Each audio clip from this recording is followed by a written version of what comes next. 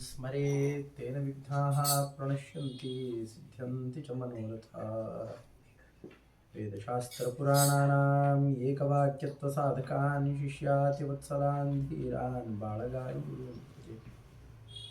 शरवादिवृन्दारकमौलिवृन्दं येणायते यन्नखचन्द्रवृन्दे आनन्दतीर्थार्यशिरोमणेस्तत् पादारविन्दं प्रणमामि नित्यं वेदव्यासगुणावास विद्याधीशसतां वशा मां निराशं गतक्लेशं कुर्वनाशं हरेनिशं लक्ष्मीकरतलाम्भोजलालनीयपदाम्बुजं प्रणमामि हयग्रीवं देवताचक्रवर्तिनम्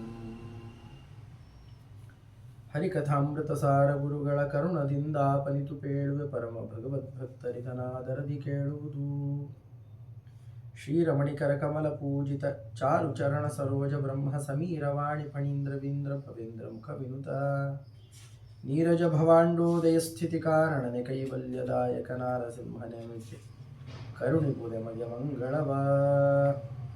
ಶ್ರೀ ತರುಣಿವಲ್ಲಭನ ಪರಮ ವಿಭೂತಿ ರೂಪವ ಕಂಡಲ್ಲಿ ತೆರದಿ ಚಿಂತಿಸುತ್ತ ಮನದಲ್ಲಿ ನೋಡು ಸಂಭ್ರಮದಿ ನೀತ ಸಾಧಾರಣ ವಿಶೇಷ ಸಜಾತಿ ನೈಜಾಹಿತವು ಸಹಜ ವಿಜಾತಿ ಖಂಡಾಖಂಡ ಬಗೆಗಳ ನರಿತು ಬುಧರಿಂದ. ಶ್ರೀ ಗುರುಭ್ಯೋ ನಮಃ. ಹರಿ ಓಂ.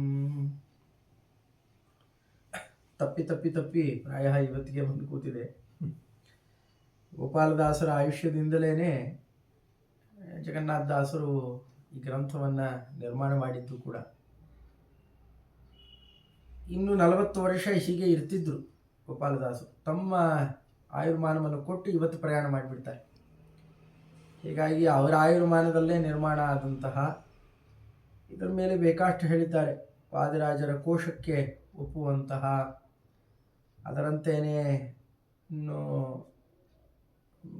ವ್ಯಾಸರಾಜರ ಒಲವು, ಪುರಂದರದಾಸಾರ್ಯರ ಕಾರುಣ್ಯ, ಹೀಗೆಲ್ಲ ಎಲ್ಲ ಸೇರಿ ಒಂದು ಕಡೆಯಲ್ಲಿ ನಿಷ್ಪನ್ನವಾದ ಒಂದು ಕೃತಿರತ್ನ ಅದು ಶ್ರೀ ಹರಿಕಥಾಮೃತ ಸಾರ ಅಂತ. ಅದನ್ನು ಕೊಂಡಾಡದೇ ಇದ್ದವರಿಲ್ಲ. ಪರಮತಿಯರು ಕೂಡ ಬೇರೆ ಬೇರೆ ಏನೇನೋ ಆಕ್ಷೇಪಗಳನ್ನು ಮಾಡಿ ಎಷ್ಟೋ ಕಡೆಯಲ್ಲಿ ತಮ್ಮ ಕೋಪ ದ್ವೇಷ ಎಲ್ಲ ತೋರಿಸ್ಕೊಳ್ತಾರೆ. ಹರಿಕಥಾಮೃತ ಸಾರದ ತಂಟೆಗೆ ಯಾರೂ ಬರಲಿಲ್ಲ. ಅತ್ಯಂತ ಕಠಿಣವೂ ಹೌದು, ಅದರಲ್ಲಿರುವಂತಹ ಭಗವಂತನ ಸನ್ನಿಧಾನವೂ ಅಷ್ಟೇ ವಿಶಿಷ್ಟವಾದದ್ದು. ಅಂತಹದ್ದು ಕ್ರಮಪ್ರಾಪ್ತವಾಗಿ ಈಗ 5ನೇ ಸಂಧಿಯಲ್ಲಿ ಒಂದು ರೀತಿಯಲ್ಲಿ ಪರ್ವ ಅಂತ ಕರಿತೇವೆ, ಆ ಭಾಗಗಳಲ್ಲೇನೆ ಉತ್ಕೃಷ್ಟ ವಿಚಾರಗಳನ್ನು ನಿರೂಪಣೆ ಮಾಡುವ ಶೈಲಿ ಇದೆ. ಪರ್ವ ಅಂದರೆ ಬೇರೆ ಅಲ್ಲ, ಸಂಧಿ ಅಂದರೆ ಬೇರೆ ಅಲ್ಲ. ಆ ಸಂಧಿ ಜಾಗದಲ್ಲೇ ಹುಟ್ಟುಕೊಂಡು ಬರೋದು. ಪಾರಿಜಾತದ ಗಂಟುಗಳನ್ನು ನೋಡಿದರೆ ಅಲ್ಲಿಂದಲೇ ಚಿಗುರೊಡೆಯುತ್ತೆ. ಆ ತರಹದ ಭಾಗವಿಶೇಷ ಇದು. ಅಲ್ಲಿ ವಿಭೂತಿಯನ್ನು, ಭಗವಂತ ತನ್ನ ವಿಭೂತಿಯನ್ನು, ಯದ್ಯದ್ ವಿಭೂತಿ ಮತ್ಸತ್ವಂ ಶ್ರೀಮದೂರ್ಜಿತಮೇವ ತತ್ತದೇವ ಅವಗಚ್ಚತ್ವ, ನನ್ನ ವಿಭೂತಿಯನ್ನು ಅಲ್ಲಲ್ಲಿ ಚಿಂತನೆ ಮಾಡ್ತಾ ಇರ್ರಿ. ನನ್ನ ಎಚ್ಚರಿಕೆ ಇರುತ್ತೆ, ನನ್ನ ಬಗ್ಗೆ ಆಕರ್ಷಣೆ ಇರುತ್ತೆ. ಅವಾಗ ಬೇರೆ ಬೇರೆ ಕೆಟ್ಟ ಪದಾರ್ಥಗಳ ಕಡೆಯೆಲ್ಲ ಆಕರ್ಷಣೆ ಬರೋದೂ ಇಲ್ಲ. ಹೊರಗಡೆಯಲ್ಲಿ ಹೆಚ್ಚೆಚ್ಚು ಲಕ್ಷ್ಯ ಇದೆ, ಹೆಚ್ಚು ಆ ಪದಾರ್ಥಗಳ ಬಯಕೆ ಇದೆ. ಆ ಪದಾರ್ಥಗಳು ಸಿಗಲ್ಲ, ದುಃಖ ಪಡ್ತೇವೆ. ಆ ಪದಾರ್ಥಗಳನ್ನು ಹಿಂಬಾಲಿಸಿ ನಮ್ಮ ನೆರಳನ್ನು ಬೆಳಕಿಗೆ ಬೆನ್ನು ಹಾಕಿ ನಮ್ಮ ನೆರಳನ್ನು ಹಿಡಿತೇವೆ ಅಂತ ಓಡ್ತಿದ್ದಾರೆ. ಪ್ರಹ್ಲಾದರಾಜರು ಬಹಳ ಚೆನ್ನಾಗಿ ಅಂತಾರೆ, ಕಾಮಾನಲಂ ಮಧುಲವೈಹಿ ಶಮಯನ್ನ ದುರಾಪೈಹಿ. ಕಾಮ ಬಯಕೆ ಅಂತನ್ನುವ ದೊಡ್ಡ ಬೆಂಕಿಯ ಜ್ವಾಲೆ ಉರಿತಾ ಇದೆ, ಆರಿಸ್ಬೇಕು. ತುಂಬ ಬೆಲೆ ಕೊಟ್ಟು ಒಂದಷ್ಟು ಜೇನುತುಪ್ಪ ತಂದಿದ್ದಾನೆ, ಬೇರೆ ಇನ್ನೇನು ಇಲ್ಲ ಆರಿಸ್ಲಿಕ್ಕೆ. ಹಾಳಾಗಿ ಹೋಗುತ್ತೆ ಅಂತ ಭಯ ಬೇರೆ. ಒಂದೊಂದು ಹನಿ ಹಾಕಿ ಆರಿಸ್ತೇನೆ ಅಂತ ಹೊರಟ್ರೆ ಅದು ಎಷ್ಟು ಮೂರ್ಖತನವೋ. ನಮ್ಮದು ಅಷ್ಟೇ ಆಗಿದೆ. ಏನದಕ್ಕೆ ಕಾರಣ? ಭಗವಂತನ ಬಗ್ಗೆ ನಮಗೆ ಸರಿಯಾದ ತಿಳುವಳಿಕೆ ಇಲ್ಲದೆ ಇರೋದು. ಅವನಲ್ಲಿ ಆಕರ್ಷಣೆ ಬುದ್ಧಿ ಇದ್ದರೆ ಅವನ ಕಡೆ ಓಡ್ತಾ ಇತ್ತು. ಅವನ ಪರಿಚಯ ಇಲ್ಲ, ಆದ್ದರಿಂದಾಗಿ ಇಷ್ಟಲ್ಲ. ಭಗವಂತ ಎಲ್ಲ ಕಡೆಯಲ್ಲೂ ವಿಶೇಷವಾದ ತನ್ನ ಭೂತಿ, ಭೂ ಅಂತಂದ್ರೆ ಭೂಸತ್ತಾಯ, ತನ್ನ ಅದ್ಭುತವಾದ ಗುಣಗಳನ್ನಿಟ್ಟುಕೊಂಡು ಅಲ್ಲಲ್ಲಿ ವಾಸ ಮಾಡ್ತಾ ಇದ್ದಾನೆ. ನಾನಾ ರೀತಿಯಾದ ತನ್ನ ಗುಣಗಳನ್ನು ಪ್ರಕಟಣೆ ಮಾಡ್ತಾ ಇದ್ದಾನೆ. ಆ ಕಡೆಯಲ್ಲಿ ಲಕ್ಷ್ಯ ಕೊಟ್ಟರೆ, ಆ ಕಡೆಯಲ್ಲಿ ಆಕರ್ಷಣೆ ಬೆಳೀತು ಅಂತಾದರೆ, ಕೆಟ್ಟ ಪದಾರ್ಥಗಳ ಕಡೆಯಲ್ಲಿ ಆಕರ್ಷಣೆ ಬರೋದು ಇಲ್ಲ. ಅದನ್ನು ಹಿಡಿಲಿಕ್ಕೆ ಅಂತ ಓಡಿ ನಾವು ಕಂಗೆಡೋದು ಇಲ್ಲ. ಆ ಕಡೆಯಲ್ಲಿ ಲಕ್ಷ್ಯ ಬರಲಿ ಅಂತಲೇ ಈ ಉದ್ದೇಶವನ್ನು ಉದ್ಧವರಿಗೆ ಸ್ಪಷ್ಟವಾಗಿ ಹೇಳ್ತಾನೆ ಪರಮಾತ್ಮ. ಇದನ್ನು ನೋಡಿದ ಅರ್ಜುನರಿಗೆ ಅದನ್ನು ಮೊದಲು ಕೇಳ್ತಾರೆ. ಕೇಳಿದ ಅರ್ಜುನ ನಾನು ನೋಡಬೇಕು ಅಂತ ಆಸೆ ಬರುತ್ತೆ. ನೋಡಿದ್ದಾದ ಮೇಲೆ ಇನ್ನು ಮತ್ತೆ ಅಲ್ಲಿ ತನಕ ಇದ್ದ ಮೋಹ ಆಗಲಿ, ನಾನಾ ತರಹದ ಒಳಗಡೆಯಲ್ಲಿದ್ದ ಮನೋವಿಕಾರಗಳು ಎಲ್ಲ ದೂರ ಆಗ್ತಾರೆ. ಅದಕ್ಕೆ ವಿಭೂತಿ ಯೋಗ ಆದಮೇಲೆ, ಪರಮಾತ್ಮನ ವಿಭೂತಿ ಯೋಗ ಆಮೇಲೆ ಕೇಳಿದ್ದಕ್ಕೋಸ್ಕರ ವಿಶ್ವರೂಪ ಯೋಗ, ಆಮೇಲೆ ಭಕ್ತಿ ಯೋಗ, ಆಮೇಲೆ ಮತ್ತೆ ಹೊರಟಿದ್ದು ಇನ್ನೆಲ್ಲ ಈ ತ್ರಿಗುಣಾದಿಗಳನ್ನೆಲ್ಲ ಹ್ಯಾಕೆ ಕಳ್ಕೊಳ್ಬೇಕು, ಇದೆಲ್ಲ ಬೇಡ ಅಂಟುಕೊಂಡಿದೆ, ಇದನ್ನು ಹ್ಯಾಕೆ ಕಳ್ಕೊಳ್ಳಿ ಅಂತ ಕೇಳ್ತಾ ಭಗವಂತನಿಗೆ ಮಾತು ಕೊಟ್ಟಿದ್ದು. ಗೀತೆಯಲ್ಲಿ ಇದನ್ನು ಕಾಣಬಹುದು. ಉದ್ಧವರಿಗಂತೂ ಸ್ಪಷ್ಟವಾಗಿ ಹೇಳಿದ್ದೇ ಇದೆ. ಎರಡೂ ಕಡೆಯಲ್ಲಿ ಭಗವಂತನೇ ಉಪದೇಶ ಮಾಡಿದ್ದಾನೆ. ಅದನ್ನು ಬಗೆಬಗೆಯಾಗಿ ಭಗವಂತನನ್ನು ಹೇಗೆ ತಿಳಿಯಬೇಕು, ಸುಮ್ಮನೆ ತಿಳ್ಕೊಂಡು ಬಿಟ್ಟರು ಪ್ರಯೋಜನ ಇಲ್ಲ. ನಾವು ಸಾಧಾರಣ ಕೇಳಿಬಿಟ್ವಿ, ನೋಡಿಬಿಟ್ವಿ, ಮಾಡಿಬಿಟ್ವಿ ಅಂತ ಬಿಟ್ಟುಬಿಡ್ತೇವೆ, ಬಿಟ್ಟರೆ ಪ್ರಯೋಜನ ಇಲ್ಲ. ಅನುಸಂಧಾನಕ್ಕೆ ತಂದು ನಿತ್ಯ ಪೂಜಾದಿಗಳಲ್ಲಿ ಅದನ್ನು ವಿನಿಯೋಗ ಮಾಡ್ತಾ ಇದ್ದರೆ, ಬೇರೆ ಬೇರೆ ಸಂದರ್ಭ, ಬೇರೆ ಬೇರೆ ಕರ್ಮವಶದಿಂದ ನಮಗೆ ಬರುವಂತಹ ಎಷ್ಟೋ ವಾತಾವರಣಗಳಲ್ಲಿ ಭಗವಂತನ ಆರಾಧನೆಯನ್ನು ಮತ್ತೆ ಮತ್ತೆ ಮಾಡ್ತಾ ಇದ್ದರೆ ಮನಸ್ಸು ಇಲ್ಲಿ ಗಟ್ಟಿಯಾಗಿ ನಿಂತು ಬಿಡುತ್ತೆ. ಅದಕ್ಕೆ ಬೇಕಾದ ಅನೇಕ ಪೂಜಾ ವಿಧಾನಗಳನ್ನು ಇಲ್ಲಿ ತೋರಿಸಿಕೊಟ್ಟಿದ್ದಾರೆ. 40 ಪದ್ಯಗಳಿದ್ದಾವೆ ಇಲ್ಲಿ. ಏತಾಂ ವಿಭೂತಿ ಯೋಗಂಚ ಮಮಯೋ ವೇತ್ಯ ತತ್ವತಃ ಸಹ ಅವಿಕಂಪೇನ ಯೋಗೇನ ಯುಜ್ಯತೆ ನಾತ್ರ ಸಂಶಯ.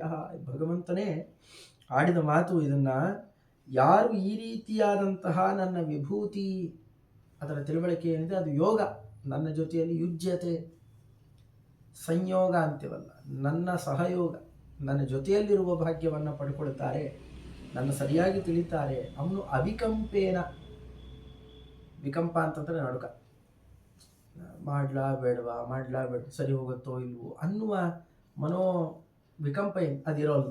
ನಡುಕ ಇಲ್ಲದೇನೆ ನನ್ನ ಜೊತೆಯಲ್ಲಿ ಸೇರ್ತಾನೆ.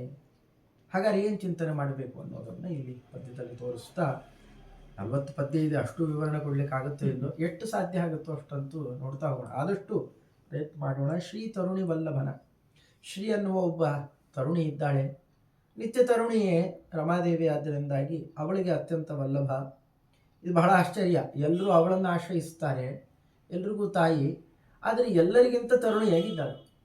ಅತ್ಯಂತ ವಯಸ್ಸಾಗಿದೆ, ಆದರೆ ಅತ್ಯಂತ ತರುಣಿ. ಅಂತಹ ತರುಣಿ, ಇಷ್ಟೆಲ್ಲ ಸೌಂದರ್ಯಾದಿಗಳಿದೆ, ಎಲ್ಲರೂ ಅವಳನ್ನು ಆಶ್ರಯಿಸ್ತಾರೆ, ಆದರೂ ಅವಳಿಗೂ ಅತ್ಯಂತ ಪ್ರಿಯನಾದವನು ಮತ್ತೊಬ್ಬ ಇದ್ದಾನೆ ಅಂದರೆ ಅವನ ಗುಣ ಸೌಂದರ್ಯವನ್ನು ಹೇಳುವಷ್ಟಿಲ್ಲ. ಪರಮ ವಿಭೂತಿ ರೂಪವ, ಇದೆಲ್ಲ ಇರೋದ್ರಿಂದಲೇ ಅವಳಿಗೂ ಅತ್ಯಂತ ವಲ್ಲಭನ ಆಗಿದ್ದಾನೆ ಪರಮಾತ್ಮ. ಅಂತಹ ಪರಮ ಶ್ರೀಹರಿ ಸರ್ವೋತ್ತಮ, ಅವನ ವಿಭೂತಿ ರೂಪವನ್ನು ನಾವೆಲ್ಲೋ ಹುಡ್ಕೊಂಡೇ ಹೋಗ್ಬೇಕಲ್ಲಿ, ತಿರುಪತಿಗೆ, ಬದರಿಗೆ, ಅಲ್ಲಿ ಇಲ್ಲಿ ಅಂತಲೇ ಹೋಗಬೇಕಾಗಿಲ್ಲ. ಕಂಡಲ್ಲಿ ಚಿಂತಿಸುತ್ತ, ಈ ತೆರದಿ ಚಿಂತಿಸುತ್ತ, ಬುದ್ಧ ಹೇಳುವಂತಹ ಪ್ರಕಾರದಲ್ಲಿ, ಪಕ್ಷಮಾನ ಪ್ರಕಾರವನ್ನು ಈ ತೆರದಿ ಅಂತ, ಅದನ್ನು ಮನದಲ್ಲಿ ನೋಡು ಸಂಭ್ರಮದಿ. ವಾಸ್ತವಿಕವಾಗಿ ಎದುರುಗಡೆ ಕೆಲವೊಮ್ಮೆ ಕಾಣೋಲ್ಲ. ಶಾಸ್ತ್ರೀಯ ತಿಳುವಳಿಕೆ ಇದ್ದಾಗ, ಆ ಕಣ್ಣಿದ್ದಾಗ ಇದು ಕಾಣಿಸಕ್ಕೆ ಶುರುವಾಗುತ್ತೆ. ಆ ರೀತಿಯಲ್ಲಿ ಕಂಡು ಸಂಭ್ರಮದಿಂದ ನೋಡು. ಯಾವುದದು? ನೀತ, ಸಾಧಾರಣ, ವಿಶೇಷ, ಸಜಾತಿ, ನೈಜ, ಆಹಿತ, ಸಹಜ, ವಿಜಾತಿ, ಖಂಡ, ಅಖಂಡ ಅಂತ ಇನ್ನೂ ತುಂಬ ಇದ್ದಾವೆ. ಇದರ ಅವಾಂತರ ಪ್ರಕಾರಗಳು ಇದ್ದಾವೆ. ಅದರಲ್ಲಿ ಸಹಜವಾಗಿ ಒಂದು 10 ಎಲ್ಲ ಕಡೆಯಲ್ಲಿ ಉಲ್ಲೇಖ ಮಾಡೋದಿದೆ. ನೀತ ಅಂತಂದರೆ ನಾವು ತರುವಂತಹದ್ದು. ನಾವು ಇಂತಹ ಕಡೆಯಲ್ಲಿ ಭಗವಂತ ಸ್ವಾಮಿ ಬಂದಿಲ್ಲಿ ಸನ್ನಿಧಾನವನ್ನು ಇಡುವು ಅಂತ. ಆಯಾವಿ ಪರಮಾನಂದಂ ತ್ಯಕ್ವಾ ವೈಕುಂಠಮುತ್ತಮಂ ಸ್ವಾಮಿ ಪುಷ್ಕರಣೀತೆ, ಅಲ್ಲಿ ಇರಲಿಲ್ಲ ಅಂತಲ್ಲ, ಆದರೆ ಆ ಸನ್ನಿಧಾನವನ್ನು ಹೆಚ್ಚುಗೊಳಿಸ್ತಾರೆ. ನೀತ, ನಯನ, ಆನಯನ, ತರೋದು. ಸಾಧಾರಣವಾಗಿ ಎಲ್ಲ ಕಡೆಯಲ್ಲೂ ಕೂಡ ಒಂದು ಭಗವಂತನ ರೂಪ ಇದ್ದೇ ಇರುತ್ತೆ. ಅಲ್ಲಿ ಏನೋ ಒಂದು ವಿಶೇಷ ನಡೀತಾನೆ ಇರುತ್ತೆ. ಪ್ರತಿ ಪದಾರ್ಥಗಳಲ್ಲಿ ಆ ಪದಾರ್ಥ ಉಳಿಯೋದು ಬೆಳೆಯೋದು, ಒಂದು ಹಣ್ಣಾಗಲಿ, ಹೂವಾಗಲಿ, ಅಲ್ಲೆಲ್ಲ ಕಡೆಯಲ್ಲೂ ಭಗವಂತನ ರೂಪ ಇದ್ದೇ ಇರುತ್ತೆ. ಸಾಧಾರಣ ಅಂತ ವಿಭಾಗ ಕರೀತಾರೆ. ವಿಶೇಷ ಅಂತ, ಈ 10 ಹುಡುಗರು ಪಾಠ ಹೇಳ್ತಾ ಇದ್ದ, ಒಬ್ಬ ಮಾತ್ರ ಅತ್ಯಂತ ಚುರುಕಾಗಿರ್ತಾನೆ. ಇನ್ನೊಂದು ವಿಶೇಷತೆ ಕಾಣುತ್ತೆ. ಅದಕ್ಕೆ ಕಾರಣ ಅಲ್ಲೊಂದು ವಿಶೇಷ ವಿಭೂತಿ ರೂಪವನ್ನು ಇಟ್ಟಿದ್ದಾನೆ ಭಗವಂತ. ಪಾಂಡವರ ಮಧ್ಯದಲ್ಲಿ ಅದನ್ನು ಪಾಂಡವಾನಾಂ ಧನಂಜಯ ಅಂತ ಅಲ್ಲೇ ಹೇಳಿರೋದು. ಅದು ಭೀಮಸೇನ ದೇವರು ಉದಾಹರಣೆ ತಗೊಂಡಾಗ ಇದಕ್ಕೆ ವಿಶೇಷ ಅನ್ನೋದಕ್ಕೆ ಒಳ್ಳೆ ಉದಾಹರಣೆ ಸಿಗುತ್ತೆ. ಸಜಾತಿ ಅಂತಂದರೆ ತನ್ನದೇ ರೂಪಗಳು, ತನಗೆ ಸಜಾತಿಯ ಅದೇ ತರಹ ಇನ್ನೊಂದಿಲ್ಲ. ಮತ್ಸ್ಯಕೂರ್ಮಾದಿ ರೂಪಗಳನ್ನೇ ಸಜಾತಿಯ ವಿಭೂತಿ ಅಂತಾರೆ. ಇನ್ನು ನೈಜ ವಿಭೂತಿ, ನೈಜವಾದದ್ದು ಸಾಲಿಗ್ರಾಮಾದಿಗಳಲ್ಲಿ ಇರೋದು, ಅದು ನೈಜವಾದದ್ದು, ಅದನ್ನು ಯಾರೂ ತರೋದಲ್ಲ ಅದು. ಇನ್ನು ಆಹಿತ, ಪ್ರತಿಮೆ ಮುಂತಾದವುಗಳಲ್ಲೆಲ್ಲ ಆಹಿತ ಅಂತ ಕರೀತಾರೆ, ತರ್ತಾರೆ ಅದನ್ನೆಲ್ಲ. ಅಲ್ಲಿ ಚಕ್ಷುರುನ್ಮೀಲನ ಅಂತ ಮಂತ್ರಗಳನ್ನು ಹೇಳಿ ತಂದು ಕೂಡಿಸ್ಬೇಕಾಗತ್ತೆ, ಆ ತರಹದ್ದು. ಅಥವಾ ನೈಜ ಅಂತ ಅನ್ನೋದಕ್ಕೆ ಸ್ವಯಂ ವ್ಯಕ್ತ ಸ್ಥಳಗಳಲ್ಲಿ ಅಂತ ಇಟ್ಟುಕೊಂಡು, ಸಹಜ ಅಂತಂದಾಗ ಈ ಸಾಲಿಗ್ರಾಮಾದಿಗಳು ಹುಟ್ಟುವಾಗಲೇ, ಕಲ್ಲುಗಳದು ಹುಟ್ಟಲೇಬೇಕದು, ಹುಟ್ಟುವಾಗಲೇ ಚಕ್ರಾದಿಗಳು ಜೊತೆಯಲ್ಲೇ ಬರ್ತಾ ಭಗವಂತನ ಸನ್ನಿಧಾನೋಪೇತವಾಗಿ ಬರ್ತಾವೆ. ಅಂಥದ್ದು ಈ ಚಮರಿ ಮೃಗದ ಕೂದಲು, ಗೋವುಗಳು, ಅದರ ಸಗಣಿ ಇಂಥದ್ದೆಲ್ಲ ಬರುವಾಗಲೇ ಸಾನ್ನಿಧ್ಯೋಪೇತವಾಗಿಯೇ ಬರುತ್ತೆ ಆ ಕ್ರಮದಲ್ಲಿ. ಇನ್ನು ವಿಜಾತಿ ಅಂತಂದಾಗ ಅದನ್ನು ಈ ಪೃಥ್ವಿ ಚಕ್ರವರ್ತಿ ಮುಂತಾದವರು ವಾಸ್ತವಿಕವಾಗಿ ಅವರು ಭಗವಂತನಿಗೆ ಸಜಾತಿಯರಲ್ಲ, ಆದರೆ ಅವರಲ್ಲೊಂದು ವಿಶೇಷ ರೂಪ ಇದೆ. ಅಂಥದ್ದು ಖಂಡ ಅಖಂಡ ಅಂತ. ಈಗ ನಮ್ಮ ಶರೀರದ ಒಳಗಡೆಯಲ್ಲೇನೆ ಒಂದು ಪುರುಷ ರೂಪ ಅಂತ ಸಂಪೂರ್ಣ ಶಿರಸ್ಸಿನಿಂದ ಪಾದದ ತನಕ ಒಂದು ರೂಪದಲ್ಲಿ ವ್ಯಾಪಿಸಿಕೊಂಡಿದ್ದಾನೆ. ಅಖಂಡ ರೂಪ ಬ್ರಹ್ಮಾಂಡದ ಒಳಗಡೆಯಲ್ಲಿ ಮೇಲಿನಿಂದ ಕೆಳಗಿನ ತನಕ ಒಂದು ರೂಪದಲ್ಲಿ ವ್ಯಾಪಿಸಿಕೊಂಡಿದ್ದಾನೆ.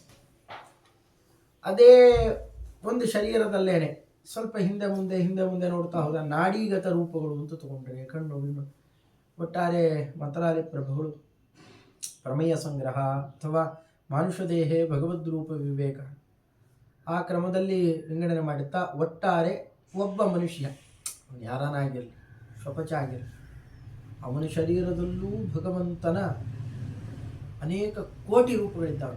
3 ಕೋಟಿ ರೂಪಗಳಿದ್ದಾವೆ ಅಂತ ಒಂದು ದೇವಸ್ಥಾನ ಇದ್ದಾವೆ. ಆ ನಾಡ್ಯಾದಿಗತಗಳಲ್ಲಿ ತಿನ್ನೋ ಒಂದು ಪದಾರ್ಥ ತಿಂದ ಅಂದರೆ 72,000 ಭಾಗ, 72,000 ರಸಗಳಾಗ್ತವೆ. ಅದು ಬೃಹತಿ ಸಹಸ್ರ ಪ್ರತಿಪಾದ್ಯ. ಅಷ್ಟೂ ರೂಪಗಳಿದ್ದಾವಲ್ಲ, ಇಲ್ಲಿ 36,000 ಅಂತ ಲೆಕ್ಕಗಳನ್ನು, 72,000 ಇದೆಲ್ಲ ಖಂಡ ರೂಪಗಳು. ಅಖಂಡ ಅಂತಂದರೆ ಪೂರ್ಣ ಒಂದು. ಹೀಗೆ ಅಖಂಡವಾಗಿಯೂ ಇರ್ತಾನೆ, ಖಂಡ ರೂಪಗಳಲ್ಲೂ ಕೂಡ ಇರ್ತಾನೆ ಅನ್ನೋದನ್ನು, ಇದನ್ನು ನಾವೇನೇ ಹಾಗೆ ತಿಳ್ಕೊಳ್ತೇವೆ ಅಂತ ಆಗೋಲ್ಲ, ಬುಧರಿಂದ ಅರಿತು ಅಂತ ಅದನ್ನು ತೋರಿಸಿಕೊಟ್ಟಿದ್ದಾರೆ. ಜಲಧರ ಆಗಸದೊಳಗೆ ಚರಿಸುವ ಹಲವು ಜೀವರ ನಿರ್ಮಿಸಿಹನು, ಅದರೊಳು ಸಜಾತಿ ವಿಜಾತಿ ಸಾಧಾರಣ ವಿಶೇಷಗಳ ತಿಳಿದು ತತ್ತತ್ಸ್ಥಾನದೊಳು ಬೆಗ್ಗಳಿಸಿ ಹಬ್ಬಿದ ಮನದಿ ಪೂಜಿಸುತ್ತ ಹಲವ ವ್ಯಾಪ್ತನ ರೂಪಗಳ ನೋಡುತ್ತಲೇ ಹಿಗ್ಗುತ್ತಿರುವು. ಜಲಧರ ಆಗಸ ಇಲ್ಲಿಂದ ಹೇಳ್ತಾ ಬರ್ತಾರೆ. ಒಂದು ಮನುಷ್ಯನ ಶರೀರ ಸೃಷ್ಟಿ ಆಗಬೇಕಾಗಿದ್ದರೆ ಇಲ್ಲಿಂದಲೇ ಅವನು ಮೇಘದಲ್ಲಿ ಬರ್ತಾನೆ, ಮೇಘದಿಂದ ಬಂದವನು ಮಳೆಯ ಒಂದೊಂದು ಹನಿಯನ್ನು ಆಶ್ರಯಿಸಿಕೊಂಡು ಭೂಮಿಯಲ್ಲಿ ಇಂಥ ಕಡೆಯಲ್ಲಿ ಇಷ್ಟಿಷ್ಟು ಕಾಲ ಅಂತಿದೆ. ಆಮೇಲೆ ಧಾನ್ಯದಲ್ಲಿ ಸೇರಿಕೊಳ್ತಾನೆ, ಧಾನ್ಯದಲ್ಲೇ ಅದಕ್ಕೆ ಅಂತಲೇ ಒಬ್ಬ ಜೀವ ಬೇರೆ ಇರ್ತಾನೆ. ಈ ಪ್ರಧಾನ ಈ ಶರೀರದಲ್ಲಿ ಸುಖ ದುಃಖಕ್ಕೆ ಅಭಿಮಾನಿ ಒಬ್ಬ ಜೀವ ಇರ್ತಾನೆ. ಒಳಗಡೆಯಲ್ಲಿ ಬೇರೆ ಎಷ್ಟೋ ಕ್ರಿಮಿಗಳು ನಮ್ಮ ಶರೀರದಲ್ಲೂ ಇರ್ತಾವಲ್ಲ, ಹಾಗೆ ಜೊತೆಗೆ ಸೇರಿಕೊಂಡಿರ್ತಾರೆ ಆ ಜೀವರು. ಅಂಥವ್ರು ಅದರಿಂದಲೇ ಅದು ಕುಟ್ಟಿದ್ದು ಹುರಿದಿದ್ದು ಗೆದ್ದಿದ್ದು ಎಲ್ಲ ಆ ಪ್ರಧಾನ ಜೀವನಿಗೆ ನೋವಾಗ್ತಾ ಇರುತ್ತೆ. ಜೊತೆಯಲ್ಲಿದ್ದವ್ರಿಗೆ ಅಷ್ಟು ಆಯಾಸ ಆಗೋಲ್ಲ, ಅದು ಅವ್ರು ಬದುಕಿರ್ತಾರೆ ತಂದೆಯ ಶರೀರದಲ್ಲಿ. ಆಮೇಲೆ ಬೇರೆ ಕಡೆ ಹೀಗೆಲ್ಲ ಈ ಕ್ರಮದಿಂದಾಗಿ ಜಲಧರ ಮತ್ತು ಆಗಸ, ಜಲವನ್ನು ಧರ ಹೊತ್ತಿರೋದು ಮೋಡ ಮತ್ತು ಆಗಸ ಅಂತಂದರೆ ಆಕಾಶ, ಇವುಗಳಿಗೆ ಚರಿಸುವ ಹಲವು ಜೀವರ ನಿರ್ಮಿಸುವನು. ಸ್ವಲ್ಪ ತಪ್ಪು ಅಂತ ಮೇಲ್ನೋಟ ಕಾಣುತ್ತೆ. ಜೀವರನ್ನೇ ನಿರ್ಮಾಣ ಮಾಡೋದು, ಜೀವರ ನಿತ್ಯರಲ್ಲ, ಜೀವನ ನಿರ್ಮಾಣ ಅದು ಬ್ರಹ್ಮಮೀಮಾಂಸಾ ಶಾಸ್ತ್ರ ಗೊತ್ತಿದ್ದವರಿಗೆ ವ್ಯತ್ಯಾಸ ಅಂತೇಳಿ ಕಾಣೋದು. ಕಾರಣ ಅಲ್ಲಿ ವೇದಗಳ ನಿರ್ಮಾಣ ಅಂತಂದು, ವೇದ ನಿರ್ಮಾಣ ಮಾಡಿದ ಪರಮಾತ್ಮ ವಾಚಾವಿರೂಪ ನಿತ್ಯ. ಆ ಅವ್ಯಾಕೃತಾಕಾಶದ ನಿರ್ಮಾಣ ಆಯಿತು, ರಮಾದೇವಿಯನ್ನು ಜೀವರನ್ನು ನಿರ್ಮಾಣ ಮಾಡಿದ.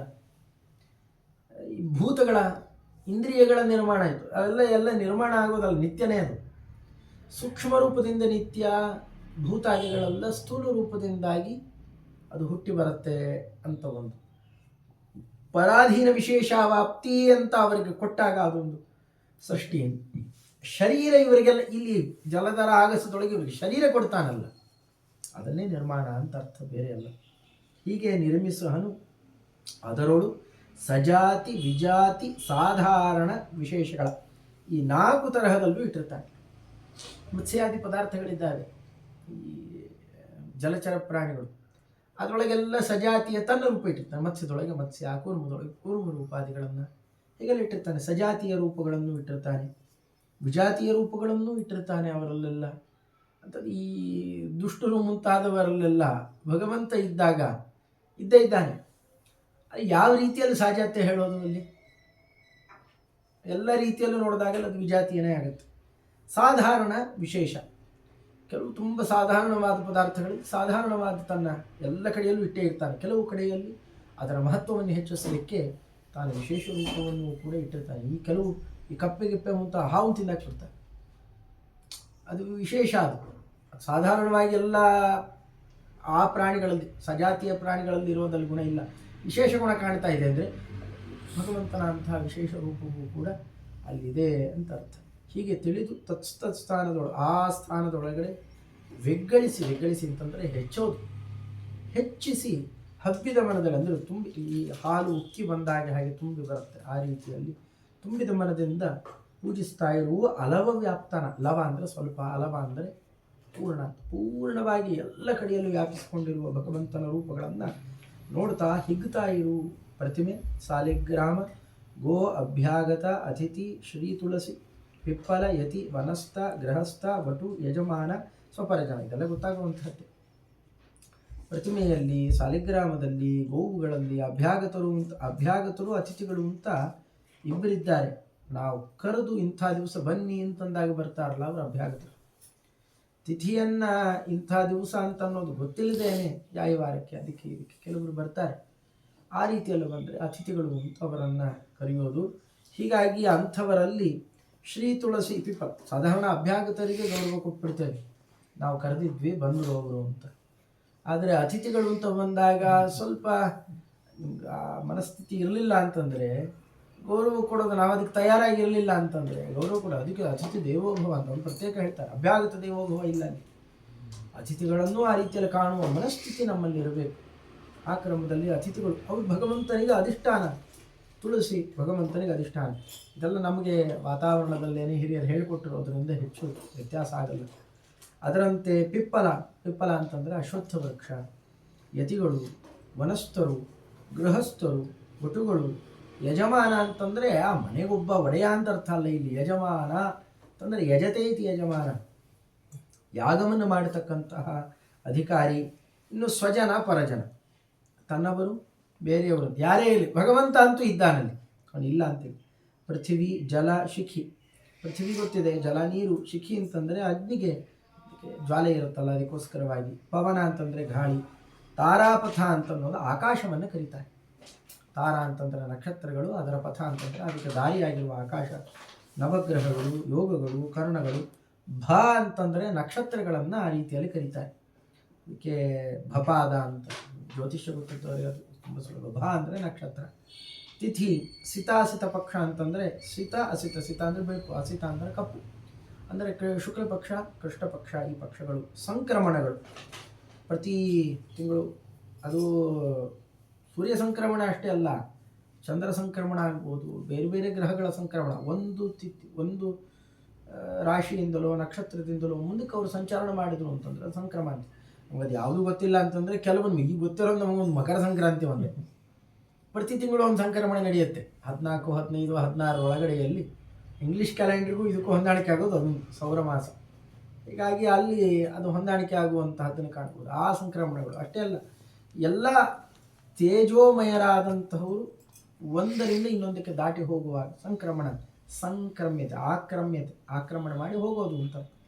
ಅದೆಲ್ಲ ಭಗವಂತನಿಗೆ ಕಾಲಗಳು ಅಧಿಷ್ಠಾನ ಅಂತಿ ಕ್ರಮದಲ್ಲಿದ್ದಾವೆ ಅನ್ನೋದನ್ನು ತೋರಿಸಿಕೊಡ್ತಾ ಮುಂದೆ ಕಾದ ಕಾಂಚನದೊಳಗೆ ಶೋಭಿಪ ಆದಿತೇಯಾಸ್ಯನ ತೆರದು ಲಕ್ಷ್ಮೀಧವನು ಪ್ರತಿದಿನದಿ ಸಾಲಿಗ್ರಾಮದೊಳಗಿಪ್ಪ. ಸಾಲಿಗ್ರಾಮ ಬಹಳ ವಿಶೇಷ, ಅಧಿಷ್ಠಾನಗಳಲ್ಲೇ ತುಂಬ ವಿಶೇಷವಾದಂತಹದ್ದು ಅಲ್ಲಿದೆ. ಹೇಗಿರ್ತಾನೆ ಪರಮಾತ್ಮ ಅಂತಂದರೆ ಈ ಪ್ರತಿಮೆಯಲ್ಲಿ ಬೇರೆ ರೀತಿಯಲ್ಲಿ ಅದನ್ನು ಹೇಳ್ತಾರೆ. ಆಮೇಲೆ ಮಥನ ಮಾಡಿದರೆ ಹೇಗೆ ಹೊರಗೆ ಬರ್ತಾನೋ ಹಾಗೆ ಅಂತ. ತುಂಬ ವ್ಯತ್ಯಾಸ ಇದೆ. ಉದಾಹರಣೆ ನೋಡಿದ್ರೆ ಅರ್ಥ ಆಗುತ್ತೆ ನಮಗೆ. ಈ ಅರಣಿಯನ್ನು ಮಥನ ಮಾಡಿದಾಗ ಬೆಂಕಿ ಇರುತ್ತೆ. ಅರಣಿ ಗಿರಣಿ ಅಂತಂದರೆ ಅರ್ಥ ಆಗುತ್ತೋ ಇಲ್ಲ. ಬೆಂಕಿ ಕಡ್ಡಿ ಗೀರಿದಾಗ ಬೆಂಕಿ ಹತ್ಕೊಳ್ಳುತ್ತೆ.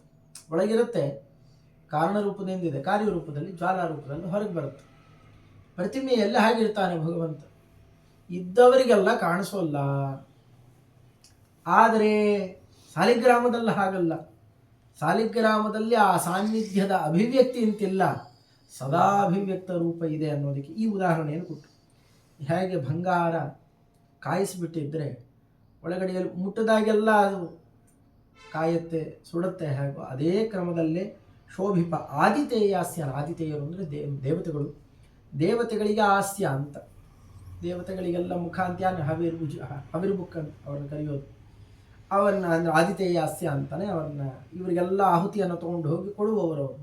ಅವ್ರಿಗೆ ಮುಖದಂತೆ ಇತ್ತು ಅಗ್ನಿದೇವರು. ಹೀಗಾಗಿ ಅವರು ಹೇಗಿರ್ತಾರೋ ಅಗ್ನಿಯಂತೆ ಲಕ್ಷ್ಮೀಧವ ಏನಿದ್ದಾನೆ ಮಾಧವ ಶ್ರೀಹರಿ ಪ್ರತಿದಿನದಲ್ಲೂ ಸಾಲಿಗ್ರಾಮದಲ್ಲಿ ಇರ್ತಾನೆ. ಎಷ್ಟು ರೂಪ ಇದೆ? 5,000 ಮೇಲೆ 35 ಅಧಿಕ 500 ರೂಪದಿ 5,535 ರೂಪ ಸಾಲಿಗ್ರಾಮದಲ್ಲಿ ಇದ್ದೇ ಇರುತ್ತೆ. ಪ್ರತಿ ಸಾಲಿಗ್ರಾಮದಲ್ಲೂ ಕೂಡ ಇಷ್ಟು ರೂಪ ಇದ್ದೇ ಇರುತ್ತೆ. ಇನ್ನು ವಿಶೇಷ ಅಧಿಷ್ಠಾನ ಅಂತದು ವಾಮನನು, ತ್ರಿವಿಕ್ರಮನು, ವಾಸುದೇವನು, ಲಕ್ಷ್ಮೀನಾರಾಯಣನು ಅಂತ ಚಿಂತನೆ ಮಾಡಿದ್ರೆ ಇನ್ನೂ ವಿಶೇಷ ಆಗ್ತಾ ಹೋಗುತ್ತದೆ. ಹೀಗೆ ಇದು ಎಲ್ಲಿರುವ ರೂಪಗಳು? ಇದು ಭೂಧರಾಭಿಮಾನಿ, ಭೂಧರಗಳ ಅಭಿಮಾನಿ ದಿವಿಜರೊಳ ಇಪ್ಪನ ಅನವರತ. ಭೂಧರಕ್ಕೆ ಅಭಿಮಾನಿ ಅಂತಂದರೆ ಗರುಡ, ಶೇಷ, ರುದ್ರರು. ಒಂದು ಆಶ್ಚರ್ಯೋಸಿ ಧನ್ಯೋಸಿ ಒಂದು ಪ್ರಕರಣನೇ ನಡೆಸಿದ್ದಾರೆ, ಅಲ್ಲಿ ಗೊತ್ತಾಗುತ್ತೆ. ಇಲ್ಲಾಂದರೆ ಇನ್ನೂ ಚೆನ್ನಾಗಿ ಗೊತ್ತಾಗಬೇಕು ಅಂದರೆ ಶೇಷಾಚಲೋಪಾಖ್ಯಾನದಲ್ಲಿ ಭಗವಂತ ನಿಂದೆ ಅಲ್ವಾ ಬೆಟ್ಟಕ್ಕೆ ಹೋಗಿ ಸುತ್ತುವರ್ಕೋ, ಆವಾಗ ಮುಖ್ಯ ಪ್ರಾಣನಿಗೆ ಅಳ್ಳಾಡ್ಸೋಕ್ಕಾಗುತ್ತೋ ಇಲ್ಲೋ ನೋಡೋಣ. ಬೆಟ್ಟ ಯಾಕೆ ಇವ್ರದ್ದಾಗುತ್ತದು? ಮತ್ತು ಮೇರು ಪರ್ವತದ ಅಭಿಮಾನಿ ನನ್ನ ಮಗ ಎಲ್ಲೋ ಹೊಟ್ಟೋಗಿದ್ದಾನೆ ಅಂತ ಕೇಳ್ಕೊಂಡ್ಬಿಡ್ತಾನೆ. ಅದಕ್ಕೊಬ್ಬ ಅಭಿಮಾನಿ ಇದ್ದಾನೆ, ನಿಂದೆ ಅಲ್ವಾ ಬೆಟ್ಟ ಅಂತ ಇಲ್ಲಿ ಹೇಳೋದು. ಇದನ್ನೆಲ್ಲ ಗಮನಿಸಿ ನೋಡಿದಾಗ ನಾವು ಎಲ್ಲ ಬೆಟ್ಟಗಳಿಗೂ ಪ್ರಧಾನವಾಗಿ ಅಭಿಮಾನಿಗಳು ಅಂದರೆ ಗರುಡ, ಶೇಷ, ರುದ್ರರು. ಅಲ್ಲಿ ತಾರತಮ್ಯ ಹಾಗೆ ಇದೆ. ಆಮೇಲೆ ಕೇಳಿದ್ದಕ್ಕೆ ಅದು ಗಂಗೆಯನ್ನು ತೋರಿಸುತ್ತೆ. ಗಂಗೆಯನ್ನು ತೋರಿಸಿದಾಗೆ ನಾನಲ್ಲ, ನನ್ನ ಪತಿ ಸಮುದ್ರರಾಜನನ್ನು ಕೇಳಿದಾಗ ಪೃಥ್ವಿ ಅಂದರೆ ಶನೈಶ್ಚರನ ಕಕ್ಷೆಯಲ್ಲಿ ಬರುವ ಪೃಥ್ವಿ ಅಲ್ಲ. ಪೃಥ್ವಿಗೆ ಅಭಿಮಾನಿ ಪಾರ್ವತಿ ದೇವಿ. ಅವಳನ್ನು ಹೋಗಿ ಕೇಳ್ಕೊಳ್ತಾರೆ ನಾರದರು. ಅವಳನ್ನು ಕೇಳಿದೆ, ನಾವಲ್ಲ, ನಮ್ಮನ್ನು ಹೊತ್ತು ನಿಂತಿರುವ ಪರ್ವತಗಳು, ಅವ್ರನ್ನ ಹೋಗಿ ಕೇಳಿ ಅಲ್ಲಿ ಯಾರು ಅಂತ ಆಚಾರ್ಯ ಹೇಳಿದ್ದಾರೆ. ಸತ್ಪರಿನಿರ್ಣಯದಲ್ಲಿ ಹೇಳುವಾಗ ಪರ್ವತಕ್ಕೆ ಅಭಿಮಾನಿಗಳು ಗರುಡ, ಶೇಷ, ರುದ್ರರು. ಅವರಲ್ಲಿರುವ ರೂಪಗಳನ್ನು ಇಟ್ಟುಕೊಂಡು ಭಗವಂತ ಸಾಲಿಗ್ರಾಮದಲ್ಲಿ ಸದಾಕಾಲ ವಾಸ ಮಾಡುತ್ತಾನೆ. ಅದಕ್ಕೆ ಇನ್ಯಾರಿಗೆ ನಾವು ಪೂಜೆ ಮಾಡದೇ ಇದ್ದರು ಸಾಲಿಗ್ರಾಮದ ಜೊತೆಯಲ್ಲಿ ಗರುಡಶೇಷರನ್ನಾರು ಇಟ್ಟು ಪೂಜೆ ಮಾಡಿದ್ದೇವೆ. ಅದಕ್ಕೆ ಉಪೋದ್ಬಲಕವಾದಂತಹ ರೂಪಗಳು. ಅಲ್ಲಿಟ್ಟಿರುವ ರೂಪವನ್ನು ಅವರ ಅಂತರ್ಯಾಮಿಯಾಗಿ ಇಲ್ಲಿ ಚಿಂತನೆ ಮಾಡಬೇಕು. ಗೋಲಕ ಚಿಂತನೆ ಮಾಡುವಾಗ ಶ್ರೀರಮಣ ಪ್ರತಿಮೆಗಳೊಳಗೆ 13 ಅಧಿಕವಾಗಿಪ್ಪ ಮೇಲೆ 500 ರೂಪವ ಧರಿಸಿ ಇಪ್ಪನು ಆಹಿತಾಚಲದಿ. ಇದು ಒಟ್ಟಿಗೆ ಸೇರಿಸ್ಕೋಬೇಕು. ಆಹಿತಾಚಲ ಪ್ರತಿಮೆ, ಆಹಿತ ಅಚಲ, ಅಚಲ ಪ್ರತಿಮೆ, ಛಲ ಪ್ರತಿಮೆ ಅಂತ ಎರಡಿದೆ. ನಾವೆಲ್ಲ ಪೆಟ್ಟಿಗೆಯಲ್ಲಿ ಕಟ್ಕೊಂಡು ತೊಗೊಂಡು ಹೋಗೋದೆಲ್ಲ ಛಲ ಪ್ರತಿಮೆ. ಪ್ರತಿಷ್ಠೆ ಮಾಡಿರ್ತಾರಲ್ಲ ಅಂತಹ ಪ್ರತಿಮೆಯನ್ನು ಅಚಲ ಅಂತ ಕರೀತಾರೆ. ಅಂತಹ ಪ್ರತಿಮೆಗಳನ್ನು ತಗೊಂಡಾಗ ಒಂದು ಪ್ರತಿಮೆಯಲ್ಲಿ ಒಂದೇ ರೂಪ ಅಲ್ಲ, ಭಗವಂತನದ್ದು ಇಷ್ಟು ರೂಪ ಇದೆ. 13 ಅಧಿಕವಾಗಿಪ್ಪ ಮೇಲೆ 500 ರೂಪ, 513 ರೂಪಗಳು ಅಂತ ಅಲ್ಲಿಗೆ ಕಂಡು ಬರ್ತಾರೆ. ಇದನ್ನೇ ಹೇಗಿರುತ್ತೆ? ಹಿಂದೆ ಹೇಳಿದಕ್ಕೂ ಇದಕ್ಕೂ ಉದಾಹರಣೆ ಬೇರೆ ಮಾಡ್ತಾರೆ. ದಾರು ಮಥನವಗೈಯೇ ಪಾವಕ ತೋರುವಂತೆ ಪ್ರತೀಕ ಸುರರೊಳು ತೋರುತಿಪ್ಪನು ತತ್ತದಾಕಾರದಲ್ಲಿ ನೋಡ್ಪರಿಗೆ. ಅದು ಯಾವ ಆಕಾರದಲ್ಲಿ ನಾವು ಪ್ರತಿಷ್ಠೆ ಮಾಡ್ತೀವಿ ಆ ಮಂತ್ರ ಹೇಳಿ ಪ್ರಾರ್ಥನೆ ಮಾಡಿದರೆ ಇಷ್ಟು ಕರುಣೆ ಇದ್ದಾನೆ. ನಮ್ಮನೆಗೆ ಯಾರನ್ನಾರು ಸ್ವಾಮಿಗಳನ್ನು ನೀವು ಬನ್ನಿ, ನಮ್ಮನೆಯಲ್ಲಿ ಇಂತಹ ಆಸನದಲ್ಲಿ ಕೂತ್ಕೊಳ್ಳಿ, ಸ್ವಲ್ಪ ಎತ್ತರದ ಆಸನ ಕೊಟ್ಟರೆ ಕಾಲು ಇಳಿಬಿಟ್ಟು ಅದಕ್ಕೆ ಹೆಂಗೋ ಹಾಗೆ ಕೂತ್ಕೋತಾರೆ. ಕೆಳಗಡೆ ಆಸನ ಹಾಕಿದ್ರೆ ಅಲ್ಲಿ ಹಾಕಿ ಕೊಡಬೇಕು, ಹಾಗೆ ಕೊಡ್ತಾರಲ್ವ ಹಾಗೆ ಪ್ರೀತಿಯಿಂದ ಬಂದು ಒಂದು ವಿಶ್ವಾಸದಿಂದ ಕೊಡ್ತು. ಭಗವಂತ ಹಾಗೆ ಬಂದು ಇಷ್ಟು ದಿವಸ ಯಾವತ್ ಪೂಜಾವಸಾನಕಂ, ಈ ಪೂಜೆ ಆಗುವ ತನಕ ಸ್ವಾಮಿ ನೀನಿಲ್ಲಿರು ಅಂತ ದೊಡ್ಡವರು ಪ್ರಾರ್ಥನೆ ಮಾಡಿದರೆ ಹಾಗೆ ಬಂದು ಕೂಡ್ತಾನೆ. ಮುಂದೆ ಉದಾಹರಣೆ ಕೊಡ್ತಾರೆ. ನಮಗೆ ಗೊತ್ತೋ ಗೊತ್ತಿಲ್ವೋ, ನಾವು ಕೆಲವು ನದಿಗಳನ್ನು, ಗಂಗಾ, ಯಮುನಾ, ಕಾವೇರಿ, ಸರಸ್ವತಿ, ಆ ನದಿಯನ್ನು ಇವತ್ತು ನಾವು ನೋಡ್ತಾ ಇಲ್ಲ. ಹಾಗಂತ ಹರಿಯೋದು ನಿಲ್ಲಿಸಿದ್ಯಾ? ಅದು ಹರಿತಾನೇ ಇರುತ್ತಲ್ಲ. ಮುಂದೆ ಹೇಳ್ತಾರೆ ತನ್ನ ಕೆಲಸ ತಾವು ಮಾಡ್ತಾ ಇರ್ತಾನೆ. ಒಟ್ಟಿಗೆ ಆ ಜ್ಞಾನಿಗಳಿಗೆ ಅನುಗ್ರಹ ಮಾಡ್ತಾ ಅಲ್ಲಿದ್ದೇ ಇರ್ತಾನೆ. ತಿರುಪತಿ, ಉಡುಪಿ ಮುಂತಾದವುಗಳಲ್ಲಿ ನಾವು ಪೂಜೆ ಮಾಡಲಿಲ್ಲ ಅಂತ ರಾತ್ರಿ ಹೋಗಿ ಮಲ್ಕೊಂಡ್ವಿ ಅಂತ ತನ್ನ ಸನ್ನಿಧಾನ ತೆಗೆಯೋಲ್ಲ, ಇದ್ದೇ ಇರ್ತಾನೆ. ಯಾರಲ್ಲಿ ಪೂಜೆ ಮಾಡ್ತಾರೆ? ಯಾರ ನೋಡ್ಬೇಕಲ್ಲ, ಅವನಿಗೆ ಆಧರಿಸೋರು ಇರಬೇಕಲ್ಲ ಅನ್ನೋದಕ್ಕೋಸ್ಕರ ಸುರರುಳು ತೋರು ತಿಪ್ಪನು ಅವ್ರಿಗೆ ತೋರಿಸ್ತಾ ಇರ್ತಾರೆ. ತನ್ನ ಮಹಿಮಾವನ್ನು ಜ್ಞಾನಿಗಳಾದ ದೇವತೆಗಳಿಗೆ ಅದನ್ನು ತೋರಿಸ್ತಾ ಇರ್ತಾನೆ ಅನ್ನೋದನ್ನು ತೋರಿಸಿಕೊಡ್ತಾ, ಅದರಂತೆಯೇ ಕರಣ ನಿಯಾಮಕನು ಉಪಕರಣಗಳು 52,014 ಅಧಿಕ ರೂಪಗಳನ್ನೇ ಧರಿಸಿ ಇರುತಿಹನು ತದ್ರೂಪ ನಾಮಗಳರಿತು ಪೂಜಿಸುತಿಹರ ಪೂಜೆಯ ನಿರುತ ಕೈಗೊಂಬನು ತುಷಾರ್ಥನು ಚಲವ ಕೊಂಬಂತೆ. ಎಷ್ಟು ಆ ಉದಾಹರಣೆಯನ್ನು ಕೊಡ್ತಾರೆ. ನಮಗಿದ್ರದ್ದು ಪರಿಚಯಗಳಿಲ್ಲ. ಭಗವಂತ ಹೇಗಿರ್ತಾನೆ, ನಮಗೆ ದೇವರು ಸಿಗೋಲ್ಲ ಅಂತ ನಾವು ತಿಳ್ಕೊಂಡು ನಾವೇ ನಿರ್ಧಾರ ಮಾಡಿಕೊಂಡು ಕೈ ಬಿಡ್ತೇವೆ. ಆದರೆ ಧ್ರುವರಾಜರು ಒಂದು ಮಾತನಾಡುತ್ತಾರೆ, ಕಡೆಗೆಲ್ಲ ಹೇಳ್ತಾ ಭಗವಂತ ಇವರು ಸ್ತೋತ್ರ ಮಾಡ್ತಾ ಇದ್ದಾರೆ, ದೇವರೇನೋ ಅವಸರ ಮಾಡ್ತಾ ಇದ್ದಾನೆ. ಅಲ್ಲಿ ಏನು ಅವಸರ ಮಾಡಿದ್ದೀವಿ? ಸ್ತೋತ್ರ ಕೇಳೋದು ಇಲ್ಲಪ್ಪ, ಅದು ನಿಂಗೇನು ಬೇಕು ಕೇಳು, ನಾನು ಹೇಗೋ ಎಲ್ಲ ಇದ್ದೇನೆ, ಸರಿ ನಿನಗೇನು ಬೇಕು, ನಿಂಗೇನು ಬೇಕು ಕೊಡ್ಲಿಕ್ಕೆ ಬಂದವನು. ಆ ಆತುರವನ್ನು ನೋಡಿ ಕಡೆಗೊಂದು ಮಾತಾಡಿ ನಿಲ್ಲಿಸ್ತಾರೆ, ಅನುಗ್ರಹ ಕಾತರೋಸ್ಮಾನ್. ನಮಗೇನು ಕೊಡಬೇಕು ಅಂತ ಕಾಮಿತಾರ್ಥ ಪ್ರದಾಯಿನೇ, ನಮಗೇನು ಕೊಡಬೇಕು ಅನ್ನೋದನ್ನು ಅಸ್ಮದಿಷ್ಟೈಕಕಾರಿಯಾಯ ಏನು ಕೊಡಲಿ ಅಂತ ಕಾಯ್ತಾ ಇರ್ತಾನೆ ಭಗವಂತ.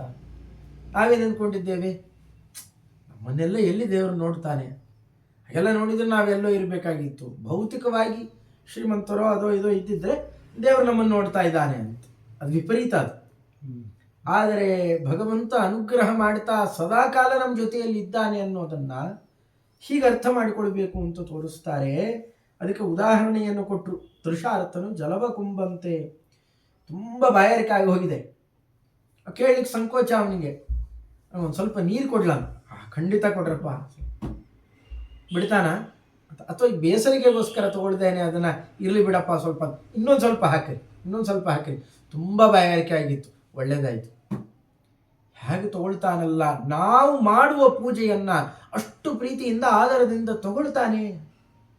ಒಳಗಡೆಯಲ್ಲಿ ನಮಗೆ ಪ್ರಮಾಣ ತಿಳಿಸಿದಾಗ ಗೊತ್ತಾಗುತ್ತಾನೆ, ಅವ್ನು ನೋಡಿಲ್ಲ. ನಾವು ಪ್ರಮಾಣ ತಿಳಿಸಿದಾಗ ಅದು ಸ್ಪಷ್ಟ ಆಗುತ್ತೆ. ವಿದುರಾದಿಗಳ ಮನೆಯಲ್ಲಿ ಅದರಂತೆ ಗೋಪಿಕಾಸ್ತ್ರೀಯರು ಕೊಟ್ಟ ಪದಾರ್ಥಗಳನ್ನು ಹೇಗೆ ತಗೊಂಡ, ಅಂದೇನ ವ್ಯರ್ಥ ಮಾಡೋದು ಅನರ್ಥ ಮಾಡೋದು ಮಾಡ್ತಾ ಇದ್ದ, ಎಷ್ಟು ಪ್ರೀತಿಯಿಂದ ತಗೊಳ್ತಾ ಇದ್ದ, ಹಾಗೆ ತಗೊಳ್ತಾನೆ. ಎಲ್ಲಿರ್ತಾನೆ? ಈ ಸಾಲಿಗ್ರಾಮ, ಪ್ರತಿಮೆ ಎಲ್ಲ ಪುರುಷರಿಗಾಯಿತು, ಸ್ತ್ರೀಯರಿಗಾಗಲಿ ಅಥವಾ ಬೇರೆಯವರಿಗಾಗಲಿ ನಮಗೆಲ್ಲ ದೇವರನ್ನು ನೋಡುವ ಮುಟ್ಟುವ ಭಾಗ್ಯ ನಮಗಿಲ್ವಾ ಅಂತಂದರೆ ಅದಕ್ಕೆ ತೋರಿಸಿದ್ರು. ಕರ್ಣ ನಿಯಾಮಕ, ಕರ್ಣ ಅಂತಂದರೆ ಇಂದ್ರಿಯಗಳು, ಅದಕ್ಕೆ ನಿಯಾಮಕನಾದವನು ಹೃಷಿಕೇಶ ಅಂತ ಕರೀತಾರೆ. ಅವು ಉಪಕರಣಗಳೊಳಗೆ ಇರ್ತಾನಂತೆ. ಪೂಜೆ ಮಾಡುವಾಗ ಕರ್ಣಗಳಲ್ಲಿ ಕೈ, ಕಣ್ಣು, ಮೂಗು, ಬಾಯಲ್ಲಿ ಸ್ತೋತ್ರವಾಗಿಂದ್ರೆ ಇವುಗಳಿಂದ ಪೂಜೆ ಮಾಡ್ತೇವೆ. ಅದಕ್ಕೆ ಉಪಕರಣ, ಅದಕ್ಕೆ ಸಹಾಯಕವಾಗಿರೋದು. ನಾವು ಆರತಿ ಮಾಡುತ್ತಾ ಕಣ್ಣಲ್ಲಿ ನೋಡ್ತೀವಿ, ಕಣ್ಣು ಕಾರಣ ಆಯಿತು. ಆರ್ತಿಕ್ಯ ಮಾಡಲಿಕ್ಕೆ ಅಂತ ಬಳಕೆ ಮಾಡಿದ್ದು ಉಪಕರಣ ಆಯಿತು. ಆ ಉಪಕರಣ ಏನಿದೆ ಅದು ಉಪಕರಣಗಳು ಅಂತ ಸ್ವಲ್ಪ ಆ ಕಡೆ ಉತ್ತರ ಕರ್ನಾಟಕದ ಕಡೆ ಉಪಕರಣ ಅಂತ ಕರೀತೀವಿ. ದೇವರ ಪಾತ್ರೆಗಳನ್ನೆಲ್ಲ ಉಪಕರಣ. ಅದಷ್ಟೇ ಅಲ್ಲ, ಇದಕ್ಕೆ ಸಹಾಯಕವಾಗಿರೋದು ಎಲ್ಲವೂ ನಾವು ಊಟ ಮಾಡ್ತೀವಲ್ಲ ಅದು ಉಪಕರಣ, ಅದು ಪೂಜಾ ಉಪಕರಣ. ಭೋಜನಾದಿಗಳಿಗೆ, ಈ ಯಜ್ಞಕ್ಕೆ ಇದು ಉಪಕರಣ. ಇದೆಲ್ಲ ಉಪಕರಣ ಜೊತೆಯಲ್ಲಿ ಇರುವಂತಹವುಗಳು. ಇವುಗಳಲ್ಲಿ ಎಷ್ಟು ರೂಪ ಇದೆ, ಸಾಲಿಗ್ರಾಮದಲ್ಲಿ ಎಷ್ಟು ರೂಪ, ಪ್ರತಿಮೆಯಲ್ಲಿ ಎಷ್ಟು ರೂಪ ಅಂತ ಗಮನಿಸ್ಕೋಬೇಕು. ಅದರ ಜೊತೆಯಲ್ಲಿ ಇದು ತಾಳೆ ಹಾಕಬೇಕು, ಎಷ್ಟು ರೂಪ ಅಂತ ಗೊತ್ತಾಗುತ್ತೆ. ಎಷ್ಟು ರೂಪಗಳನ್ನು ಹೇಳ್ತಾರೆ? ಒಟ್ಟಾರೆ 52,014 ಅಧಿಕ ಶತರೂಪಗಳು. 52,114 ರೂಪಗಳನ್ನು ಉಪಕರಣಗಳಲ್ಲಿಟ್ಟಿರ್ತಾನೆ ಭಗವಂತ. ಅದು ಇನ್ನೂ ಚೆನ್ನಾಗಿ ಹೇಳಬೇಕು ಅಂತಂದರೆ, ವಿಸ್ತಾರವಾದ ಪೂಜೆಯನ್ನು ಯಾರು ಕಲ್ತಿರ್ತಾರೆ, ಅಥವಾ ಉಡುಪಿಯಲ್ಲಿ ಪೂಜಾ ಕ್ರಮವನ್ನು ದೊಡ್ಡ ದೊಡ್ಡ ದೇವಸ್ಥಾನಗಳಲ್ಲಿ ಕೇಳಬೇಕು. ಕಲಶ ಪೂಜಾ ಅಂತ ಒಂದು ಪೂಜಾ, 16 ಪೂಜೆಗಳಲ್ಲಿ ಕಲಶ ಪೂಜೆನೇ ಒಂದು ದೊಡ್ಡ ಪೂಜಾ. ಅದು ವಾದರಾಜ ಸ್ವಾಮಿಗಳವ್ರದ್ದು ಪೂಜಾ ಕಲ್ಪ ಅಂತ ಒಂದಿದೆ, ನೋಡ್ಬೇಕದ್ರಲ್ಲಿ. ಕಲಶಗಳಲ್ಲೇನೆ, ಕಲಶಕ್ಕೆ ತಮಗೆ ಗಿಮ್ಗೆ ಇಟ್ಟಿರ್ತಾರೆ ಭಗವಂತನಿಗೆ. ಅದರೊಳಗಡೆಯಲ್ಲಿ ಪೀಠ ಪೂಜಾ, ಆವರಣ ಪೂಜಾ, ತತ್ವನ್ಯಾಸ, ಮಾತೃಕಾನ್ಯಾಸ, 100 ಭಗವಂತನ ರೂಪಗಳ ಆರಾಧನೆ ಎಲ್ಲ ನಡೆಯುತ್ತೆ. ಪ್ರಾಯ ಮೂರ್ತಿಯಲ್ಲೂ, ಪ್ರತಿಮೆಗಳಲ್ಲೂ ಇಷ್ಟು ಆರಾಧನೆ ನಡೆಯುತ್ತೇವಲ್ಲ, ಕಲಶದಲ್ಲೂ ಅಷ್ಟು ಆರಾಧನೆ ನಡೆಯುತ್ತೆ. ಅಷ್ಟು ತೊಳಿಲಿಕ್ಕೆ ಅಂತ ಕೊಡ್ತಾರೆ. ಭಗವಂತನನ್ನು ಅಲ್ಲಿ ಆವಾಹನೆ ಮಾಡಿರ್ತೇವೆ, ಸಮಗ್ರ ತೀರ್ಥಗಳ ಸಾನ್ನಿಧ್ಯವನ್ನು ಅಲ್ಲಿ ಪ್ರಾರ್ಥನೆ ಮಾಡಿರ್ತೇವೆ. ಅದಕ್ಕೆಲ್ಲ ಅಧಿಷ್ಠಾನ ನೀವು ನಿತ್ಯ ಉಪಕರಣಿ ತೊಳಿತಾ ಇದ್ದರೆ ಈ ಚಿಂತನೆಯನ್ನು ಮಾಡ್ತಾ ಇಲ್ಲೆಲ್ಲ ಎಷ್ಟೆಷ್ಟು ಹೇಳಿದರು, ಇಲ್ಲೆಲ್ಲ 500 ರೂಪಾಯಿ 600 ರೂಪಾಯಿ ಅಂತ ಹೀಗೆಲ್ಲ ಹೇಳಿದ್ರು. ಇಲ್ಲಿ 52,000ಕ್ಕೆ ಮಿಗಿಲಾಗಿ ರೂಪಗಳನ್ನು ಹೇಳ್ತಾರೆ ಉಪಕರಣಗಳಲ್ಲಿ. ಅದು ಬೇರೆ ಬೇರೆ ಬೇರೆ ಬೇರೆ ದೃಷ್ಟಿಯಿಂದೆಲ್ಲ ತಗೊಂಡಾಗ ಅಷ್ಟು ಭಗವದ್ ರೂಪಗಳಿದ್ದಾವಲ್ಲಿ. ಅದನ್ನು ಹುಟ್ಟುವಾಗ, ನೋಡುವಾಗ, ಪೂಜೆಗೆ ಅಣಿ ಮಾಡಿಕೊಡುವಾಗ ಇಷ್ಟನ್ನು ಚಿಂತನೆ ಮಾಡ್ತಾ ಇದ್ದರೆ ಅದಕ್ಕಿಂತ ಇನ್ನೇನು ಬೇಕು ಭಗವತ್ ಪೂಜೆ? ಅಲ್ಲಾದರೂ ಎತ್ತೋದು ಇಳಿಸೋದು ಅಷ್ಟೇ ಮಾಡ್ತೇವೆ, ಮಂತ್ರಗಳನ್ನು ಹೇಳ್ತಿರ್ತೇವೆ. ಇಲ್ಲೂ ತಮಗೆ ಬರುವಂತಹ ಭಗವಂತನ ಗುಣಗಾನವನ್ನು ಮಾಡುತ್ತಾ ಉಪಕರಣಾದಿಗಳನ್ನು ಸಿದ್ಧಪಡಿಸಿದರೆ ಅದಕ್ಕೂ ಹೆಚ್ಚು ಪುಣ್ಯ ಇದೆ ಅನ್ನೋದನ್ನು ಹೀಗೆ ಚಿಂತನೆ ಮಾಡಲಿ. ಆ ರೀತಿ ಮಾಡ್ತಾ ಇದ್ದರೆ ತೃಷಾರ್ತನಾದವನು, ತೃಷ ಅಂದರೆ ಬಾಯಾರಿಕೆ, ಅದರಿಂದ ಆರ್ತ ಅಂದರೆ ಬಳಲಿದವನು ನೀರನ್ನು ಕೊಂಬಂತೆ ಸ್ವೀಕಾರ ಮಾಡುವಂತೆ ಸ್ವೀಕಾರ ಮಾಡುತ್ತಾನೆ ಪೂಜೆಯನ್ನು. ಬಿಂಬರೂಪನು ಈ ತೆರದಿ ಜಡ ಪೊಂಬಸರು ಮೊದಲಾದ ಸುರರೋಳು ಇಂಬುಗೊಂಡಿಹನು. ಇದನರಿತು ಧರ್ಮಾರ್ಥ ಕಾಮಗಳ ಹಂಬಲಿಸು ಅನುದಿನದಿ ವಿಶ್ವಕುಟುಂಬಿ ಕೊಟ್ಟ ಕಣಾನ್ನ ಕುತ್ಸಿತ ಕಂಬಳಿಯ ಸೌಭಾಗ್ಯವೆಂದ ಅವನ ಅಂಗರಿಗಳ ಭಜಿಸು. ಬಿಂಬರೂಪ ಒಳಗಡೆಯಲ್ಲಿ ಎಲ್ಲದಕ್ಕೂ ಕೂಡ ಮೂಲವಾಗಿ ಇದಕ್ಕೆ ಪೂರ್ಣ ಈ ಪ್ರತಿಬಿಂಬ ಉಳಿಬೇಕಾದ್ರೆ, ಅದರ ನಿರ್ಮಾಣ ಆಗಬೇಕಾದ್ರೆ, ಅದರ ಅಸ್ತಿತ್ವ ಇರಬೇಕಾದ್ರೆ, ಕನ್ನಡಿಯ ಮುಂದೆ ಪ್ರತಿಬಿಂಬದ ಅಸ್ತಿತ್ವ ಇರಬೇಕಾದ್ರೆ ಬಿಂಬದ್ದೇ ಎಲ್ಲ ತಾನೇ ಅಲ್ಲಿರೋದು. ಹಾಗೆ ಪೂರ್ಣ ಇದರ ಅಸ್ತಿತ್ವಕ್ಕೆ ನಿಯಾಮಕ ಆ ರೂಪವನ್ನು ಬಿಂಬರೂಪ ಅಂತ ಕರೀತಾರೆ. ಅವನು ಈ ರೀತಿಯಲ್ಲಿ ಜಡ ಪೊಂಬಸಿರು ಮೊದಲಾದ, ನೀವು ಯಾವುದನ್ನಾರ ತಗೊಳ್ರಿ, ಅದನ್ನು ಪೊಂಬಸಿರು ಅಂತಂದರೆ ಹೊಂಬಸಿರು, ಹೊಂಬಣ್ಣ ಅಂದರೆ ಸುವರ್ಣ ಅಂತ ಅರ್ಥ. ಅದನ್ನು ಬಸರು ಗರ್ಭದಲ್ಲಿ ಹೊಂದವನು ಅಂದರೆ ಯಾರ ಅರ್ಥ? ಹಿರಣ್ಯ ಗರ್ಭ ಸಮವರ್ತತಾಗ್ರೆ ಚತುರ್ಮುಖ ಬ್ರಹ್ಮದೇವರನ್ನ ಕರೆಯುವುದು. ಒಂದು ಹುಲ್ಕಡ್ಡಿ ಅಥವಾ ಚತುರ್ಮುಖ ಬ್ರಹ್ಮದೇವರು, ಇವರೆಲ್ಲರಲ್ಲೂ ಕೂಡ ಭಗವಂತ ಮೊದಲಾದ ಸುರರೊಳಗು ಇಂಬುಗೊಂಡಿಹನು. ಅವರು ಹೇಗೆ ಆಗಿದ್ದಾರೋ ಹಾಗಾಗಿ ಅವರಿಗೆ ಇಂಬುಗೊಡೋದು ಅಂತಂದರೆ ಅವರಿಗೆ ಆಶ್ರಯದಾತನಾಗಿ ಭಗವಂತ ಇದ್ದಾನೆ ಅಂತ ತಿಳ್ಕೊ. ಧರ್ಮಾರ್ಥ ಕಾಮಗಳ ಹಂಬಲಿಸದೆ ಎಲ್ಲರಿಗೂ ಅವರವ್ರಿಗೆ ಏನೇನು ಬೇಕೋ ಅವರು ದೊಡ್ಡ ದೊಡ್ಡ ಅಧಿಕಾರಿಗಳಿಗೇ ಕೊಡ್ತಾನೆ. ವಿಜಯದಾಸರ ಅನ್ನೋದ್ರೆ ಅವರೊಂದದ್ದು ವೈದಿಕ ಪದವ ಈ ಬಗ್ಗೆ ಲೌಕಿಕ ದೊಡ್ಡ ದೊಡ್ಡ ಮೋಕ್ಷಾದಿ ಪುರುಷಾರ್ಥ ಕೊಟ್ಟು ಕಡೆ ತನಕ ನೋಡಿಕೊಳ್ಳುವ ಮನೆಗೆ ನಮಗೊಂದು ಸ್ವಲ್ಪ 4 ದಿವಸ ಹೊಟ್ಟೆಗೆ ಅನ್ನ ಹಾಕದ ಅನ್ನೋದು ಒಂದು ದೊಡ್ಡ ವಿಚಾರನ ಅದು. ಅದರಿಂದ ಅವೆಲ್ಲ ಯೋಚನೆ ಮಾಡಬೇಕಾದ ಅಗತ್ಯವೂ ಕೂಡ ಇಲ್ಲ. ವಿಶ್ವ ಕುಟುಂಬಿ ಇಡೀ ಜಗತ್ತು ತನ್ನ ಕುಟುಂಬ ಅಂತ ತಿಳ್ಕೊಂಡಿದ್ದಾನೆ ಭಗವಂತ. ನಾವು ಒಮ್ಮೆ ತಿಳಿತೀವೋ ಬಿಡ್ತೀವೋ, ಇರೋ ಕುಟುಂಬನೇ ನೋಡ್ಕೋತೀವೋ ಇಲ್ಲ, ಆತ ತಿಳಿದಿದ್ದಾನೆ, ಸಮರ್ಥನಿದ್ದಾನೆ, ಪ್ರೀತಿಯಿಂದ ಸಲಹುತ್ತಾ ಇದ್ದಾನೆ. ಅದರಿಂದಾಗಿ ಅವನು ಯಾರಿಗೆ ಯಾವಾಗ ಏನು ಕೊಡಬೇಕು ಅನ್ನೋದನ್ನು ತಿಳಿದು ಕೊಡ್ತಾನೆ. ಅವನು ಕೊಟ್ಟಂತಹ ಕಣ ಅನ್ನ ಅಂತಂದರೆ ನುಚ್ಚಿನಿಂದ ಅನ್ನ ಮಾಡಿದರೆ ಏನಾಗುತ್ತದು? ಅದು ಅನ್ನ ಆಗಲ್ಲ, ಗಂಜಿ ಆಗುತ್ತೆ. ಅದಕ್ಕೆ ಅದನ್ನೇನಂತ ಕರೀತಾರೆ? ಕಣ ಅನ್ನ ಅಂತ. ಗಂಜಿಗೆ ಇನ್ನೊಂದು ಹೆಸರು ಸಂಸ್ಕೃತದಲ್ಲೇನೆ ಕಣ ಅನ್ನ ಅಂತ ಕರೀತಾರೆ. ಅದನ್ನು ಕಣ ಅನ್ನ. ಕುತ್ಸಿತ ಏನೋ ಒಂದು ಅದೇನೇ ಇವತ್ತು ತುಂಬ ಚೆನ್ನಾಗಿರೋದು ಅಂತ ಏನೂ ಸಿಗಲಿಲ್ಲ, ಏನೋ ಕುತ್ಸಿತವಾದದ್ದು ಸಿಕ್ತು. ಅಥವಾ ಕಂಬಳಿ ಹೊದಿಲಿಕ್ಕೇನೋ ಒಂದು ಸಿಕ್ತು, ಉಡ್ಲಿಕ್ಕೇನೋ ಒಂದು ಸಿಕ್ತು, ತಿನ್ಲಿಕ್ಕೇನೋ ಒಂದು, ಅಂತಹದ್ದನ್ನೇ ಸೌಭಾಗ್ಯ ಅಂತ ತಿಳ್ತು. ಅವನ ಅಂಗಡಿಗಳಿಗೇನೆ ಅದನ್ನೆಲ್ಲ ಒಪ್ಪಿಸ್ತಾ ಇರು. ಪಾಂಡವರು ಏನು ಸಿಕ್ಕರೂ ಅದನ್ನು ಆನಂದದಿಂದ ಸ್ವೀಕಾರ ಮಾಡ್ತಾ ಇದ್ರು. ರಾಜ್ಯಭಾರ ಕೊಟ್ಟಾಗ ಅದನ್ನು ಒಪ್ಪಿಸ್ತಾ ಇದ್ರು. ವನವಾಸದಲ್ಲಿ ಏನು ಕೊಡ್ತಾ ಇದ್ನೋ ಅದನ್ನು ಒಪ್ಪಿಸ್ತಾ ಇದ್ರು. ಹಾಗಿರಬೇಕಾದದ್ದು ಕ್ರಮ. ವಾರಿಯೊಳಗೆ 24, ಅದೆಲ್ಲ ಆ ವಾರಿ ಅಂತ ನೋಡಿದಾಗಲೇ ಗೊತ್ತಾಗುತ್ತೆ. ಯಾರಾಲವ 2, ವಾ ಯಾರಾಲವ 4 ಅಂತ ತೊಗೊಂಡು ಅಂಕಾನಾಮ ಅಮುತೋಗತಿ ಅಂತ ತೊಗೊಂಡ್ರೆ ಆ ಹೆಸರಿನಲ್ಲೇ ಅದೆಲ್ಲ ಇದೆ ಸಂಖ್ಯೆ. ಅದೆಲ್ಲ ಬಿಡಿಸಿ ಅದಕ್ಕೆ ಹೇಳಿದ್ದು ನಾನು. ಅದೆಲ್ಲ ಹೇಳಬೇಕಾದ್ರೆ ಸ್ವಲ್ಪ ಸಮಯಗಳು ಕೂಡ ದಾಟ್ತಾವೆ. ಕೆಲವು ವಿಮರ್ಶೆ ಮಾಡಬೇಕಾದ ಅಂಶಗಳು ಇದೆ, ಹಾಗಾಗೇ ಮುದ್ರಣ ಮಾಡಿಬಿಟ್ಟಿರ್ತಾರೆ. ಸ್ವಲ್ಪ ವಿಮರ್ಶೆ ಮಾಡಬೇಕಾದ ಅಂಶನೂ ಇದೆ ಇಲ್ಲಿ. ಏನು ಸಾಧ್ಯ ಆಗುತ್ತೋ ಅದನ್ನು ಮಾತ್ರ ಒಂದು ಚಿಂತನೆ ಮಾಡಿ, ಏನು ಇಲ್ಲದೆ ಇರೋದಕ್ಕಿಂತ ಶ್ರೇಷ್ಠ ಅಂತ ಇದು. ವಾರಿಯೊಳಗೆ 24, 32,000 ಮೇಲ್ 317 ರೂಪವು ಶ್ರೀ ತುಳಸಿಯಲ್ಲಿ.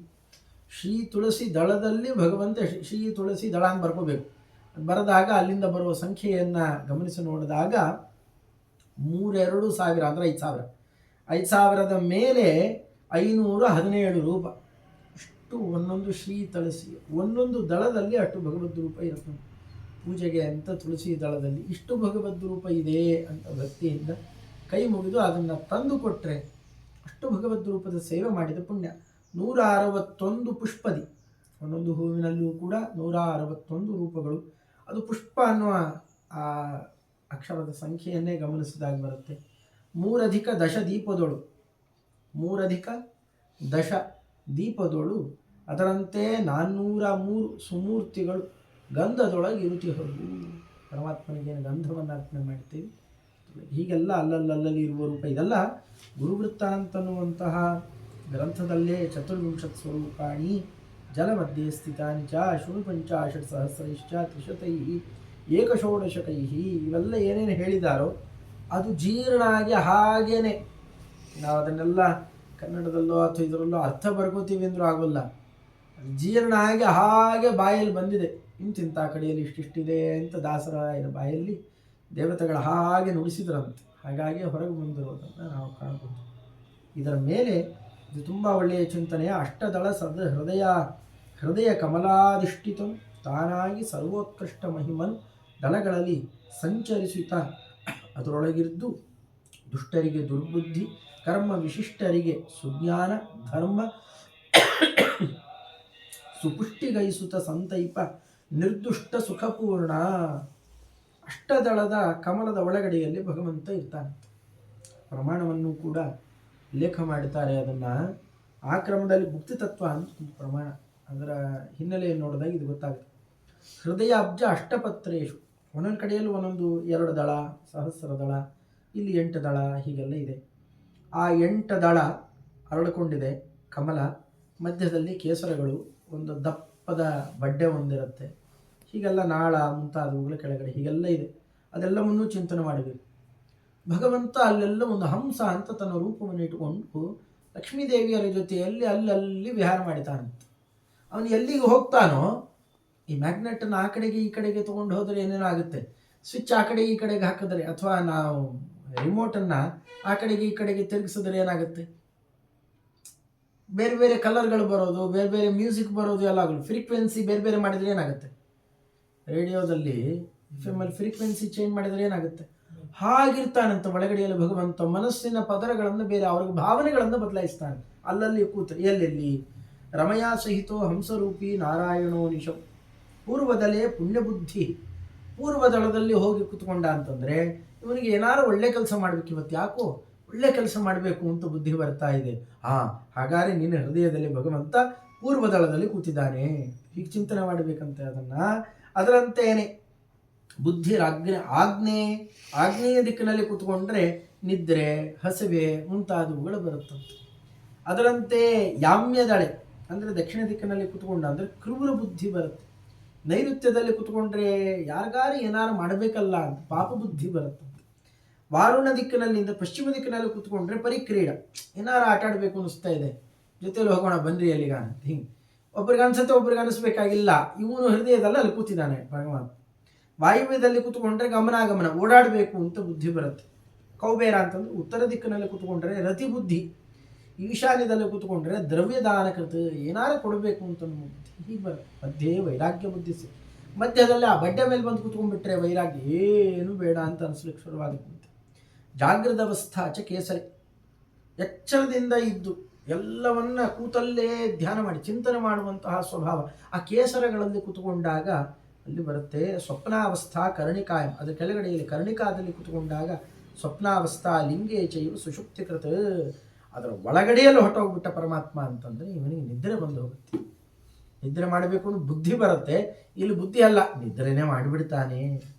ಹೀಗೆ ಪರಮಾತ್ಮನನ್ನ ಅಷ್ಟದಳದೊಳಗಿರತಕ್ಕಂಥ ಹೃದಯ ಕಮಲದಲ್ಲಿ ಅಧಿಷ್ಠಿತನು ತಾನಾಗಿ ಸರ್ವೋತ್ಕೃಷ್ಟ, ಅರ್ಥ ಆಗದೆ ಇರೋದು ಯಾವುದೂ ಇಲ್ಲ ಇಲ್ಲಿ. ಸರ್ವೋತ್ಕೃಷ್ಟ ಮಹಿಮನು ದಳಗಳಲ್ಲಿ ಸಂಚರಿಸುತ್ತಾ ಅದರೊಳಗಿದ್ದು ಓಡಾಡ್ತಾನಂತೆ. ಒಂದೇ ಕಡೆಯಲ್ಲಿ ಇರೋಲ್ಲ, ಅಲ್ಲಲ್ಲಿರುವ ರೂಪ ಬೇರೆ ಇದೆ. ಈ ಹಂಸ ರೂಪದಿಂದ ಓಡಾಡಿದಾಗ ನಾ ಹೇಳಿದ್ನಲ್ಲ, ಫ್ರೀಕ್ವೆನ್ಸಿ ಚೇಂಜ್ ಮಾಡಿದ ತಕ್ಷಣವೇ ಬೇರೆ ಬೇರೆ ಬಟನ್ ಒತ್ತಿದ ತಕ್ಷಣ ಬೇರೆ ಬೇರೆ ಇಲ್ಲಿ ಭಾವನೆಗಳು ಬೇರೆ ಬೇರೆ ವ್ಯತ್ಯಾಸ ಆದ ಇಲ್ಲಿ ವ್ಯತ್ಯಾಸ. ದುಷ್ಟರಿಗೆ ದುರ್ಬುದ್ಧಿ, ಕರ್ಮ ವಿಶಿಷ್ಟರಿಗೆ ಸುಜ್ಞಾನ, ಧರ್ಮ ಸುಪುಷ್ಟಿಗೈಸುತ್ತ, ವಿಶಿಷ್ಟರಿಗೆ ಸುಜ್ಞಾನ ಧರ್ಮ ಇವುಗಳನ್ನು ಪುಷ್ಟಿಗೊಳಿಸ್ತಾ ಇರ್ತಾನೆ. ಅದೆಲ್ಲ ಸಂತೈಪ ನಿರ್ದುಷ್ಟ ಸುಖಪೂರ್ಣ. ವಿತ್ತ ದೇಹಾಗಾರ ಧಾರಾಪತ್ಯ ಮಿತ್ರಾದಿಗಳೊಳಗೆ ಗುಣಚಿತ್ತ ಬುದ್ಧಿಯಾದಿ ಇಂದ್ರಿಯಗಳೊಳು ಕರ್ಮ ಜ್ಞಾನ ಕರ್ಮದೊಳು ತತ್ತದಾಹ್ವಯನಾಗಿ ಕರೆಸುತ್ತ ಸತ್ಯ ಸಂಕಲ್ಪಾನುಸಾರದಿ ನಿತ್ಯದಲಿತ ಮಾಡಿಪನೆಂದು ಸ್ಮರಿಸುತ್ತಿಹು. ನಾವು ಇದನ್ನು ಚಿಂತನೆ ಮಾಡಬೇಕು, ಮೊದಲು ತಿಳ್ಕೊಳ್ಬೇಕು. ತಿಳಿದಿದ್ದನ್ನು ಯಾವಾಗಲೂ ನೆನಪಿಟ್ಟುಕೊಂಡಿರಬೇಕು, ಸ್ಮರಣೆ ಮಾಡಬೇಕು, ನೆನಪಿಟ್ಟುಕೊಂಡಿರ್ಬೇಕು. ಏನೇನು? ವಿತ್ತ ದುಡ್ಡಿನಲ್ಲಿ, ದೇಹ ನಮ್ಮ ಶರೀರ, ಆಗಾರ ಅಂದರೆ ಮನೆ, ದ್ವಾರ ಅಂತಂದರೆ ದೊಡ್ಡ ದೊಡ್ಡ ಬಾಗಿಲುಗಳು. ಈ ಬಾಗಿಲುಗಳಿಗೆ ಲಕ್ಷಾಂತರ ರೂಪಾಯಿ ಕೊಟ್ಟು ಹಾಕ್ಸಿರ್ತಾರೆ. ಈಗೆಲ್ಲ ಅದು ಕಮ್ಮಿ. ಯಾವುದೋ ಒಂದು ಹಸುವಲ್ಲೇ ಏನು ಲಡ್ಕಾ ಪೀಸ್ ಯಾವೆಲ್ಲ ಹಾಕೋತಾರೆ. ಮೊದಲೆಲ್ಲ ದಪ್ಪದ್ದು ಬಾಗಿಲುಗಳಿಗೆ ಎಷ್ಟು ಶ್ರಮ ಕೊಡೋರು. ಅದನ್ನೆಲ್ಲ ವಾಸ್ಗಳನ್ನು ಹಾಕಿ ತಪ್ಪ ಅದೇ ತುಂಬ ಆಕರ್ಷಣೆ ಇರಬೇಕು ಅಂತೇಳಿ. ಹಾಗೆಲ್ಲ ದ್ವಾರಕ್ಕೆ ಒಂದು ಮಹತ್ವ ಇದೆ. ಅಲ್ಲಿ ದೇವತಾ ಸಾನ್ನಿಧ್ಯ ಇರುತ್ತೆ ಕೂಡ.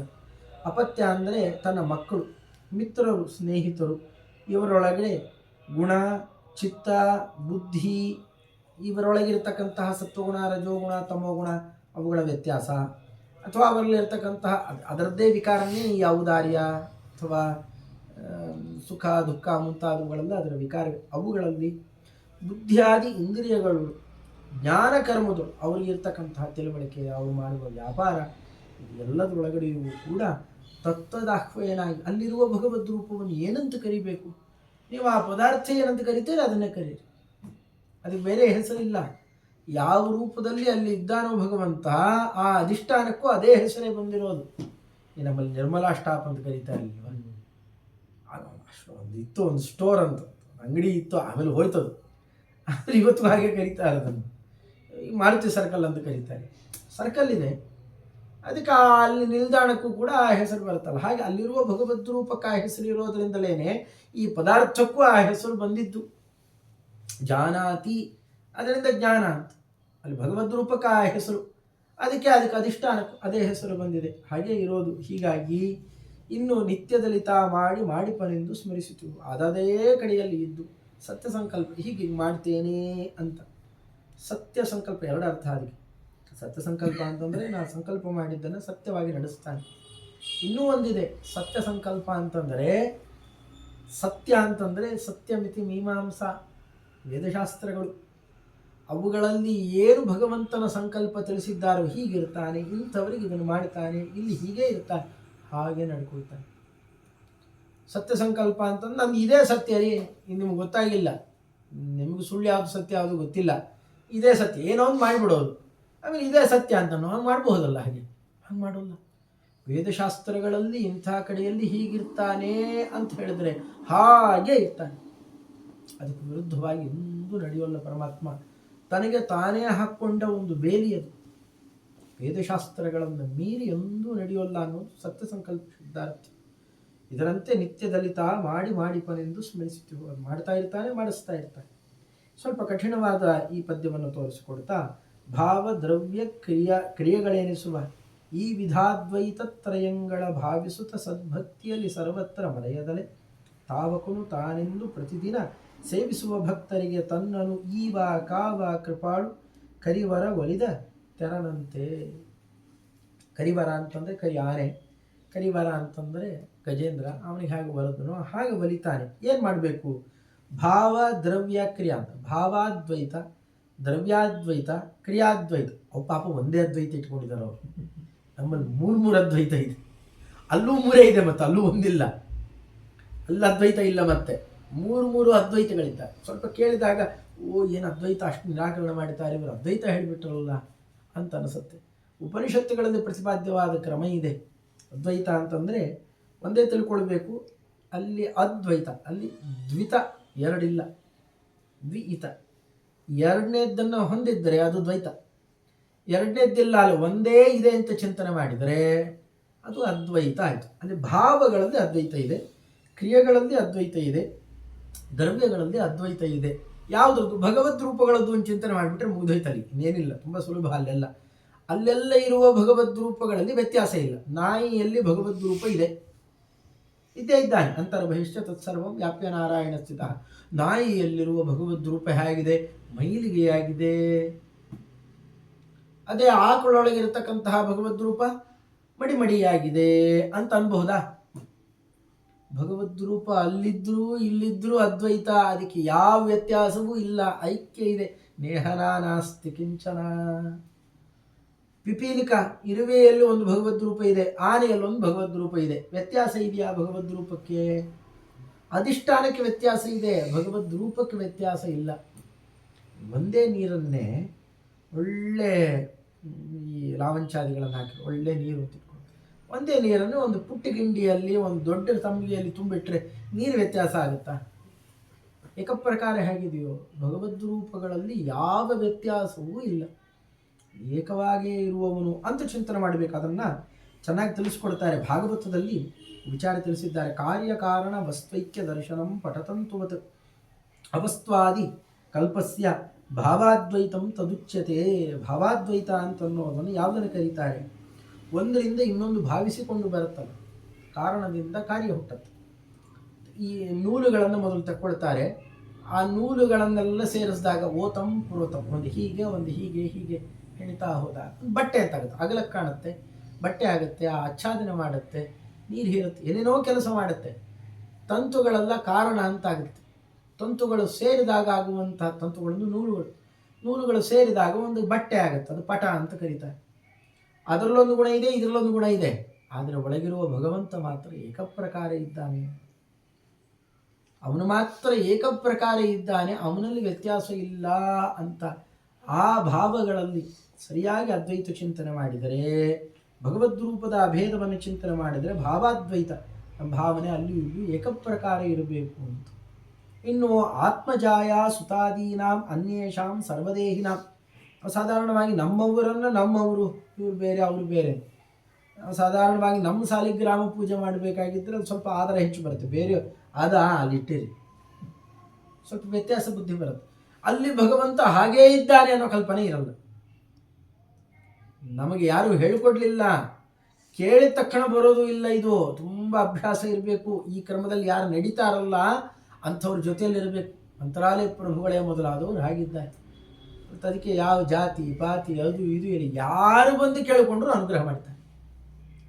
ಅವ್ನು ನೋಡ್ತಾ ಇರೋ ದೃಷ್ಟಿಕೋನವೇ ಬೇರೆ. ಮುಖ್ಯ ಪ್ರಾಣದೇವರು ಎಲ್ಲರನ್ನೂ ಉಸಿರಾಡಿಸ್ತಾರೆ. ಅತ್ಯಂತ ಭಗವಂತನನ್ನು ನಿಂದೆ ಮಾಡುವ ತಾಮಸಿಕರಲ್ಲೂ ಉಸಿರಾಡಿಸ್ತಾರೆ. ಅವನ್ನೆಲ್ಲ ಕಣ್ಣೆತ್ತು ನೋಡಬಾರದು, ಉಸಿರಾಡಿಸಬಾರದು. ಬ್ರಹ್ಮಾದಿ ದೇವತೆಗಳು ಅವ್ರಿಗೂ ವರ ಕೊಡ್ತಾರೆ. ಯಾವ ದೃಷ್ಟಿಯಿಂದ? ಒಳಗಿರುವ ಭಗವಂತನ ಪೂಜಾ, ಅವನ ಆಜ್ಞೆ ಇದೆ, ಅವನ ಅಪ್ಪಣೆ, ಅವನ ಪೂಜಾ ಆಗತ್ತೆ, ಅವನು ಪ್ರೀತನಾಗ್ತಾನೆ ಅಂತ ಮಾಡ್ತಾರೆ. ಅಲ್ಲಿ ಭಗವಂತನನ್ನು ಕಾಣ್ತಾ ಇದ್ದಾರೆ. ಇರೋನೊಬ್ಬನೇ ಭಗವಂತ ಅಂತ ಕಾಣ್ತಾ ಇರಲ್ಲ. ಇದೇ ಅದ್ವೈತ.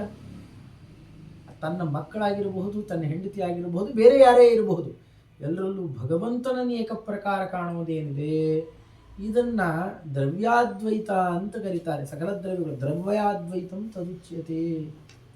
ಕಡೆಗೆ ಯದ್ ಬ್ರಹ್ಮಣಿ ಪರೇ ಸಾಕ್ಷಾತ್ ಸರ್ವಕರ್ಮ ಸಮರ್ಪಣಂ ಮನೋವಾಕ್ ತನುಭಿಪಾರ್ಥ ಕ್ರಿಯಾದ್ವೈತಂ ತದುಚ್ಯತೆ.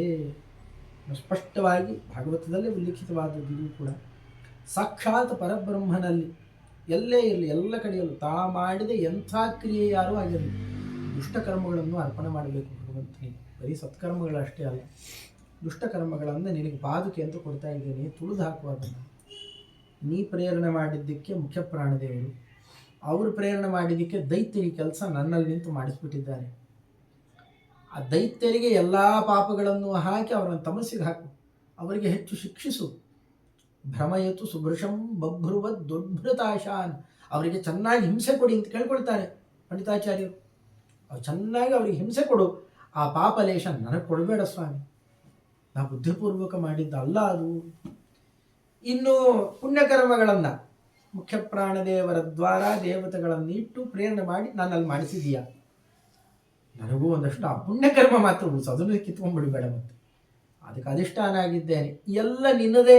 ಅವನಿಗೆ ಅರ್ಪಣೆ ಅಂತಂದರೆ ಬೇರೆ ಅಲ್ಲ, 1 kg ಬಾಳೆಹಣ್ಣು ತಗೊಂಡು ನಂದಾಗಿತ್ತು, ಇನ್ಮೇಲೆ ನಿಮ್ಮದು, ದತ್ತಂ ನಮ್ಮಮ್ಮ. ಹೀಗೆ ದೇವರಿಗೆ ಯಾವುದು ಕೊಡಬಹುದು? ಯಾವುದು ಕೊಡ್ಲಿಕ್ಕಾಗಲ್ಲ. ಎಲ್ಲ ನಿನ್ನ ಅಧೀನ ಅಂತ ಚಿಂತನೆ ಮಾಡೋದೇ ಸಮರ್ಪಣೆ. ಹೀಗೆ ಸರ್ವ ಸಮರ್ಪಣೆಯನ್ನೇನೆ ಕ್ರಿಯಾದ್ವೈತ ಅಂತ ಕರೀತಾರೆ. ಬಾಂದಳವೆ ಮೊದಲಾದದರೊಳಗೆ ಒಂದೊಂದರಲ್ಲಿ ಪೂಜಾ ಸುಸಾಧನವೆಂದೆನಿಸುವ ಪದಾರ್ಥಗಳು ಬಗೆ ಬಗೆಯ ನೂತನದಿ ಸಂದಣಿಸಿಕೊಂಡಿಹವು. ಧ್ಯಾನದಿ ತಂದು ಇನಿತು ಚಿಂತಿಸಿ ಸದಾ ಗೋವಿಂದನರ್ಚಿಸಿ ನೋಡು ನಲಿದಾಡು ಕೊಂಡಾಡು. ಬಾಂದಳ ಅಂತಂದರೆ ಆಕಾಶ, ಆಕಾಶವೇ ಮೊದಲಾದಂತಹ ಎಲ್ಲ ಪದಾರ್ಥಗಳವರೆಗೂ ಎಲ್ಲವೂ ಭಗವಂತನಿಗೆ ಪೂಜಾ ಸಾಧನವೇ. ಭಗವಂತನನ್ನು ಒಂದೊಂದು ಕಡೆಯಲ್ಲಿ ಒಂದೊಂದು ರೀತಿಯಲ್ಲಿ ನಾವು ಪೂಜಾದಿಗಳನ್ನು ಮಾಡ್ತೀವಿ. ಗಾಳಿಯಲ್ಲಿ ಕೆಲವು ಕಡೆ ಪೂಜೆ ಮಾಡೋದಿದೆ, ಸೂರ್ಯನ ಕಿರಣಗಳಲ್ಲಿ, ಬೆಳಕಿನಲ್ಲಿ, ಅಗ್ನಿಯಲ್ಲಿ, ಹೀಗೆಲ್ಲ ಅರ್ಚನೆ ಮಾಡೋದು. ಒಂದೊಂದು ಕಾಲಕ್ಕೆ ಒಂದೊಂದು ರೀತಿಯಲ್ಲಿ ಅರ್ಚನೆ ಮಾಡೋದಿದೆ. ಆ ಕ್ರಮದಲ್ಲಿ ನೀರಿನಲ್ಲಿ ಸಯೇವ ದ್ರವರೂಪೇಣ ಗಂಗಾಂಬೋ ನಾತ್ರ ಸಂಶಯ. ಬರೀ ಮೇಲ್ ಕಾಣ್ತಾ ಇರೋ ಜಡ ಅಲ್ಲ, ಅದರೊಳಗಡೆಯಲ್ಲಿ ಅಭಿಮಾನಿ ದೇವತೆ ಅಷ್ಟೇ ಅಲ್ಲ, ಬೇರೆ ದೇವತೆಗಳು ಅವರೆಲ್ಲರ ಒಳಗಡೆಯಲ್ಲಿ ಗಂಗಾಂಬ, ಆ ನೀರು ಜಲ, ಅದು ಭಗವಂತನದ್ದೇ ಒಂದು ದ್ರವರೂಪ ಇದೆ. ಹೀಗೆ ಎಲ್ಲ ಕಡೆಯಲ್ಲೂ ಭಗವಂತನ ಗುಣಗಳನ್ನು ಚಿಂತನೆ ಮಾಡಿ ನೀವು ಈ ಕ್ರಮದಿಂದ ಸುಸಾಧನ ಅಂತ ತಿಳಿದು ಪದಾರ್ಥಗಳನ್ನು ಅಲ್ಲಿ ಬಗೆ ಬಗೆಯ ನೂತನತೆ ಇರುತ್ತೆ. ಬಹುಚಿತ್ರ ಜಗತ್ ಬಹುಧಾಕರಣ ಅದನ್ನು ಕಂಡು ಧ್ಯಾನಕ್ಕೆ ತಂದು ಚಿಂತನೆ ಮಾಡುತ್ತಾ ಗೋವಿಂದನನ್ನು ಅರ್ಚಿಸು. ಗೋವಿಂದ ಅಂತ ತುಂಬ ದೊಡ್ಡ ನಾಮಧೇಯ. ಅದು ಸಾಧಾರಣ ತುಂಬ ದೊಡ್ಡ ದೊಡ್ಡ ಕೆಲಸಗಳನ್ನು ಮಾಡಿದರೆ ಅವ್ರಿಗೇನು ಮಾಡ್ತಾರೆ, ಒಂದೊಂದು ಬಿರುದು ಕೊಡ್ತಾರೆ, ಒಂದೊಂದು ಹೆಸರು ಕೊಡ್ತಾರೆ, ಬಿರುದು ಅಂತ. ಗೋವಿಂದ ಅಂದರೆ ಏನು ಗೊತ್ತಾ, ಎಲ್ಲ ಬಿರುದು ಅವನದ್ದೇ ಅಂತ. ಗೋಬಿಹಿ ವಿಂದತೆ, ಗೋಬಿಹಿಂದ ವಾಗ್ರಾಶಿ, ವಾಕ್ಯಗಳಿಂದ, ಮಾತುಗಳಿಂದ, ಶಬ್ದ, ಸ್ವರ ಎಲ್ಲದರಿಂದ ಯಾರು ಪ್ರತಿಪಾದ್ಯನೋ ಅಂದರೆ ಆ ಹೇಳುವ ಎಲ್ಲ ಗುಣಗಳು ಯಾರಲ್ಲಿವೆಯೋ ಅವನು ಗೋವಿಂದ. ಅಲ್ಲಿಗೆ ಸ್ವರ, ವರ್ಣ, ಪದ, ಅಕ್ಷರ, ವಾಕ್ಯ ಪ್ರತಿಯೊಂದೂ ಭಗವಂತನ ಅನಂತ ಗುಣಗಳನ್ನು ಹೇಳ್ತಾವೆ. ಅಷ್ಟು ಬಿರುದಿರುವ ಇನ್ನೊಬ್ಬ ವಸ್ತು ಯಾರಿದ್ದಾನೆ? ಇದನ್ನೆಲ್ಲ ಹೇಳುವ ಒಂದು ಬಿರುದು, ಒಂದು ಶಬ್ದ, ಅದು ಗೋವಿಂದ ಅಂತ. ಅದಕ್ಕೆ ತೀರ್ಥಯಾತ್ರೆನೋ ಅಥವಾ ಭೋಜನ ಕೂತಾಗಲೋ ತುಂಬ ಪಾಪ ಮಾಡಿಬಿಟ್ಟಿದ್ರೆ, ಕರ್ಮಲೋಪ ಆಗಿದ್ದರೆ ಏನು ಬೇಡ, ಗೋವಿಂದ ಅಂತ ಹೇಳಿದರೆ ಎಲ್ಲ ಕ್ಷಮೆ ಮಾಡ್ತಾನೆ. ಇಷ್ಟ ಅರ್ಥ ಮಾಡಿಕೊಂಡಿದ್ದೆ. ಅಚ್ಯುತ ಅನಂತ ಗೋವಿಂದ, ಗೋವಿಂದ ಅಂತೇವೆ. ಮಳೆ ಸುರಿಸಿ ಇಂದ್ರದೇವರು ಬೇಕಾಷ್ಟೆಲ್ಲ ಗೋಕುಲಕ್ಕೆ ಅಪಚಾರ ಮಾಡಿ ಕಡೆಗೆ ಏನಂದ್ರು, ಸ್ವಾಮಿ ಗೋವಿಂದ ಅಂತ ನಿನ್ನ ಚಿಂತನೆ ಮಾಡುತ್ತೇನೆ, ನನ್ನ ಅಪರಾಧಗಳನ್ನೆಲ್ಲ ಮನ್ನಿಸು. ಯಾರು ಇದೇ ರೀತಿಯಲ್ಲೇ ಹೇಳ್ತಾರೋ, ಈ ಗುಣಚಿಂತನೆ ಮಾಡ್ತಾರೋ ಅವರ ಅಪರಾಧಗಳನ್ನು ಮನ್ನಿಸು ಅಂತ ಕೇಳಿಕೊಂಡಿದ್ದಾರೆ. ಅಂಥ ಗೋವಿಂದನನ್ನು ಅರ್ಚಿಸಿ ನೋಡಿ ನಲಿದಾಡು ಕೊಂಡಾಡು. ಅದರಿಂದ ನಮಗೂ ಆನಂದ ಆಗುತ್ತೆ. ಸ್ತೋತ್ರ ಮಾಡು. ಜಲಜನಾಭನ ಮೂರ್ತಿ ಮನದಲ್ಲಿ ನೆಲೆಗೊಳಿಸಿ ನಿಶ್ಚಲ ಭಕುತಿಯಲ್ಲಿ ಚಳಿ ಬಿಸಿಲು ಮಳೆ ಗಾಳಿಗಳ ನಿಂದಿಸದೆ ನಿತ್ಯದಲ್ಲಿ ಜಲಜನಾಭ ಅಂದರೆ ಪದ್ಮನಾಭ, ಅವನ ಮೂರ್ತಿಯನ್ನು ಮನದಲ್ಲಿ ಚಿಂತನೆ ಮಾಡುತ್ತಾ ನಾಭಿಯಲ್ಲಿ ಪದ್ಮವನ್ನು ಇಡೀ ಜಗತ್ತನ್ನು ಸೃಷ್ಟಿ ಮಾಡಿ ಇಟ್ಟುಕೊಂಡವನು. ಯಾವುದಿಷ್ಟ ಆಗುತ್ತೋ ಅದು. ಇಲ್ಲಂತೂ ಜಲಜನಾಭ ಅಂತಂದಾಗ ಅಂತಹ ರೂಪವನ್ನು ನೆಲೆಗೊಳಿಸಿ, ಅದು ಆ ರೂಪ ವಾಸನಾಮಯವಾದ ಪ್ರತಿಮೆ, ಅದು ನಿಂತುಕೊಳ್ಬೇಕು, ನಮ್ಮಲ್ಲಿ ನಿಲ್ಲಲ್ಲ. ಹಿಂಗೆ ಚಿಂತನೆ ಮಾಡೋದ್ರೊಳಗೆ ಹುಟ್ಟೋಗುತ್ತದೆ. ನೆಲೆಗೊಳಿಸಲಿಕ್ಕೆ ಬೇಕಾಗುವಷ್ಟು ಕಾಲ ಅದನ್ನು ಚಿಂತನೆ ಮಾಡಿ ಅಭ್ಯಾಸ ಮಾಡಿಕೊಳ್ಬೇಕು. ಆಗ ನಿಶ್ಚಲ ಭಕುತಿ, ಅದು ನಿಶ್ಚಲ ಎರಡೂ ಇದೆ. ನಿಶ್ಚಲವಾದ ಭಕುತಿಯಿಂದ ಒಳಗಡೆಯಲ್ಲಿ ಹೇಗಿದ್ದಾನೆ, ಏನು ಮಾಡ್ತಾನೆ, ಏನು ಬೇಕು ಗುಣಚಿಂತನೆ ಮಾಡ್ತಿದ್ದೆ ಉಳ್ಕೊಳ್ಳುತ್ತೆ. ಚಳಿ ಬಿಸಿಲು ಎಲ್ಲ ಮಾಡ್ತೀವಿ ರೀ, ಆದರೆ ದರಿದ್ರ ಈ ಚಳಿ ಒಂದು ಬಂದ್ಬಿಟ್ಟಿದೆಪ್ಪ, ಏನು ಕೂಡಕ್ಕಾಗಲ್ಲ, ನೀರು ಮುಟ್ಟಕ್ಕಾಗಲ್ಲ, ದರಿದ್ರ ಅಂತ ಹಿಂಗೆ ಬೈಕೊಂಡು ಮಾಡ್ತಾ ಇದ್ದರೆ ಅಲ್ಲೆಲ್ಲ ಕಡೆಯಲ್ಲಿ ಭಗವಂತ ಇದ್ದಾನೆ. ಅಲ್ಲಿ ಅವನನ್ನು ಬೈಯೋದು, ಇಲ್ಲೆಲ್ಲೋ ಒಂದು ಕಡೆಯಲ್ಲಿ ಅವನಿಗೆ ಆದರ ಮಾಡ್ತೇನೆ ಅಂತ ಹೊರಡೋದು ಅಪಚಾರ. ಅದು ಒಂದು ಕಡೆಯಲ್ಲಿ ಅವ್ರನ್ನ ಹೊರಗಿದ್ದಾಗ ಬೈದ್ಬಿಡೋದು, ಒಳಗೆ ಕರ್ಕೊಂಬಂದು ಬಹಳ ಅವ್ರಿಗೆ ಆದರ ಮಾಡೋದು. ಹಿಂಗೆ ಮಾಡಿದರೆ ಸರಿಯಾಗಿ ಗೊತ್ತಿಲ್ಲ ಇವನಿಗೆ ಅಂತ ಅನ್ಕೋತಾರೆ, ಬುದ್ಧಿ ಇಲ್ಲಪ್ಪ ಅಂತ ತಪ್ಪು ತಿಳ್ಕೊಳ್ತಾರೆ ಅಷ್ಟೇ. ಅದರಿಂದಾಗಿ ಹಾಗೆ ಮಾಡಿದೆ ಚಳಿ ಬಿಸಿಲು ಮಳೆ ಗಾಳಿ ಪ್ರತಿಯೊಂದಕ್ಕೂ ಅದರದ್ದೇ ಆದ ಮಹತ್ವ ಇದೆ. ಒಂದು ಬರಲಿಲ್ಲ ಅಂತಂದ್ರೆ ಏನಾಗುತ್ತೆ, ನಮಗೆ ಬಿಸಿಲೇ ಬರಲಿಲ್ಲ, ಚಳಿಯೇ ಬರಲಿಲ್ಲ ಅಂತಂದ್ರೆ ಏನೇನು, ಒಂದೊಂದಕ್ಕೂ ಒಂದೊಂದು ಮಹತ್ವ ಇದೆ. ಅದನ್ನು ತಿಳಿದು ಅದನ್ನೇ ನಿಂದೆ ಮಾಡಿದೆ. ಯಾವಾಗ ಒಂದು ಹೊತ್ತು ಅಲ್ಲ, ಇದನ್ನು ನೆಲದಲಿಹ ಗಂಧವೇ ಸುಗಂಧವು. ಪರಮಾತ್ಮನಿಗೆ ಇಲ್ಲಿ ಬರುವ ಒಳ್ಳೆ ಸುಗಂಧ ಏನು ಬರುತ್ತೆ, ನೀವು ಸುಮ್ಮನೆ ಮಳೆ ಬಿದ್ದರೆ ಒಳ್ಳೆ ಸುಗಂಧ ಬರುತ್ತೆ, ಭಗವಂತನಿಗೆ ಇದು ಗಂಧದ ಅರ್ಪಣೆ ಮಾಡ್ತಾ ಇದ್ದೇನೆ ಅಂತ. ಹೀಗೆ ಜಲವೇ ರಸ, ರೂಪವೇ ಸುದೀಪವು, ಅಲ್ಲಿ ಕಾಣುವ ಎಲ್ಲ ರೂಪಗಳು ಕಾಣ್ತಾ ಇದೆಯಲ್ಲ, ಅದೇನೇ ಅವನು ಪರಮಾತ್ಮನಿಗೆ ಸುದೀಪ. ಎಲ್ಲರೂ ಚಾಮರ, ಅಲ್ಲಿ ಬರ್ತಕ್ಕಂಥ ಎಲ್ಲರೂ ಅಂತಂದರೆ ಗಾಳಿ ಬೀಸಿದಾಗ ನಾವು ಚಾಮರ ಹಾಕಿದ್ರೆ ಏನು ಬರುತ್ತೆ, ಗಾಳಿ ಬೀಸುತ್ತೆ. ಇಲ್ಲಿ ಗಾಳಿ ಬೀಸ್ತಾ ಇದೆ ಅಂದರೆ ಚಾಮರ ಹಾಕ್ತಾ ಇದ್ದಾರೆ ದೇವತೆಗಳು ಅಂತ. ಹೀಗೆ ಶಬ್ದ ವಾದ್ಯಗಳರ್ಪಿಸಲು ಒಲಿವಾ, ಏನೇನು ಶಬ್ದ ಬರ್ತಾ ಇದೆ ಅದೆಲ್ಲ ವಾದ್ಯ. ಆಚಾರ್ಯರದನ್ನು ಹೇಳ್ಕೊಡ್ತಾರೆ. ಶ್ರೀಮದಾಚಾರ್ಯರು ಈ ಹಲ್ಲಿ ಲೊಚಗುಟ್ಟತ್ತಲ್ಲ, ಅದು ಭಗವಂತನನ್ನು ಕೊಂಡಾಡ್ತಾ ಇದೆ ಅಂತ. ಅದು ಅನ್ನಂತಲ್ಲ, ಏನು ಹಂಗಂದರೆ ನಮಗದು ಗೊತ್ತಿಲ್ಲ ಅಂತಂತೇವೆ ನಾವು ಸಾಧಾರಣ, ಸುಮ್ಮನೆ ಕೇಳಿದ್ರೆ ಅದು ಏನನ್ನತ್ತು ಅಂತ. ಆದರೆ ಏನಾದರೂ ತುಂಬ ಆಶ್ಚರ್ಯ ಕಂಡಾಗ ನಾವು ಹಾಗೆ ಲೊಚಗುಟ್ಟುತ್ತೇವೆ. ಅಂದರೆ ಆ ಲೊಚಗುಟ್ಟಿದ್ದಕ್ಕೆ ಅರ್ಥ ಏನು? ಆಶ್ಚರ್ಯ ಅಂತ. ಆಶ್ಚರ್ಯ ರೂಪೇಶ್ವಧಿಕಂ ಜಗತ್ರಯೇಪ್ಯಾಶ್ಚರ್ಯಮಾಶ್ಚರ್ಯಮಹೋಮುಹು, ಅತ್ಯಂತ ಆಶ್ಚರ್ಯ ಅಂತ ಅದರ ಅರ್ಥ. ಭೋರ್ಗರಿತ ಸಮುದ್ರ ಹೇಳ್ತಾ ಇರೋದು ಭಂ ಅಂತ, ಭಗವಂತನ ಅದ್ಭುತ ಭೂಮರೂಪ ಇದೆ. ಭಂ ಅಂತ ಶಂಖನಾದ ಮಾಡುತ್ತೆ, ಅದು ಭಗವಂತನ ಪೂರ್ಣತ್ವವನ್ನು, ಭೌಮತ್ವವನ್ನು, ಸಾರ್ವಭೌಮತ್ವವನ್ನು ಹೇಳುತ್ತೆ. ಹೀಗೆ ಪ್ರತಿ ಧ್ವನಿ ವರ್ಣಗಳಷ್ಟೇ ಅಲ್ಲ, ಧ್ವನಿಗಳೂ ಭಗವಂತನ ಗುಣಗಳನ್ನು ಸಾರ್ತಾವೆ. ಹೀಗೆ ಚಿಂತನೆ ಮಾಡಬೇಕು. ಗೋಳಕಗಳೇ ರಮಾರಮಣ ನಿಜಾಲಯಗಳು ಅನುದಿನದಿ ಸಂಪ್ರಕ್ಷಾಳನೆ, ಇದೆಲ್ಲ ಭಗವಂತನ ಬೇರೆ ಬೇರೆ ಬೇರೆ ಬೇರೆ ಬೇರೆ ಬೇರೆ ತರಹದ ಚಿಂತನೆಗಳನ್ನು, ಪೂಜೆಗಳನ್ನೆಲ್ಲ ಹೇಳ್ತಾ ಹೋಗ್ತಾರೆ. ಇಲ್ಲಿಂದೆಲ್ಲ ಕೆಲವಷ್ಟು ಕಠಿಣವಾಗಿಲ್ಲ ಅದು, ಆದರೆ ಬೇರೆ ಬೇರೆ ಅಂತ ಬರೆದಿಟ್ಕೊಳ್ಬೇಕು, ಏನೇನು ಏನೇನು ಅಂತ. ಈ ಪೂಜಾ ವಿಧಾನದಲ್ಲಿ ಸಲಕರಣೆಗಳು ಏನೇನು ಅಂತ. ಗೋಳಕಗಳು ಅಂತಂದರೆ ನಮ್ಮ ಇಂದ್ರಿಯ ಬೇರೆ, ಇಂದ್ರಿಯ ಕಾಣಲ್ಲ, ಇಂದ್ರಿಯ ಅತೀಂದ್ರಿಯ, ಅದಕ್ಕೆ ಕಾಣುವ ಅಧಿಷ್ಠಾನ ಏನಿದೆ ಗೋಲಕ ಅಂತ ಕರೀತಾರೆ. ಆ ಗೋಲಕಗಳೇ ರಮಾರಮಣ ಏನಿದ್ದಾನೆ, ರಮಾದೇವಿಗೂ ಆನಂದ ಕೊಡುವವನು, ಅವನಿಗೆ ನಿಜವಾದ ಆಲಯ. ಅನುದಿನದಿ ಸಂಪ್ರಕ್ಷಾಲನೆ, ಅದನ್ನೆಲ್ಲ ತೊಳ್ಕೊಳ್ತೇವೆ ನಾವು, ಸ್ವಚ್ಛಗಳು ಒಂದೊಂದನ್ನು ಒಂದೊಂಥರ ಸ್ವಚ್ಛ ಮಾಡಿದ್ದೇವೆ. ಆ ರೀತಿಯಲ್ಲಿ ಸ್ವಚ್ಛ ಮಾಡೋದು ಅಂತ ಏನಿದೆಯಲ್ಲ, ಸಂಪ್ರಕ್ಷಾಲನೆಯ ಸಂಮಾರ್ಜನ, ಅದನ್ನೆಲ್ಲ ಸ್ವಚ್ಛ ಮಾಡೋದು. ಪ್ರತಿಮೆಯನ್ನು ಸ್ವಚ್ಛ ಮಾಡ್ತೇವಲ್ಲ, ನಿರ್ಮಾಲ್ಯ ವಿಸರ್ಜನೆ ಸ್ವಚ್ಛ ಮಾಡ್ತೇವೆ. ಕರ್ಣಗಳೇ ದೀಪಗಳು, ಆ ಇಂದ್ರಿಯಗಳೆಲ್ಲ ವ್ಯಾಪಾರ ಮಾಡಲಿಕ್ಕೆ ಅಲ್ಲೆಲ್ಲ ಬೆಳಗುತ್ತಾವಲ್ಲ, ಆ ಪದಾರ್ಥಗಳನ್ನೆಲ್ಲ ತೋರ್ಸೋಕ್ಕೆ ಶುರು ಮಾಡ್ತಾವಲ್ಲ, ದೀಪ ಹತ್ತುಕೊಂಡಿದೆ ಅಂತ ಅರ್ಥ. ಸಾಲು ತತ್ತದ್ ವಿಷಯಗಳು, ಅದು ದೀಪಗಳ ಸಾಲು ಅಂತ ಅಲ್ಲಿಗೆ ನೆಲೆಸ್ಕೊಳ್ಬೇಕು. ತತ್ತದ್ ವಿಷಯಗಳ ಸಮ್ಮೇಳನವೇ ಪರ್ಯಂಕ. ಪರಮಾತ್ಮನಿಗೆ ಆ ಪದಾರ್ಥಗಳನ್ನು ಆ ಇಂದ್ರಿಯಗಳಲ್ಲಿ ನೋಡಿ ಅದನ್ನು ಇದಿಂತಿಂತದ್ದು ಅಂತ ಅದನ್ನು ನೆಲೆಗೊಳಿಸ್ಕೊಳ್ತೇವಲ್ಲ, ಅದು ಭಗವಂತನಿಗೆ ಕೊಡುವ ಆಸ್ಥಾನ. ಇಂದ್ರಿಯ ಹೋಗಲು ಕೂತ್ಕೊಳ್ಳುತ್ತೆ, ಇಲ್ಲಿರುವ ಭಗವದ್ ರೂಪ ಅಲ್ಲಿ ಹೋಗಿ ಕೂತಂತೆ, ಅವನಿಗೆ ಪರ್ಯಂಕ ಕೂಡ್ಲಿಕ್ಕೆ ಆಸನ.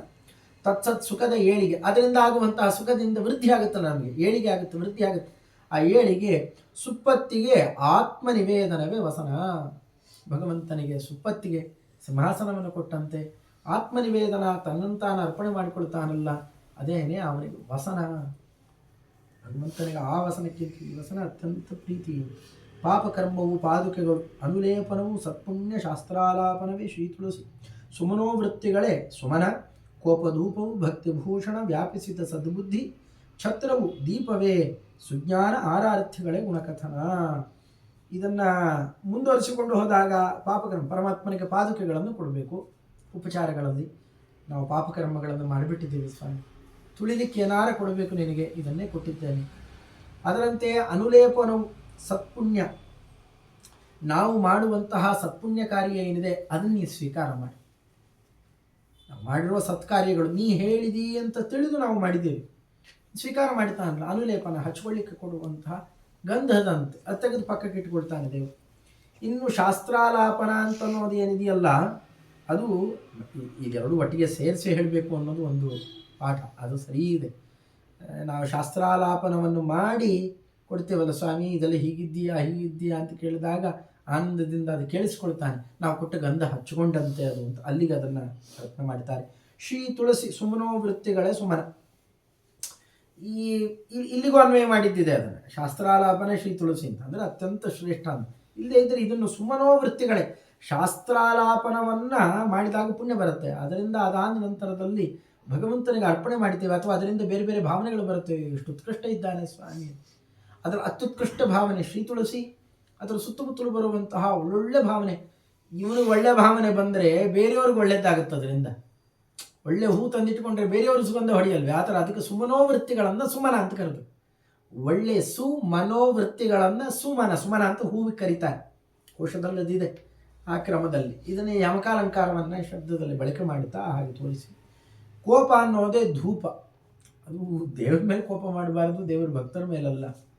ತುಂಬ ಮಾಡಬಾರದು ಮಾಡಿ ಈ ಬಾಂಗ್ಲಾದೇಶದಲ್ಲಿ ದೇವರು ಎಲ್ರಿಗೂ ಒಬ್ಬನೇ ಇದ್ದಾನಪ್ಪ, ನಿಮ್ಗೆ ನಿಮ್ಮೊಬ್ಬ ದೇವರು, ನಮಗೆ ನಮ್ಮೊಬ್ಬ ದೇವರು ಇಲ್ಲ, ಎಲ್ಲರನ್ನೂ ನಿಯಂತ್ರಣ ಮಾಡುವವನು ಒಬ್ಬನೇ ಅಂತ ಹೇಳಿದ್ದಕ್ಕೆ ಬಡಿದು ಅವನನ್ನು ಬದುಕಿದ್ದಾಗಲೇ ಸುಟ್ಟಾಕ್ಬಿಟ್ಟು ಎಷ್ಟು ನೋವಾಗುತ್ತೆ.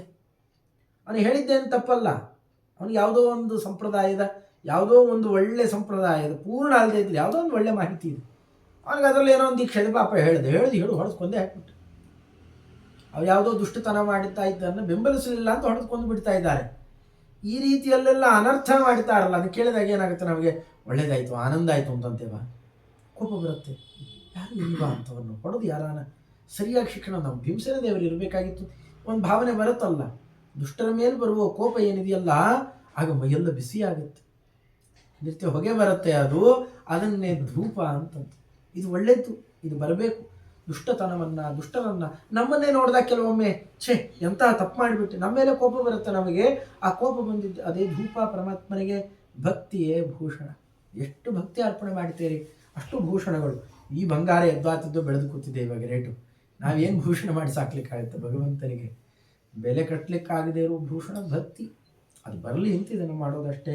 ವ್ಯಾಪಿಸಿತ ಸದ್ಬುದ್ಧಿ ಇದೆಯಲ್ಲ ಭಗವಂತನನ್ನ ಎಲ್ಲ ಕಡೆಯಲ್ಲೂ, ನೀವೆಲ್ಲೂ ಹೋದರೂ ಆ ಸದ್ಬುದ್ಧಿ ಮಾತ್ರ ಭಗವಂತ. ಮುಖ್ಯಪ್ರಾಣಿ ದೇವರು, ದೇವತೆಗಳು, ವಿಷ್ಣುವಷ್ಟವರನ್ನು ಸರಿಯಾಗಿ ಕಾಣುವ ಬುದ್ಧಿ ಹೆಚ್ಚೆಚ್ಚು ಎಲ್ಲಿ ಹೋದರೂ, ಯಾವ ವಿಚಾರ, ಯಾವ ಕಾಲ, ದೇಶಗಳಲ್ಲೂ ಹೋದರೂ ಆ ಬುದ್ಧಿ ಇದೆ. ಅಂದರೆ ಅಷ್ಟು ಅಗಲ ಹರಡಿರುವಂತಹ ಅದು ಛತ್ರ ಇದ್ದಂತೆ. ನೀವು ಎಲ್ಲೆಲ್ಲ ಹೋದರೂ ಅಲ್ಲೆಲ್ಲ ಭಗವಂತ ಇರ್ತಾನೆ. ಛತ್ರದ ಅಡಿಯಲ್ಲಿದ್ದಂತೆ ಅಲ್ಲೆಲ್ಲ ಭಗವಂತ ನಮ್ಮ ಸನ್ನಿಧಾನದಲ್ಲಿ ಇರ್ತಾನೆ. ದೀಪವೇ ಸುಜ್ಞಾನ. ಒಳ್ಳೆ ತಿಳುವಳಿಕೆ ನಮಗೂ ಬೆಳಕು ಕೊಡುತ್ತೆ, ಭಗವಂತನನ್ನು ತೋರಿಸುತ್ತೆ, ಬೇರೆಯವ್ರಿಗೂ ಅದು ಬೆಳಕಿಗೆ ಕಾರಣ ಆಗುತ್ತೆ. ಆರತಿ ಅಂತಂದರೆ ಆರತಿಕೆಗಳು ಬೆಳಗಿತಕ್ಕಂಥ ಅದು ಗುಣಚಿಂತನೆ. ಭಗವಂತನ ನಾನಾ ಗುಣಚಿಂತನೆ ಮಾಡಿದಾಗ ನಾನಾ ತರಹದ ಆರ್ತಿಕ್ಯಗಳನ್ನು ಮಾಡಿದಂತೆ. ಮನವಚನ ಕಾಯಿಕ ಪ್ರದಕ್ಷಿಣ ಅನುದಿನದಿ ಸರ್ವತ್ರ ವ್ಯಾಪಕ ಮನರ್ವೇಕ್ಷಣ ಗರ್ಪಿಸುತ್ತ ಮೂತಿಸುತ್ತಲಿರು ಸತತ ಅನುಭವಕ್ಕೆ ತಂದುಕೋ ಸಕಲ ಸಾಧನಗೊಳಗಳಿಗಿದು ಮುಖ್ಯ ಪಾಮರ ಮನುಜರಿಗೆ ಪೇಳಿದರೆ ತಿಳಿಯದು ಬುಧರಿಗಲ್ಲದರೆ. ಸಾಮಾನ್ಯರಿಗೆ ಹೇಳಿದರೆ ಆದರೆ ಇದ್ದ ಸುಮ್ಮನೆ ಕೂತ್ಕೊಂಡು ಕೇಳ್ತಾರಷ್ಟೇ. ಆದರೆ ಒಳಗಡೆ ಅದು ಅರ್ಥ ಮಾಡಿಕೊಳ್ಬೇಕಾಗಿದ್ದರೆ ಅದಕ್ಕೆ ಬೇಕಾದಂತಹ ಬೇರೆ ಬೇರೆ ಎಲ್ಲ ನಾನಾ ಸಜ್ಜನರಿಂದ ಇವನಿಗೆ ವಿಷಯಗಳೆಲ್ಲ ಗೊತ್ತಾಗಿದ್ದಾಗ, ಈ ವಿಷಯಗಳು ತಿಳಿದಾಗ ಬಹಳ ಆನಂದ ಪಡ್ತಾನೆ ಸಜ್ಜನ. ಮನಸ್ಸು, ಮಾತು, ಕಾಯಿಕ ಅಂದರೆ ಶಾರೀರಿಕವಾದಂತಹ ವ್ಯಾಪಾರ ಎಲ್ಲ ಪ್ರದಕ್ಷಿಣೆ. ನಾವೆಲ್ಲೂ ಹೋದ್ರೂ ಬಲಗಡೆ ದೇವರು ಇದ್ದೇ ಇದ್ದಾನೆ. ಬಲಗಡೆ ದೇವರು ಇರುವಂತೆ ನಾವು ಓಡಾಡಿದ್ರೆ ಅದು ಪ್ರದಕ್ಷಿಣೆ. ಪ್ರದಕ್ಷಿಣೆಯನ್ನು ಕನ್ನಡದಲ್ಲಿ ಏನಂತ ಕರೀತಾರೆ? ಬಲಗೊಂಬೆ ಅಂತ. ಪರಮಾತ್ಮ ಬಲಕ್ಕೆ ಬರುವಂತೆ ಮಾಡ್ತೇನೆ ಅಂತ ಅರ್ಥ ಅದಕ್ಕಲ್ವೇ? ಪ್ರದಕ್ಷಿಣೆ ಹಾಕ್ಬೇಕಾದ್ರೆ ಹೇಗಿರುತ್ತೆ? ಯಾವ್ದಾದ್ರು ಒಂದು ಕಡೆ ಪ್ರದಕ್ಷಿಣೆ ಹಾಕ್ಬೇಕಾದ್ರೆ ನೋಡ್ಕೊಳ್ರಿ, ನೀವು ಹೆಂಗೆ ಹೋದ್ರೂ ದೇವರು ಬಲಗಡೆಗೆ ಇರ್ತಾನೆ ಅಲ್ವಾ? ಹಾಗಿರೋದಕ್ಕೆ ಅದು ಪ್ರದಕ್ಷಿಣೆ. ಅದು ಎಡಕ್ಕೆ ಬರೋ ಹಂಗೆ ಮಾಡಿಬಿಟ್ರೆ ಅಪ್ರದಕ್ಷಿಣೆ. ಅದು ಒಂದು ಕಡೆ ಯಾವ್ದಾದ್ರು ಒಂದು ಗುಡಿ ಕಲ್ಪನೆ ಮಾಡಿಕೊಳ್ಳಿ, ನೀವೆಲ್ಲ ನೋಡಿದ್ದೀರ ಅದನ್ನು. ಎಲ್ಲೋ ಹೋದ್ರೂ ಬಲಗಡೆಗೆ ಇರ್ತಾನೆ ದೇವರು, ನಮ್ಮ ಬಲಪ್ರದನಾಗಿರ್ತಾನೆ ಅಂತ ಚಿಂತನೆ ಮಾಡ್ತಾ ಹೋಗೋದು, ಅದು ಪ್ರದಕ್ಷಿಣೆ. ನೀವು ಎಲ್ಲೂ ಹೋದ್ರು ಎದ್ರು ಕೂತರು ಬಲಕ್ಕೆ ದೇವರು ಇದ್ದೇ ಇದ್ದಾನ, ನಮ್ಮ ಬಲಪ್ರದನಾಗಿದ್ದೇ ಇದ್ದ. ಈ ಚಿಂತನೆ ಮಾಡಿದರೆ ಅಲ್ಲಿಗೆ ಸುತ್ತುವರೆದಿದ್ದು ಮಾತ್ರ ಪ್ರದಕ್ಷಿಣೆ ಅಲ್ಲ, ಇದೆಲ್ಲ ಪ್ರದಕ್ಷಿಣೆ. ಮಾನಸಿಕ ವ್ಯಾಪಾರ, ವಾಚನಿಕ ವ್ಯಾಪಾರ ಎಲ್ಲ ಪ್ರದಕ್ಷಿಣೆ. ಅನುದಿನ ಸರ್ವತ್ರ ವ್ಯಾಪಕ ಮನುರೇಕ್ಷಣ ಅರ್ಪಿಸುತ್ತಾ ಈ ಎಲ್ಲ ವ್ಯಾಪಾರವನ್ನು ಸರ್ವತ್ರ ಮಾಡಿ ಮನರುಹೇಕ್ಷಣ. ಮನೋರು ಅಂದರೆ ಕಮಲ, ಅದರಂತೆ ಈ ಕ್ಷಣ ಕಣ್ಗೊಳ್ಳುವನು ಪುಂಡರೀಕಾಕ್ಷ ಅಂಥವನಿಗೆ ಅದನ್ನು ಅರ್ಪಣೆ ಮಾಡ್ತಾ ಆನಂದದಿಂದಿರು ಸದಾಕಾಲ. ನನಗೆ ದೇವರು ನನ್ನಲ್ಲಿ ವ್ಯಾಪಾರ ಮಾಡಿಸಿದ, ಭಗವಂತನಿಗೆ ಒಪ್ಪಿಸ್ಬಿಟ್ಟೆ, ನಂಗೆ ಗೆಳತನ ಇಲ್ಲ, ಏನು ಕೊಟ್ಟಿದ್ದೋ ದೇವರು ಅವನಿಗೆ ಒಪ್ಪಿಸಿದ್ದೇನೆ, ಆನಂದದಿಂದ ಇರ್ತೇನೆ ಅಂತ ಹೀಗೆ ಬದುಕಲಿಕ್ಕೆ ಅವಕಾಶ ಇದೆ. ಅನುಭವಕ್ಕೆ ತಂದುಕೋ. ಇದು ಹಾಗೆ ಬರೋಲ್ಲ, ಅನೇಕ ಬಾರಿ ಕೇಳಿ ಆಮೇಲೆ ಅನುಭವಕ್ಕೆ ತಂದುಕೊಳ್ಬೇಕು. ಸಕಲ ಸಾಧನಗಳಿಗೆ ಅತ್ಯಂತ ಮುಖ್ಯ ಸಾಧನ ಅಂದರೆ ಇದು. ಏನು ದೇವರು ಅವತ್ತು ಕೊಟ್ಟಿದ್ದಾನೋ, ಏನು ಮಾಡಿಸ್ತಾ ಇದ್ದಾನೋ ಅದಷ್ಟು ಅವನದ್ದು ಅಂತ ಅವನಿಗೆ ಒಪ್ಪಿಸೋದಿದೆಯಲ್ಲ, ತುಂಬ ದೊಡ್ಡ ಸಾಧನ. ಏನು ಮಾಡಿದ್ರು ನನ್ನ ಎಚ್ಚರಿಕೆ ನನಗೆ ತಪ್ಪಲಿಲ್ಲ, ನನ್ನನ್ನು ಶಾಸ್ತ್ರಾದಿಗಳಲ್ಲಿ ಹೇಳಿದಂತೆ ದೊಡ್ಡವರು ತಿಳಿಸಿಕೊಟ್ಟಂತೆ ನೋಡ್ತಾ ಇದ್ದೀಯಾ, ನನ್ನ ಚಿಂತನೆ ಮಾಡ್ತಾ ಅಲ್ಲೆಲ್ಲೋ ಯಾಕೆ ಇರ್ತೀಯ? ಎಲ್ಲೂ ಇರಬೇಡ, ನನ್ನ ಜೊತೆಗೆ ಬಂದು ಕರ್ಕೊಂಡು ಹೊರಟೋಗ್ತಾನೆ ಅಷ್ಟೇ. ಇರೋದಿಷ್ಟು ಸುಲಭವಾದ ಉಪಾಯ ಅಂತಂದರೆ ಭಗವಂತ ತನ್ನನ್ನು ತೋರಿಸಿ ತನ್ನ ಜೊತೆಯಲ್ಲಿ ಕರ್ಕೊಂಡು ಹೋಗಬೇಕಾಗಿದ್ದರೆ ಈ ಚಿಂತನೆ ಬೇಕೇ ಬೇಕು. ಸಾಮಾನ್ಯ ಪಾಮರರಿಗೆ ಹೇಳಿದರೆ ಅರ್ಥ ಆಗಲ್ಲ, ಬುಧರಿಗಲ್ಲದಲೇ ತಿಳಿದವರಿಗೆ ಹೇಳಿದಾಗ ಅರ್ಥ ಆಗುತ್ತೆ. ಚತುರ್ವಿಧ ಪುರುಷಾರ್ಥ ಪಡೆವರೆ, ಧರ್ಮ ಕೊಡು, ಅರ್ಥ ಕೊಡು, ಅದು ಕೊಡು, ಇದು ಕೊಡು ಅಂತ ಬೇಡಿ ಪಡಿತಾರ. ಚತುರ್ದಶ ಲೋಕಗಳ ಮಧ್ಯದೋಳು ಮಧ್ಯದೋಳು ಇತರ ಉಪಾಯಗಳಿಲ್ಲ ನೋಡಲು ಸಕಲ ಶಾಸ್ತ್ರದಲ್ಲಿ. ಇದಕ್ಕೆ ನೀವು ಧರ್ಮ ಪಡಿಬೇಕಾಗಿದ್ದರೆ ಇಂಥ ಉಪಾಯ ಇದೆ, ಮೋಕ್ಷಕ್ಕೆ ಈ ಉಪಾಯ ಇದಲ್ಲೇ. ದೇವರನ್ನು ಒಲಿಸಿಕೊಳ್ಳಿಕ್ಕೆ ಯಾವ ಉಪಾಯ? ಬೇರೆ ಉಪಾಯ ಇಲ್ಲ. ಅದಕ್ಕೆ ಸಕಲ ಶಾಸ್ತ್ರ ವಿಷಯದಲ್ಲಿ ನೋಡಿದರೂ ಇದೇ ಉಪಾಯ. ಸತತ ವಿಷಯೇಂದ್ರಿಯಗಳಲ್ಲಿ ಪ್ರವಿತತ ನೆನೆಸಿ ರಾಜಿಸುವ ವಿಷಯಗಳಲ್ಲಿ, ಇಂದ್ರಿಯಗಳಲ್ಲಿ ನೋಡುವ ಬಣ್ಣದಲ್ಲಾಯಿತು, ಕಣ್ಣಿನಲ್ಲಾಯಿತು, ಕೇಳುವ ಶಬ್ದದಲ್ಲಾಯಿತು, ಕಿವಿಯಲ್ಲಾಯಿತು, ಎಲ್ಲ ಕಡೆ ವಿಷಯ ಮತ್ತು ಇಂದ್ರಿಯ ಇವುಗಳೆಲ್ಲದರಲ್ಲೂ ಪ್ರವಿತತನಾಗಿ, ಪ್ರವಿತತ ಮನಸ ಭಾವಿತ ಆಕೆ ಒಂದು ಆ ರೀತಿಯಲ್ಲಿ ವ್ಯಾಪಿಸಿಕೊಂಡು ಯಾರು ರಾರಾಜಿಸ್ತಾ ಇದ್ದಾನೆ ಅಂತಹ ಲಕ್ಷ್ಮೀಪತಿಗೆ ಸರ್ವ ಸಮರ್ಪಣೆಯ ಮಹಾಪೂಜೆ ಸದುಪಾಯ. ಇದು ಬಿಟ್ಟರೆ ಬೇರೆ ಇನ್ನೇನು ಅಲ್ಲ. ಈ ಸಕಲ ವ್ಯಾಪಾರವು ನಿನ್ನಿಂದಾಗಿದೆ, ನೀನು ನಡೆಸದೇ ಇದ್ರೆ ಆಗ್ತಿರ್ಲಿಲ್ಲ ಅಂತ ಚಿಂತನೆ ಮಾಡೋದಿದೆಯಲ್ಲ, ಇದಕ್ಕಿಂತ ದೊಡ್ಡ ಉಪಾಯ ಇನ್ನೊಂದಿಲ್ಲ. ಹಾಗೆ ಮಾಡಬೇಕು ಅದನ್ನು. ಇನ್ನೂ ಸ್ವಲ್ಪ ವಿವರ ಮಾಡಿ. ಗೋಳಕವೇ ಕುಂಡಾಗ್ನಿ ಕರ್ಣವು ಮೇಲೊದಗಿ ಬಹ ವಿಷಯ ಸಮಿಧಿಯು ಗಾಳಿ ಯತ್ನವು ಕಾಮಧೂಮವು ಸನ್ನಿಧಾನಾಚಿ ಮೇಲಣವೇ ಪ್ರಜ್ವಾಲೆ ಕಿಡಿಗಳು ತೂಳಿದ ಆನಂದಗಳು ತತ್ತತ್ ಕಾಲ ಮಾತುಗಳೆಲ್ಲ ಮಂತ್ರಾಧ್ಯಾತ್ಮ ಯಜ್ಞವಿದು. ಬಹಳ ಆಶ್ಚರ್ಯ. ನಾವು ಪ್ರತಿನಿತ್ಯ ಮಾಡುವ ಎಲ್ಲ ವ್ಯಾಪಾರಗಳು ಕೂಡ ಒಂದು ದೊಡ್ಡ ಯಜ್ಞ. ಲಕ್ಷಾಂತರ ರೂಪಾಯಿ, ಏನು ಲಕ್ಷಾಂತರ ರೂಪಾಯಿ ಖರ್ಚು ಮಾಡಿದರೂ ಸಾಲದು. ಒಂದು ಯಜ್ಞ ಮಾಡಬೇಕಾಗಿದ್ದರೆ ತುಂಬ ಕಷ್ಟ ಇದೆ. ಅಷ್ಟೆಲ್ಲ ಮಾಡಿದರೂ ಕೂಡ ಏನು ಮಾಡ್ತಾರೆ ಪುರೋಹಿತರು, ಸಾಂಪ್ರದಾಯಿಕವಾಗಿ ಬಂದಿದ್ದರೆ ನೀವು ಪಕ್ಕಕ್ಕೆ ಕೊಡ್ರಿ ನಾವು ಮಾಡ್ತೀವಿ. ಏನೇನು ಪ್ರತಿನಿತ್ಯ ಒಂದು ಉಪಾಸನ ಮಾಡಿದ್ದಾರೆ ಅಂದ್ರಪ್ಪ, ಹೊತ್ತೊತ್ತಿಗೆ ಬ್ರಹ್ಮಯಜ್ಞಾದಿಗಳನ್ನು ಮಾಡಿದ್ದಾರೆ. ಇಲ್ಲ ಅಲ್ಲ, ನೀವು ಸ್ವಲ್ಪ ಪಕ್ಕಕ್ಕೆ ಕೂತ್ಕೊಳ್ರಿ ನಾವು ಮಾಡ್ತೀವಿ, ನೀವು ದರ್ಬೆ ಹಿಡ್ಕೊಂಡು ಕೂತೀವಿ, ಕುಡಿಸ್ಬಿಡ್ತಾರೆ. ಈ ಯಜಮಾನ ಅಷ್ಟೆಲ್ಲ ಮಾಡಿಯೂ ಕೂಡ ದುಡ್ಡು ಖರ್ಚು ಮಾಡ್ತಾನೆ, ಅವನಿಗೆ ಆಹುತಿ ಕೊಡುವ ಭಾಗ್ಯ ಇರಲ್ಲ. ಹಾಗಾಗ್ಬಿಡುತ್ತೆ. ಆದರೆ ಈ ಯಜ್ಞಕ್ಕೆ ಯಾವ ಪುರೋಹಿತರು ಬೇಕಾಗಿಲ್ಲ. ಹಾಗೆ ನಿತ್ಯ ಅದಕ್ಕಿಂತ ಹೆಚ್ಚು ಪುಣ್ಯ ತರುವಂತಹ, ಬೆಲೆಯೇ ಇಲ್ಲ ಕಟ್ಟಲಿಕ್ಕಾಗದೇ ಇರುವಂತಹ ಅದ್ಭುತವಾದದ್ದು ಗೋಳಕವೇ ಕುಂಡ. ನಾವು ಕಣ್ಣು, ಕಿವಿ, ಬಾಯಿ, ಮೂಗು ತುತ್ತು ತೆಗೆದು ಬಾಯಿಗೆ ಹಾಕ್ತೇವೆ. ಆ ಗೋಳಕದೊಳಗೆ ಹಾಕಿದ್ವಲ್ಲ, ಇದೇ ಹವಿಸ್ಸು, ಇದೇ ಕುಂಡ.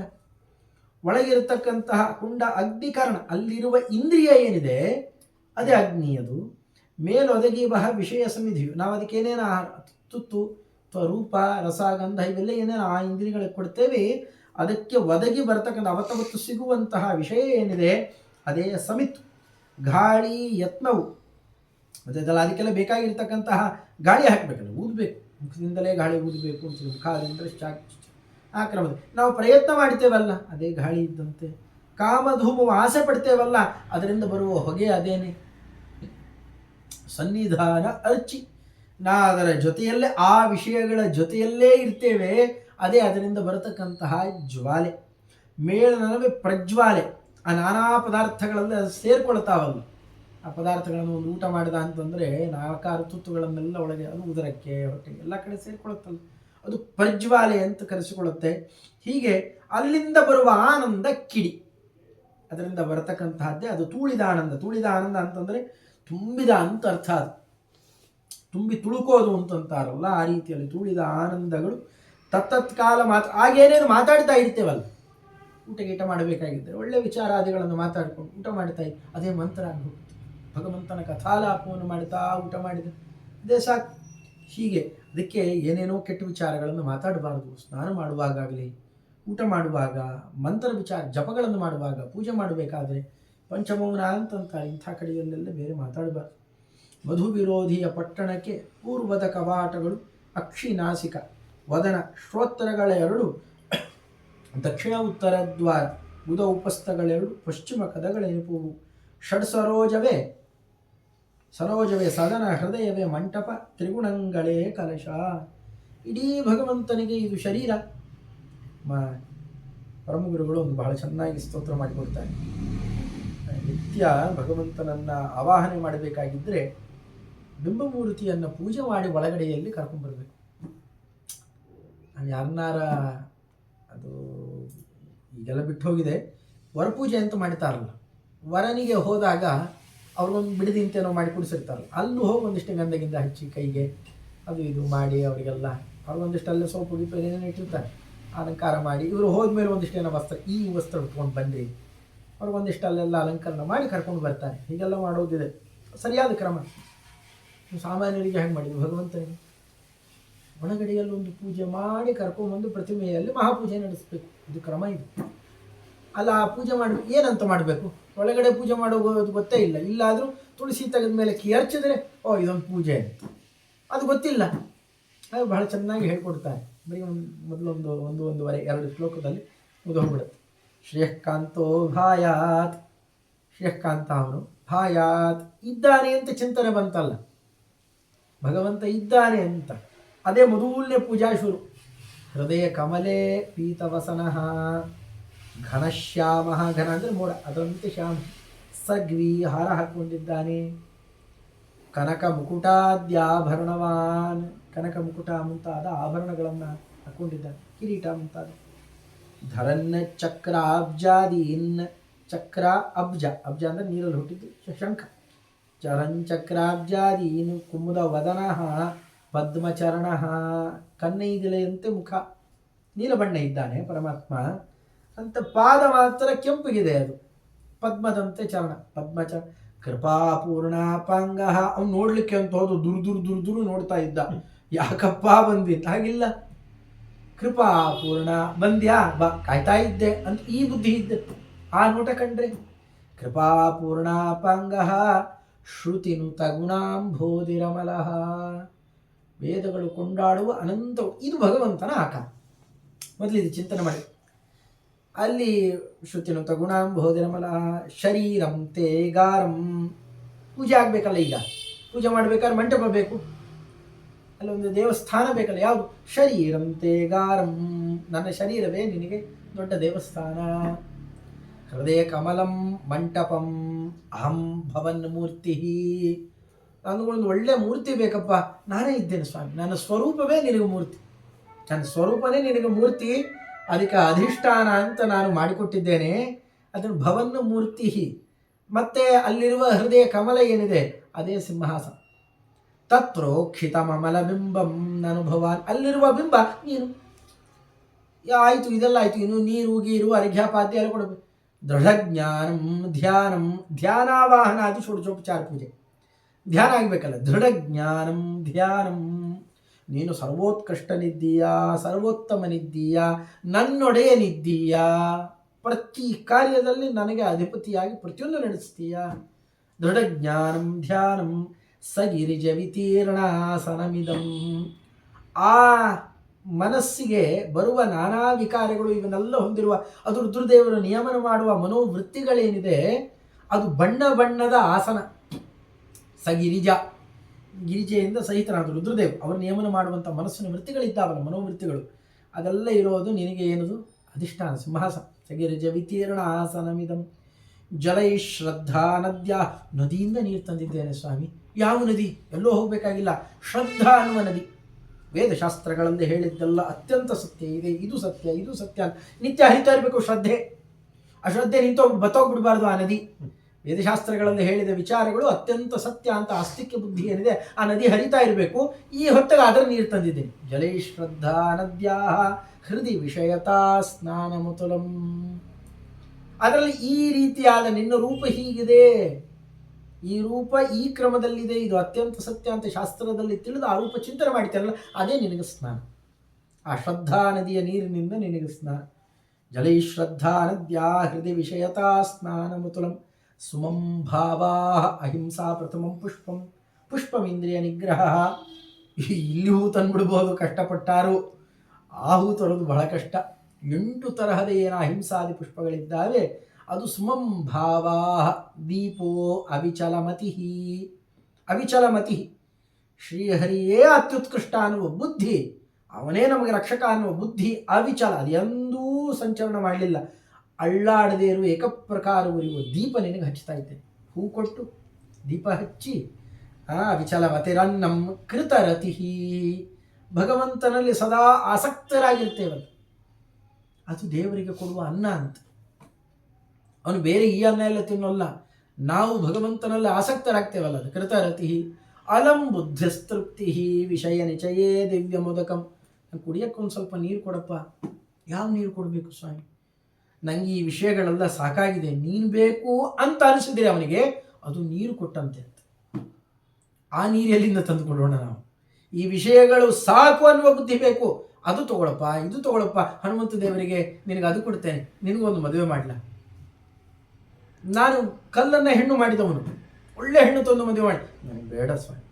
ಅಲ್ಲಪ್ಪ, ನೀ ಹೇಳಿದ್ದಕ್ಕೆ ಸುಗ್ರೀವ ವಿಭೀಷಣನಿಗೆ ರಾಜ್ಯ ಕಟ್ಟಿದ್ದೇನೆ, ನಿನಗೊಂದು ರಾಜ್ಯ ಕೊಡ್ತೇನೆ, ನನಗದು ಬೇಡ. ಅದು ಅಲಂ ಬುದ್ಧಿಸ್ತೃಪ್ತಿ ವಿಷಯ ನಿಚಯೇ ದಿವ್ಯ ಮುದಕಂ ಸ್ವರೂಪಾವಿರ್ಭಾವ ಕನಕ ಕುಸುಮಂ ಪೂರ್ಣಗುಣವನ್.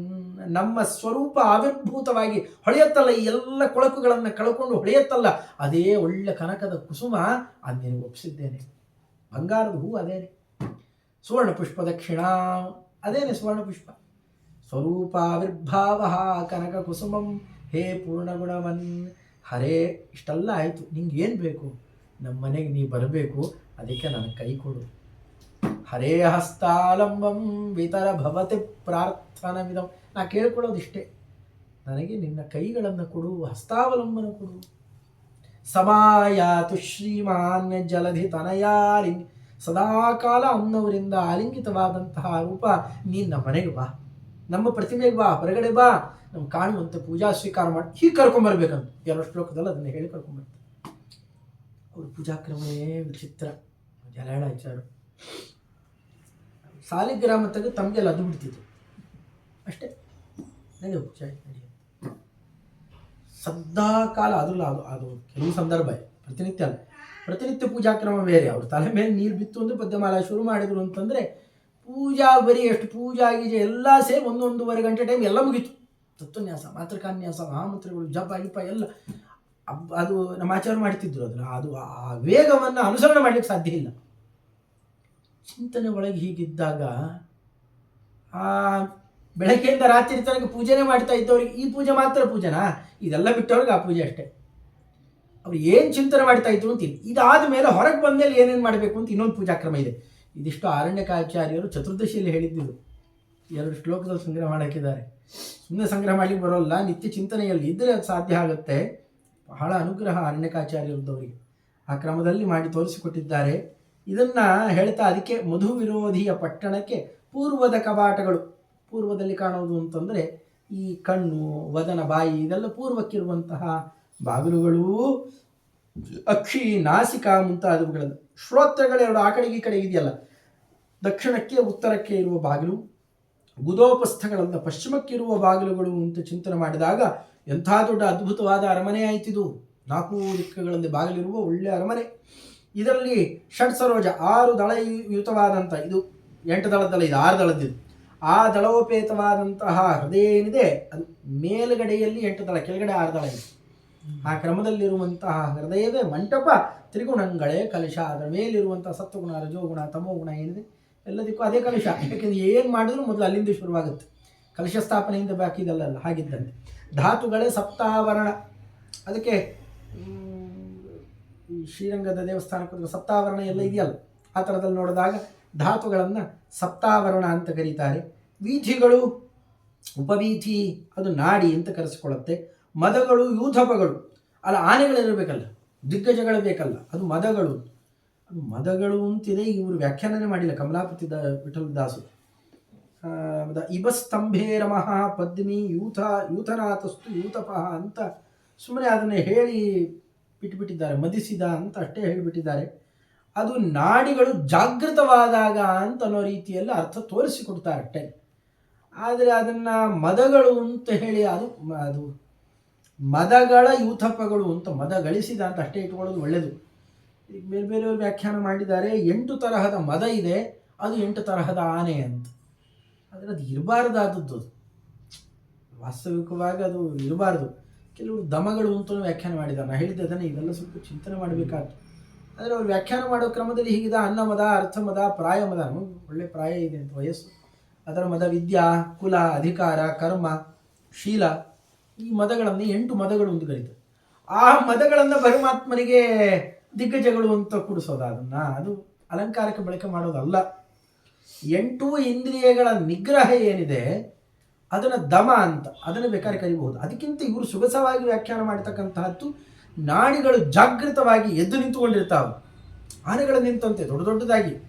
ಹೊರಗಡೆ ಸ್ಥೂಲ ನಾಡಿಗಳು ಅಂತ ಕರೀತಾರೆ. ಆ ನಾಡಿಗಳನ್ನು 8 ನಾಡಿ ಅತ್ಯಂತ ಪ್ರಧಾನ. ಅದನ್ನಿಟ್ಟುಕೊಂಡಾಗಿ ಇದಕ್ಕೆಲ್ಲ ಸ್ವಲ್ಪ ಹೆಚ್ಚು ಹೊಂದಾಣಿಕೆ ಆಗುವ ಅರ್ಥ ಅದು ಚಿಂತನೆ ಮಾಡಬಹುದು ಅಂತ ಅನಿಸುತ್ತೆ. ಅಂತಹದ್ದು ಯೂಥಪಗಳು. ಯಾಕೆಂದರೆ ನಾಡಿಗಳಲ್ಲೇ ಭಗವಂತ ಸಂಚಾರ ಮಾಡೋದು. ಅದಕ್ಕೆ ಮುಂದೆ ಹೇಳೋದು ನೋಡಿ ಚೆನ್ನಾಗಿದೆ: ಸುಷುಮ್ನಾ ನಾಡಿಯ ರಾಜಪಂಥಾನ ಅಂತ. ಸುಷುಮ್ನಾ ನಾಡಿ ರಾಜಪಂಥಾನ. ಇದೆಲ್ಲ ಪಕ್ಕಕ್ಕೆ ಹೋಗ್ತಕ್ಕಂತಹ ಉಪವೀಧಿಗಳು ಅಂತ, ಅವು ಬೇರೆ ನಾಡಿಗಳು ಅಂತ. ಎದ್ದು ನಿಂತಿರುವ ನಾಡಿಗಳು ಜಾಗೃತ ಆಗಬೇಕು. ನಮ್ಮಲ್ಲಿ ನಾಡಿಗಳನ್ನು ಮಲಗಿ ಕೂತಿದ್ದಾವೆ. ಆ ನಾಡಿಗಳಲ್ಲೇ ದುರ್ಬಲ ಆದಾಗಲೇ ಯಾವ ವ್ಯಾಪಾರವೂ ನಡೆಯೋಲ್ಲ, ಚಿಂತನೆಗಳು ಬರೋಲ್ಲ. ಅದರಂತೇನೆ ಒಳಗಡೆಯಲ್ಲಿ ಯಾವುದೇ ನಾಡಿಗಳೇ ದುರ್ಬಲ ಆಗಿಬಿಟ್ರೆ ಇನ್ನೇನಾಗುತ್ತೆ ಅಲ್ಲಿಗೆ. ಅದರಿಂದ ಆ ಕ್ರಮದಲ್ಲಿ ಚಿಂತನೆ ಮಾಡೋದು ಸರಿ. ಈ ತನೂರು ಹಂಗಳೆ ಅಂತಂದರೆ ಮೈಯಲ್ಲಿ ಬೆಳೆಯುವ ಕೂದಲಗಳನ್ನೇ ವನಗಳು ಅಂತ. ವನ ಉಪವನ, ಇದು ಶ್ರೀರಂಗದ ದೇವಸ್ಥಾನ ನೋಡಿದ್ರೆ ಗೊತ್ತಾಗ್ತದೆ ಎಲ್ಲಿ ವನ ಇರಬೇಕು, ಸಾವಿರ ಕಾಲ ಮಂಟಪ ಎಲ್ಲಿರಬೇಕು, ಎಲ್ಲಿ ಸರೋವರಗಳಿರಬೇಕು, ಅಲ್ಲಿ ಚಂದ್ರ ಪುಷ್ಕರಣಿ, ಸೂರ್ಯ ಪುಷ್ಕರಣಿ ಎಲ್ಲ ಇರಬೇಕು. ಅದೆಲ್ಲ ಇದ್ದರೆ ಭಗವಂತನಿಗೆ ಪೂರ್ಣ. ಅದು ಸಕಲ ಲಕ್ಷಣೋಪೇತವಾದ ಅಂಗಡಿಗಳಲ್ಲಿರಬೇಕು, ಮನೆಗಳಲ್ಲಿರಬೇಕು, ಅರ್ಚಕರ ಮನೆಗಳಿರಬೇಕು, ಎಲ್ಲ ಒಂದೊಂದು ಇದೆ ಅಲ್ಲಿ. ದೇವತಾ ಉಪದೇವತೆಗಳ ಸ್ಥಾನಗಳು ಇದಲ್ಲ, ಅದಷ್ಟನ್ನು ಕಾಣಬಹುದಿಲ್ಲ. ಹಾಗೆ ಮಾತರೀಶ್ವರ ಪಂಚರೂಪದಿ ಪಾತಕಗಳೆಂಬ ಅರಿಗಳನ್ನು ಸಂಹರಿಪ ತೊಳವಾರ. ಭಗವಂತ ತನ್ನ ಅದ್ಭುತ ರೂಪದಲ್ಲಿ ಏನು ಇಟ್ಕೊಂಡು ಕೂತಿರ್ತಾನೆ, ಕೈಯಲ್ಲಿ ಖಡ್ಗ ಇಟ್ಕೊಂಡು ಕೂತಿರ್ತಾನೆ. ಹಾಗೆ ದೊಡ್ಡ ತಳವಾರ ಅಂದರೆ ಮುಖ್ಯ ಪ್ರಾಣಿದೇವರ 5 ರೂಪದಲ್ಲಿರುವ ವಿನಶಶಾಂಕಾದಿಗಳು ಲಕ್ಷ್ಮೀ ವನತೆ ಅರಸನ ದ್ವಾರಪಾಲಕರ ಎನಿಸುತ್ತಿಪ್ಪರು ಮನದ ವೃತ್ತಿಗಳೇ ಪದಾರ್ಥಗಳು. ಸೂರ್ಯ ಚಂದ್ರರು ಇಬ್ಬರು ಕೂಡ ಪರಮಾತ್ಮನಿಗೆ ದ್ವಾರಪಾಲಕರಂತೆ ಇದ್ದಾರೆ, ನಮ್ಮ ಕಣ್ಣುಗಳಲ್ಲೇ ಕಾಣಿಸ್ತಾ ಇದ್ದಾರಲ್ಲ. ಹೀಗಾಗಿ ಮನದ ವೃತ್ತಿಗಳು ಪದಾರ್ಥಗಳು, ಮನದಲ್ಲಿ ಬರತಕ್ಕಂತಹ ನಾನಾ ತರಹದ ನಿದ್ರಾ, ಸಂಕಲ್ಪ, ವಿಕಲ್ಪ ಇತ್ಯಾದಿ ವೃತ್ತಿಗಳೇನಿದೆ, ಜ್ಞಾನ ಅಜ್ಞಾನ, ಅದರಂತೆಯೇ ಸಂಶಯ, ಪರಿಜ್ಞಾನ, ಏನೇನೋ ಬರುತ್ತೆ, ಅದೆಲ್ಲ ಭಗವಂತನಿಗೆ ಪದಾರ್ಥಗಳಿದ್ದಂತೆ. ಅವರೆಲ್ಲ ಸೈನಿಕರು ಅಂದರೆ ಅವು ಹೋಗ್ತಾನೇ ಇರ್ತವೆ, ಒಂದಾದ್ಮೇಲೆ ಒಂದು ಆಗ್ತಾನೇ ಇರುತ್ತೆ ಅಂತ. ಅನುಭವಿಪ ವಿಷಯಗಳೇ ನಾವು ಅನುಭವಿಸ್ತೀವಲ್ಲ, ರೂಪ ರಸ ಮುಂತಾದವುಗಳು, ಅವೆಲ್ಲ ಪಟ್ಟಣಕ್ಕೆ ಬಪ್ಪ ಪ್ರಸಾರಗಳು. ಸಾಮಾನುಗಳು ಬರ್ತಾ ಇರಬೇಕು, ಹೋಗ್ತಾ ಇರಬೇಕು, ಎಷ್ಟೋ ನಡೀತಾ ಇರುತ್ತೆ. ನೀವು ದೇವಸ್ಥಾನಕ್ಕೆ ಹೋಗ್ರಿ, ಇದಕ್ಕೆ ಶ್ರೀರಂಗ ದೇವಸ್ಥಾನಕ್ಕೆ ಹೋದರೆ ಬಂಡಿಗಳಲ್ಲಿ ಸಾಮಾನು ಇಟ್ಕೊಂಡು ಸರಿ ದಾರಿ ಅಂದ್ಕೊಂಡು ತೊಗೊಂಡು ಬರ್ತಾ ಇರ್ತಾರೆ, ತೊಗೊಂಡು ಹೋಗ್ತಾ ಇರ್ತಾರೆ, ನಡೀತಾ ಇರುತ್ತೆ. ಇದೆಲ್ಲ ನಡಿಬೇಕು ಆ ಕ್ರಮದಲ್ಲಿ. ಅದು ಒಳ್ಳೆ ತುಂಬಿದ ಪಟ್ಟಣ ಆದರೆ ಅವೆಲ್ಲ ನಡೆಯುತ್ತೆ. ಅದನ್ನು ಹೀಗೆ ಜೀವನವೇ ಸುವರ್ತಕ ಕಪ್ಪಗಳ ಕೈಗೊಂಬ ಹರಿತಾನು. ಅದರೊಳಗಿರುವ ಅರಸನಂತೆ ಶ್ರೀಹರಿ ಈ ಜೀವನ ಅಂತನ್ನುವಂತಹ ಈ ಜೀವ ಏನಿದ್ದಾನೆ ಅವನ ವರ್ತಕ, ವ್ಯಾಪಾರ ಮಾಡಲಿಕ್ಕೆ ಅಂತ ಒಮ್ಮೆ ಬಂದು ಹೋಗ್ತೇವೆ ಅಷ್ಟೇ ನಾವು. ಅಂತಹ ವ್ಯಾಪಾರಿಗಳ ಕಪ್ಪವನ್ನು ಇಷ್ಟು ವ್ಯಾಪಾರ ಮಾಡಿದಲ್ಲ, ಅಷ್ಟಕ್ಕೆ ಸುಂಕ ನನಗೆ ಟ್ಯಾಕ್ಸ್ ಎಷ್ಟು ಕೊಡಬೇಕು, ನೀನು ಟ್ಯಾಕ್ಸ್ ಕೊಡು, ನಂದು ಅಂತ ಒಂದಿದೆ, ಇದಿಷ್ಟು ನಿಂದು ಅಂತ ಅರ್ಪಣೆ ಮಾಡುವ ಬುದ್ಧಿ ನನಗೆ ಕೊಟ್ಟುಬಿಡು ಸಾಕು. ಅಷ್ಟು ತಗೋತಾ ಕೂತಿರುವಂತಹ ಅರಸ ಈ ಶರೀರದಲ್ಲಿ ನಿತ್ಯ ಆಕ್ರಮದಲ್ಲಿ ಅರಮನೆಯಲ್ಲಿದ್ದುಕೊಂಡು ವ್ಯಾಪಾರ ನಡೆಸ್ತಾ ಇದ್ದಾನೆ. ನಿಮಗೆ ಆ ರಸಿಕತನ ಇದ್ದರೆ ಆ ಥರದಲ್ಲಿ ಚೆನ್ನಾಗಿ ಚಿಂತನೆ ಮಾಡಿ, ನಿತ್ಯ ಈ ಕ್ರಮದಲ್ಲಿದ್ದಾನೆ. ಈ ಈಗ ಹೇಳಿದ್ರೆ ಈ ಜಮೀನಿಲ್ಲೆಲ್ಲ ಬೇಕಾಟು ಬಂದಿದೆ ಈಗೆಲ್ಲ, ಅವೆಲ್ಲ ಬೇರೆ ಬೇರೆ ಬೇರೆ ಬೇರೆ ಥರ, ಇದೆಲ್ಲದಕ್ಕೂ ಚಿತ್ರ ಕ್ರಿಯೇಟ್ ಮಾಡಿಕೊಡುತ್ತೆ. ನೀವು ಹಾಗೆ ಚಿಂತನೆ ಮಾಡಿ ಮನಸ್ಸಿನೊಳಗಡೆಯಲ್ಲಿ ಆ ಸಾಮರ್ಥ್ಯ ಕೊಟ್ಟಿದ್ದಾನೆ ಮನಸ್ಸಿಗೆ, ಸ್ವಲ್ಪ ಹೆಚ್ಚು ಅದನ್ನೇ ಚಿಂತನೆ ಮಾಡ್ತಾ ಇದ್ದರೆ ಮನಸ್ಸಿನಲ್ಲಿ ಒಂದು ಆಕಾರ ಮೂಡಿಸುತ್ತೆ. ಎಲ್ಲ ಭಗವಂತನಿಗೆ ಅರ್ಪಣೆ ಮಾಡಿದಾಗ ನನ್ನ ನೆನೆಸ್ಕೊಳ್ತಾ ಅಲ್ಲೆಲ್ಲ ಯಾಕೆ ಇರ್ತೀಯಪ್ಪ, ನನ್ನ ಜೊತೆಗೆ ಬಾ, ಕರ್ಕೊಂಡು ಹೋಗ್ತಾನೆ. ಗುರು ಪರಾಕ್ರಮನ ಅರಮನೆಗೆ ದಶಕರ್ಣಗಳೇ ಕನ್ನಡಿ. ಇದೊಂದು ಬೇರೆ ರೀತಿಯಲ್ಲಿ ತೋರಿಸ್ಕೊಡ್ತಾ ನನಗೆ ಹೀಗೆ ಹೇಳ್ತಾರೆ, ಸಮಯ ಆಗಿದೆ, ನಾನು 6 ಇರಬೇಕು, ಇಲ್ಲಿಗೆ ಒಂದು ಬೇಕಾದ್ರೆ ನಿಲ್ಲಿಸ್ಕೊಡಿ, ಅರ್ಧ ಇದು ಸರಿಯಾಗಿ 21 ಅಂತೂ ಬೇಕಾದ್ರೆ ನಿಲ್ಲಿಸ್ಕೊಡಿ. ಯಾಕಂದರೆ ಹೀಗೆ ಓಡಿಸ್ಲಿಕ್ಕೆ ನನಗೂ ಮನಸ್ಸಿಲ್ಲ, ಉಚ್ಚಾರಣೆ ಮಾಡೋದೇ ಕಷ್ಟ ಈ ಶಬ್ದಗಳು ಅಂತಹದ್ದು. ಅದನ್ನು ಒಳಗಡೆ ಚಿಂತನೆಯಂತೂ ಅತ್ಯದ್ಭುತ. ಮುಖ್ಯ ಆವಾಗಲೇ ಹೇಳಿದಂತೆ ಗೋಪಾಲದಾಸರು ತಾವು ಆಯುಷ್ಯವನ್ನು ಕೊಟ್ಟು ಆ ಆಯುರ್ಮಾನದಲ್ಲಿ ವಿಜಯದಾಸರ ಅನುಗ್ರಹದಿಂದ ನಿರ್ಮಾಣ ಮಾಡಿದಂತಹ ಅದ್ಭುತವಾದ, ಏನೂ ಬೆಲೆ ಕಟ್ಟಲಿಕ್ಕೆ ಸಾಧ್ಯವೇ ಇಲ್ಲದೆ ಇರುವಂತಹ ಅದ್ಭುತವಾದ ಗ್ರಂಥರತ್ನ. ಅದಕ್ಕೆ ನಾನು ಹೆಚ್ಚು ಗಮನಿಸುವುದು ಕಮಲಾಪತಿ ವಿಠಲದಾಸರ ಭಾವದರ್ಪಣ ಅಂತನ್ನುವ ವ್ಯಾಖ್ಯಾನ. ಸಮಗ್ರ ಸರ್ವಮೂಲಗಳಿಗೆ ಅನುಗುಣವಾದ ಎಲ್ಲ ವ್ಯಾಖ್ಯಾನವನ್ನು ತಂದು ಯೋಜನೆ ಮಾಡ್ತಾರೆ. ತುಂಬ ಅದ್ಭುತವಾದ ಟಿಪ್ಪಣಿ ಕೂಡ ಅದು. ಇದರಿಂದ ಇವರಿಗೆಲ್ಲ ನಾವು ಇನ್ನೇನು ಹೇಳೋದಷ್ಟೇ. ಅದು ಅವರ ಚಿಂತನಾ ಕ್ರಮ ಆಗಿತ್ತು. ಅವರು ಅದಕ್ಕೋಸ್ಕರ ಬದುಕಿ ನಮಗೊಂದಿಷ್ಟು ಹೀಗೆ ಬದುಕರಪ್ಪ, ಇದ್ದರೆ ಬೇರೆಯದ್ದು ತಪ್ಪು ಅಂತ. ಅದನ್ನು ಗೋಪಾಲದಾಸರಂತೂ ಅವರು ಆಡುವ ಮಾತು, ನನಗೆ ಯಾವುದು ಅಲ್ಲೇ ಎಲ್ಲೆಲ್ಲಿಗೆ ಹೋದರೂ ಕ್ಷಣ ಬಿಡದೆ ನಿನ್ನ ನೋಡ್ಪ ಜ್ಞಾನ ಕೊಡು ಸ್ವಾಮಿ. ನಾವಿಷ್ಟು ದರಿದ್ರ ಪರಿಸ್ಥಿತಿಯಲ್ಲಿದ್ದೇವೆ ಅಂದರೆ ನಮ್ಮಷ್ಟು ಬಡವರು ದರಿದ್ರರು ಇನ್ಯಾರೂ ಇಲ್ಲ. ಎಲ್ಲ ಕಡೆಯಲ್ಲೂ ಅದ್ಭುತವಾದ ಅನಂತ ರೂಪಗಳಲ್ಲಿ ಅನಂತ ಲೀಲೆಗಳನ್ನು ನಡೆಸ್ತಾ ಇದ್ದಾನೆ. ಪರ್ಯಾಯ ಪಕ್ಕಕ್ಕೆ ನಡೀತಾ ಇದೆ. ರೂಮ್ ತಗೊಂಡು ಬಾಗಿಲು ಹಾಕ್ಕೊಂಡು ಏಸು ರೂಮಲ್ಲಿ ಮಲ್ಕೊಂಡ್ಬಿಟ್ಟಿದ್ದೇವೆ ನಾವು, ಅಂದರೆ ಕತ್ಲೆ ಮಾಡಿಕೊಂಡು. ಪರ್ಯಾಯ ದೊಡ್ಡ ಉತ್ಸವ ನಡೀತಾ ಇದೆ, ಈಗ ನಡೀತಾ ಇದ್ದೇವೆ, ಹಾಗೆ ದೊಡ್ಡದು ನಡೀತಾ ಇದೆ. ನಾವು ಪಕ್ಕಕ್ಕೆ ಇದ್ದೇವೆ, ಶಬ್ದ ಕೇಳಿಸಬಾರ್ದು, ಏನೂ ಕಾಣಿಸಬಾರ್ದು, ಹಾಗೆ ಬಾಗಿಲು ಹಾಕ್ಕೊಂಡು ಮಲ್ಕೊಂಡ್ರೆ ಎಷ್ಟು ಅದು ಹೀನಾಯ ಸ್ಥಿತಿಯು, ಆ ಸ್ಥಿತಿಯಲ್ಲಿದ್ದೆ ಇವತ್ತು. ಅದಕ್ಕಿಂತ ಹೊರತಾದ ಬೇರೆ ಸ್ಥಿತಿ ಇಲ್ಲ. ಸರ್ವತ್ರ ಭಗವಂತನ ಅದ್ಭುತ ರೂಪಗಳ ನಾನಾ ವೈಭವ ನಡೀತಾನೇ ಇದೆ. ಬೇಕಾಟು ಉತ್ಸವಗಳನ್ನು ನಡೀತಾನೆ ಇದ್ದಾವೆ. ಅದನ್ನು ಎಷ್ಟು ಸತಿ ಅಂತಾರೆ ಇಲ್ಲಿ ತೋರಗುಡ ಜಗಕ್ಕೆ ಯಾರಿಗೂ ತೋರಿಸ್ತಾ ಇಲ್ಲ ಭಗವಂತ. ಅದೆಲ್ಲ ನಡೀತಾ ಇದ್ರು ಒಂದು ಚಿಕ್ಕ ಭಗವತ್ ರೂಪದ ಅಸ್ತಿತ್ವದ ಬಗ್ಗೆ ಕಲ್ಪನೆ ಇಲ್ಲದೆ ಇದ್ದಂತ ಬದುಕ್ತಾ ಇದ್ದೀವಿ. ಪರಿಚಯವೇ ಇಲ್ಲದೆ ಇದ್ದಂತ ಬದುಕ್ತಾ ಇದ್ದೆ. ಅದಕ್ಕಿಂತ ಹೀನಾಯ ಬದುಕಿನ್ನೇನಿದೆ? ಅದರಿಂದ ನೀನು ಕೊಡೋದಾದರೆ ನನಗಿನ್ನೇನು, ನನಗೆ ಯಾವುದು ಅಲ್ಲೇ ಎಲ್ಲೆಲ್ಲಿಗೆ ಹೋದರೂ ಕ್ಷಣ ಬಿಡದೆ ನಿನ್ನ ನೋಡ್ಪ ಜ್ಞಾನ ಕೊಡು ಸ್ವಾಮಿ.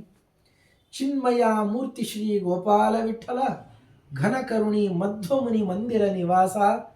ದಯವಿರಲಿ ದಾಮೋದರ, ನೀ ದಯ ತೋರಿಸೋದಾದರೆ ಇಷ್ಟು ಕೊಡು ಅಂತ ತುಂಬ ಮಾರ್ಮಿಕವಾದ ಒಂದೊಂದು ಅಕ್ಷರಗಳನ್ನು ಪುಣಿಸ್ತಾರೆ. ಶಬ್ದ ಅಲ್ಲ, ಅಕ್ಷರಗಳನ್ನು ಪುಣಿಸ್ತಾರೆ. ಅಂಥ ಮಹಾನುಭಾವರು ಭಗವಂತ ಅಂದಂತ ಅಲ್ಲೋ ಇಷ್ಟೆಲ್ಲ ಕೊಂಡಾಡ್ತೀನಿ. ನನ್ನ ಹತ್ರ ಆಲೇನೇ ವಿಠಲ್ ದೇವ್ ನನ್ನ ಹತ್ರ ಬರಬೇಕು ಅಂತ ಅನಿಸ್ಲಿಲ್ವ ನಿನಗೆ? ನನ್ನ ಹತ್ರ ಬಾರಪ್ಪ, ಎಷ್ಟು ಪ್ರೀತಿ ಮಾಡಿರ್ಬೇಕು ಅದನ್ನು, ಬಾ ಅಂತ ಕರೆದು ದರ್ಶನ ಕೊಡ್ತಾನೆ ವಿಠಲ್ ದೇವ್. ಆ ಕ್ರಮದ ಆ ಗಾಯತ್ರಿ ಮಂತ್ರದ ಸಿದ್ಧಿ ತುಂಬ ಕಂಗೆಟ್ಟಿದ್ದಾರೆ. ಆ ಕಾಲಕ್ಕೆ ಬಾಲ್ಯದಲ್ಲಿ ತಂದೆಯನ್ನು ಕಳ್ಕೊಂಡು ಮಾಡಿ ಅವಸ್ಥೆ ಪಟ್ಟಿದ್ದಾದರೂ ಗಾಯತ್ರಿ ಮಂತ್ರದ ಸಿದ್ಧಿ ಎಷ್ಟು ಅಂದರೆ ಐ ಜಿ ವೆಂಕಟರಾಮಾಚಾರ್ಯರು, ಅವರು ಐ ಜಿ ಸ್ವಾಮಿಗಳವರು ಮುಂದೆ ಇವರು ಮಾತಾಡ್ತಾ ಕೂತಾಗ ಸಂಧ್ಯಾ ಕಾಲ ಆಗಿದ್ದು, ಸಂಧ್ಯಾವಂದನೆ ಆಗಿಲ್ಲ. ಅಯ್ಯೋ ಸಂಧ್ಯಾವಂದನೆ ಮಾಡಲಿ, ಆರೈಕೆ ಕೊಡಲಿಲ್ಲ, ಸೂರ್ಯ ಅಸ್ತಂಗತನಾಗೋದು ಅಂತ ಪೇಚಾಡ್ಬಿಟ್ರಂತೆ.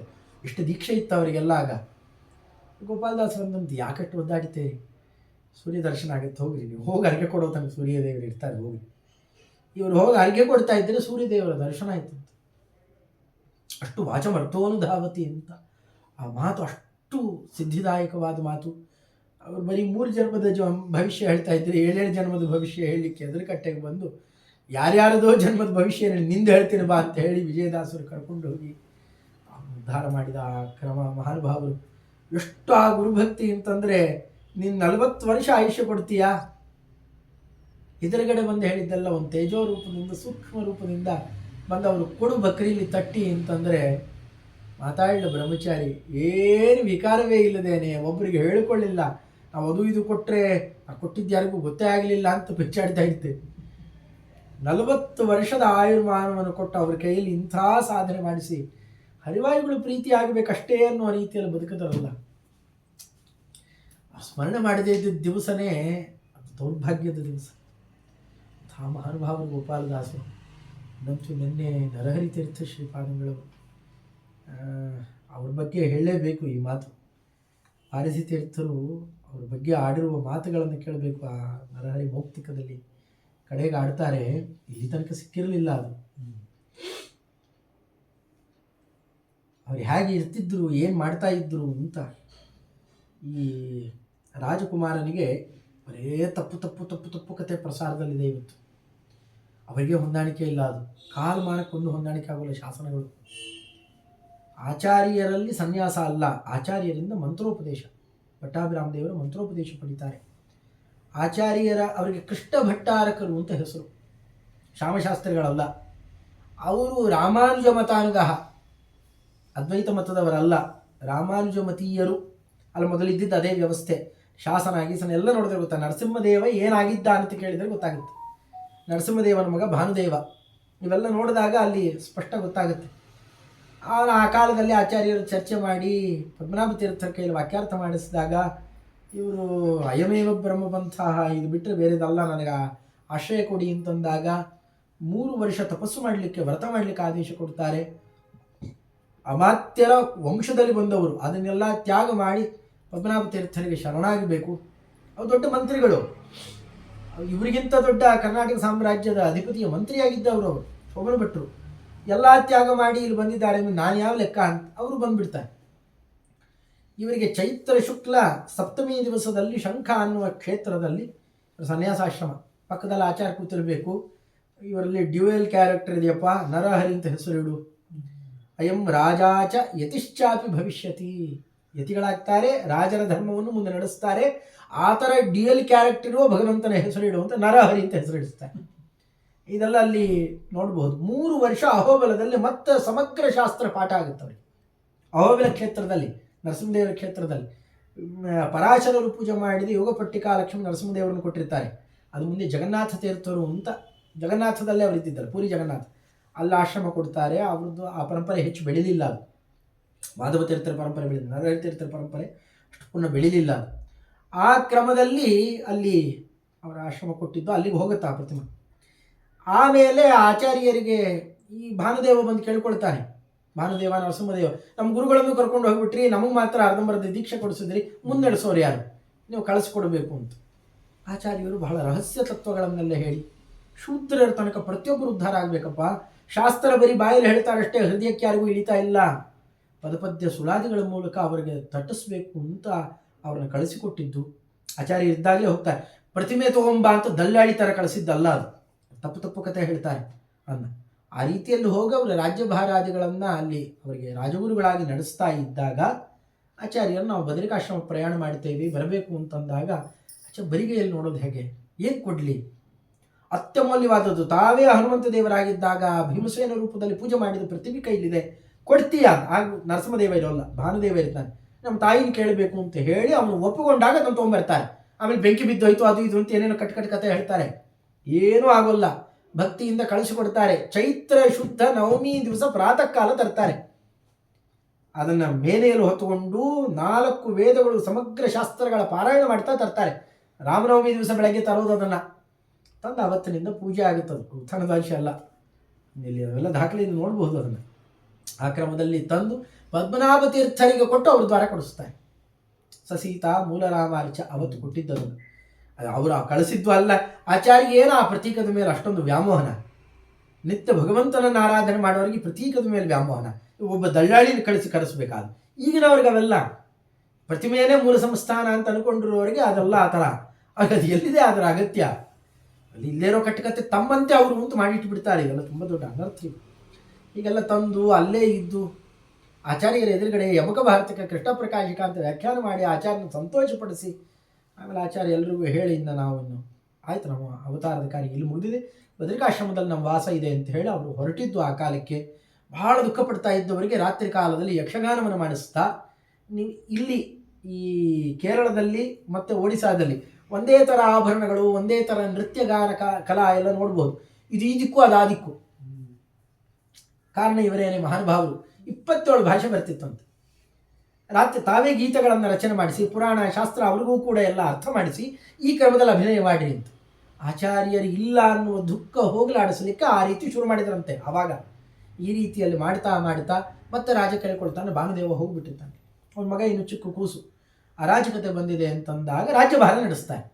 ಆನೆ ತಂದು ಹಾರ ಹಾಕಿದ್ವಲ್ಲ, ಏನೂ ಅಲ್ಲ, ಅಚಾನಕನಾಗಿ ನಡೆದಿದ್ದಲ್ಲ, ಇದು ವ್ಯವಸ್ಥಿತವಾಗಿಯೇ ನಡೆದಿದ್ದು. ನೀವು ಬರಬೇಕು ಅಂತ ಪ್ರಾರ್ಥನೆ ಮಾಡಿದಾಗ ಹೋಗಿ ನಡೆಸ್ತಾರೆ. ರಾಜ್ಯಭಾರ ಹೇಗೆ ನಡೆಸ್ತಾ ಇದ್ದರು ಅವರು ಅನ್ನೋದನ್ನು ಇಲ್ಲಿ ವರ್ಣನೆ ಮಾಡಿದ್ದಾರೆ, ಕೇಳಬೇಕು. ಆಗ ಒಂದು 16,000 ಜನ ರಾವುತರು ಕುದುರೆ ಮೇಲೆ ಬಂದುಬಿಡ್ತಾರೆ. ಬೆಳಗ್ಗೆ 8:30 ಮೇಲೆ ಅವನಿಗೆ ವಿದ್ಯಾಭ್ಯಾಸ ಎಲ್ಲ ಮಾಡಿಸ್ಬೇಕು, ಬರೀ ಎದುರುಗಡೆ ನಿಂತ್ಕೊಂಡು. ಆ ಹೊತ್ತಿಗೆ ನುಗ್ಗಿ ಬಂದುಬಿಡ್ತಾರೆ. ಏನು ಮಾಡಬೇಕು? ನರಹರಿತಿರ್ತಾರೆ, ಪಂಚಕಚ್ಚೆ ಹಾಕಿದರಂತೆ, ಕಚ್ಚೆ ಎಲ್ಲ ತೆಗೆದು ಮೇಲಕ್ಕೆ ಹಾಕೋದು, ಹಿಂದಕ್ಕೆಲ್ಲ ಮುಂದಕ್ಕೆಲ್ಲ ಹಾಕಿ ಕತ್ತಿ ತಗೊಂಡು ಬೀಸ್ತಾ ನರ್ತನ ಮಾಡಿದರಂತೆ, ಹುಂಕಾರವನ್ನು ಮಾಡುತ್ತಾ ನರ್ತನ ಮಾಡಿದರಂತೆ. ಆ ಕಾಲಕ್ಕೆ ಆ ಸಿಂಹನಾದವನ್ನು ಅದು ವದನ್ನ ಅರ್ಜುನ ನಾಮಾನಿ, ಆ ಕಾಲಕ್ಕೆ ಅವರಿಗೆ ಹೇಳಿರೋದು ಅರ್ಜುನ ನಾಮ, ವದನ್ನ ಅರ್ಜುನ ನಾಮಾನಿ ವೀರರಾಮ ಮನುಸ್ಮರನ್. ವೀರರಾಮದೇವರು ನಾವೇನೀ ಮಾಧವ ತೀರ್ಥರ ಸಂಸ್ಥಾನದಲ್ಲಿ ಕಾಣ್ತೀವಲ್ಲ, ಆ ರಾಮದೇವರನ್ನ ಆಚಾರ ಕೊಟ್ಟಿರ್ತಾರೆ ಅವರಿಗೆ. ಅಲ್ಲಿ ಖಡ್ಗ ಇದೆ, ಖಡ್ಗಾದ್ಯಾಯುಧ ಭೂಷಿತಂ, ಅದನ್ನು ಕೊಟ್ಟಿರ್ತಾರೆ ಇವರಿಗೆ ಪೂಜೆಗೆ ಅಂತ ಕಳಿಸ್ಕೊಡ್ಬೇಕಾಗಿದ್ದರೆ. ಆ ರೂಪವನ್ನು ಚಿಂತನೆ ಮಾಡ್ತಾ ಅರ್ಜುನ ಕಿರೀಟಿ ಇದೆಲ್ಲ ಹೆಸರುಗಳಿದ್ದು 12 ನಾಮಗಳು, ಅದನ್ನು ಹೇಳಿಕೊಳ್ತಾ ಹುಂಕಾರ, ಭೀಮಸೇನ ದೇವರು ಹುಂಕಾರವನ್ನು ಮಾಡಿದ್ರಂತೆ. ಮಾಡಿದಾಗ ಏನಾಯಿತು, ಯುದ್ಧನ ಸರ್ವೈರೇಕಲಸ್ಥಾನ ಭೀಷೆಯನ್ನು ಖಡ್ಗವಿದ್ಯೆಯ, ಅದು ಖಡ್ಗವಿದ್ಯೆಯಿಂದ ಅಹಿಂಸನ್ನೇವ ಸರ್ವಾನಿ ಜಿತವಾನ ಪ್ರಯತ್ನತಃ, ಒಬ್ಬರಿಗೂ ಹಿಂಸೆ ಮಾಡಲಿಲ್ಲ, ಒಬ್ಬರಿಗೆ ತ್ವಂಗ್ನ ಭಿನ್ನ, ಏಕಸ್ಯಾಪಿ ತ್ವಂಗ್ನ ಭಿನ್ನ ಕೋಪಿಘಾತಂ ನಚಾಪ್ತವಾನ್, ಒಬ್ಬರಿಗೂ ಹೊಡೆತ ಕೊಡಲಿಲ್ಲ. ಇವರ ನಾದ ಗೀದ ನೋಡ್ಕೊಂಡು ಹೆದರ್ಕೊಂಡು ಓಡೋಗ್ಬಿಡ್ತಾರೆ. 16,000 ಜನ ಒಬ್ಬ ಸನ್ಯಾಸಿಗೆ ಹೆದರ್ಕೊಂಡು ಓಡೋಗ್ತಾರೆ. ಇಷ್ಟು ನಡೆಸಿದ್ದಾರೆ ಹೇಳ್ತಿರ್ತಾರೆ. ತಥಾಪಿ ಆಪ್ಯ ಪ್ರಾಣಭೀತಂ ಖಡ್ಗ ಸಂಚಾರ ಮಾತ್ರತಃ ಚಕ್ರುಹು ಪಲಾಯನಂ ಸಿಂಹ ಧ್ವನಿಭೀತ ಮೃಗ ಇವ. ವಾರಿತೀರ್ಥರು ಆಡಿರೋ ಶಬ್ದ ಇದೆಲ್ಲ. ಹಾಗೆಲ್ಲರೂ ದೂರ ಆಗ್ತಾರಂತೆ. ಇಷ್ಟೆಲ್ಲ ಇದ್ದು ಅವ್ರು ಏನು ನಡೆಸ್ತಾ ಇದ್ರು ಅಲ್ಲಿ, ರಾಜ್ಯನೇತಾಪಿ ಸ್ವಧರ್ಮಂ ನಕ್ವಚಿತ್ ವಿಜಹವು ಮುನಿ, ರಾಜ್ಯವನ್ನು ತಾವೇ ಪೂರ್ಣ ನಡೆಸಬೇಕು, ಸ್ವಧರ್ಮ ಸ್ವಲ್ಪವೂ ಬಿಟ್ಟಿಲ್ಲ. ಅರುಣೋದಯಾತ್ ಪೂರ್ವಮೇವ ಸ್ನಾತ್ವಾ ನಿತ್ಯ ಮತಂದ್ರಿತ, ಅರುಣೋದಯಕ್ಕೆ ಪೂರ್ವ ಪ್ರತಿ ನಿತ್ಯ ಸ್ನಾನ ಮಾಡಬೇಕು. ಜಪತಿಸ್ಮ ಮಹಾಮಂತ್ರ, ಆಚಾರ್ಯ ಕೊಟ್ಟಂತಹ ಪದ್ಮನಾಭ ತೀರ್ಥರು ಕೊಟ್ಟ ಮಹಾಮಂತ್ರಗಳನ್ನು ಜಪ ಮಾಡ್ತಾ ಇದ್ರು. ಸೂರ್ಯೋದಯ ಆಯಿತು ಅಂತಂದರೆ ಸೂರ್ಯೋದಯದಿಂದ 4 ಗಳಿಗೆಗಳ ತನಕ ಶಿಷ್ಯರಿಗೆ ಪಾಠ ಹೇಳ್ತಾ ಇದ್ದರಂತೆ ಆಚಾರ್ಯರ ಶಾಸ್ತ್ರವನ್ನು ಅಭಿಜಿತ್ ಕಾಲ ಪರ್ಯಂತರ ಹೇಳಿ ಆಮೇಲೆ ರಾಜ್ಯ ಕಾರ್ಯವನ್ನು ನೋಡ್ಕೊಳ್ತಾ ಇದ್ದರಂತೆ. ಆಮೇಲೆ ಮತ್ತೆ ಬರಬೇಕು ತಥೋ ರಾಮ ನೃಸಿಂಹಾದಿ, ಮೊದಲು ಕೊಟ್ಟಿದ್ದ ನರಸಿಂಹ ಪ್ರತಿಮಾ, ಆಮೇಲೆ ಕೊಟ್ಟಿದ್ದ ರಾಮ ಪ್ರತಿಮಾ, ಆ 2 ಪ್ರತಿಮೆಗಳನ್ನು ಪೂಜಾ ಮಾಡಬೇಕು. ಭೈಕ್ಷಭೋಜಿ, ಆಮೇಲೆ ಹೋಗಿ ಭಿಕ್ಷೆ ಬೇಡ್ತಿದ್ರಂತೆ. ಮನೆಗೆ ಇಷ್ಟೆಲ್ಲ ರಾಜ್ಯ ತಮ್ಮದೇ, ಭಿಕ್ಷೆ ಬೇಡ್ತಿದ್ರಂತೆ. ಹೋಗಿ ಒಬ್ಬೊಬ್ಬರ ಮನೆಗೂ ಭಿಕ್ಷೆ ಬೇಡಿ ರಾಜಪುತ್ರಂ ಬೋಧಯಸ್ಮಿ, ಮಧ್ಯಾಹ್ನ ಸ್ವಲ್ಪ ಕಾಲ ರಾಜಪುತ್ರನಿಗೆ ಪಾಠ ಹೇಳಬೇಕು. ತತಶ್ಚ ಮಂತ್ರಿಭಿಸ್ಸಾಕಂ, ಸಾಯಂಕಾಲ 4 ಗಂಟೆ ಮೇಲೆ ಮಂತ್ರಿಗಳನ್ನು ಕೂಡಿಸಿಕೊಂಡು ಯಥೋಚಿತವಾದಂತಹ ರಾಜ್ಯಭಾರದ ನಿರ್ವಹಣೆಗೆ ಅಂತ ಮಾತುಕತೆ ಸಭೆ ನಡೆಸಬೇಕು. ಮುಗಿತು ಅಂದರೆ ಸಾಯಂಕಾಲ ಪುನಃಸ್ನಾತ್ವ, ಮತ್ತೆ ಸ್ನಾನ ಮಾಡಿ ಜಪತೆ ಸ್ಮ ಮಹಾಕೃತಿ, ಮತ್ತೆ ಜಪ ಮಾಡ್ತಿದ್ರಂತೆ. ಅರ್ಧರಾತ್ರಿ ಪರ್ಯಂತರ ಶಾಸ್ತ್ರವನ್ನು ಮತ್ತೆ ಅವಮರ್ಶನ ಮಾಡಬೇಕು. ಶಿಷ್ಯರ ಜೊತೆಯಲ್ಲಿ ಸೇರಿಕೊಂಡು ಅರುಣೋದಯಾತ್ ಪೂರ್ವಮೇವ ಸ್ನಾಸ್ಯತೆ ಸ್ಮ ಮಹಾಕೃತಿ, ಮತ್ತೆ ಅರುಣೋದಯಕ್ಕೆ ಮುಂಚೆ ಸ್ನಾನ, ನಿತ್ಯ ಹೀಗೆ ನಡೆಸ್ತಾ ಇದ್ರಂತೆ. ಕಳಿಂಗೇಶು ತಥಾನ್ಯೇಶು ಗ್ರಾಮೇಶು, ಎಲ್ಲ ಗ್ರಾಮಗಳಲ್ಲೂ ಸಂಚಾರ ಮಾಡಬೇಕು. ಅಲ್ಲಿ ಹೋಗಿ ಭಿಕ್ಷೆ ಬೇಡಬೇಕು. ನಿಮ್ಗೇನು ಕಷ್ಟ ಇದೆ ಅಂತ ಕೇಳಬೇಕು. ರಾಜ್ಯಭಾರನೂ ನಡೆಸಬೇಕು, ಭಿಕ್ಷಾಟನೆಯನ್ನು ಮಾಡಬೇಕು. ಎಂಥ ವಿಚಿತ್ರವಾದ ವ್ಯಾಪಾರ. ಬೋಧಯಾಮಾಸ ಸತ್ವತ್ವಂ ಸಜ್ಜನಾನ್ ಭವಿಸತ್ತಮಃ. ಅವರ್ಣರಿಗೆ, ವರ್ಣಭಾಕ್ಯರಿಗೆ, ಶೂದ್ರರಲ್ಲ ಅವರಿಗೂ ಗಾನಗಳನ್ನು ಮಾಡಿಕೊಡ್ತಿದ್ರಂತೆ. ಆ ಗಾನಗಳನ್ನು ಆಶ್ಚರ್ಯದಿಂದ ರಾಗಬದ್ಧವಾಗಿ ಹಾಡ್ತಾ ಇದ್ರೆ ಕೇಳಿ ಅವೆಲ್ಲ ಬಾಯಲ್ಲಿ ಮಾಡ್ಕೊಂಡು ಹಾಡ್ತಾ ಇದ್ವಂತೆ. ಹಾಡುವಾಗ ಯಾವಾಗಲೂ ಮನಸ್ಸಿಗೆ ತಾಕಿದ್ರೆ ಈ ಅಭಿಪ್ರಾಯ ಇದೆಯಲ್ಲ ಒಡೆಯ, ಈ ಅಭಿಪ್ರಾಯ ಚಿಂತನೆ ಮಾಡಿದ್ರೆ ನಮ್ಮ ಕಷ್ಟ ಹೋಯಿತು. ಕಷ್ಟಗಳಿದ್ದವರಿಗೆ ಇದನ್ನು ಉಪದೇಶ ಮಾಡ್ತಿದ್ರಂತೆ. ಆ ಉಪದೇಶದ ಬಲದಿಂದ ಕಷ್ಟ ಕಳ್ಕೊತಾ ಇದ್ರು. ನಿಮ್ಮಿಂದ ಕಷ್ಟ ಕಳೀತು, ನಾ ಏನು ಸೇವಾ ಮಾಡಲಿ, ದೇವ್ರು ನೆನೆಸಿಕೊಂಡಿದ್ದಕ್ಕೆ ಒಳ್ಳೇದಾಯ್ತಲ್ಲ, ಇನ್ಮೇಲೆ ಅದೇ ಮಾರ್ಗದಲ್ಲಿ ಬದುಕು ಅಂತ ಕಳಿಸ್ತಿದ್ರು. ಏನೂ ಇಲ್ಲದೆ ಇದ್ದವನಿಗೆ ದೇವರ ಭಕ್ತಿ ಇದ್ದವನಿಗೆ ಸಚ್ಚಾಸ್ತ್ರದಲ್ಲಿ ದೀಕ್ಷೆ, ವರ್ಣಾಶ್ರಮ ಧರ್ಮದಲ್ಲಿ ಅಭಿರುಚಿ, ಅದಿದ್ದವನಿಗೆ ಸಚ್ಚಾಸ್ತ್ರ ಅಭಿರುಚಿ, ಅದಿದ್ದವನಿಗೆ ಮೋಕ್ಷಶಾಸ್ತ್ರದಲ್ಲಿ ಉಪದೇಶ.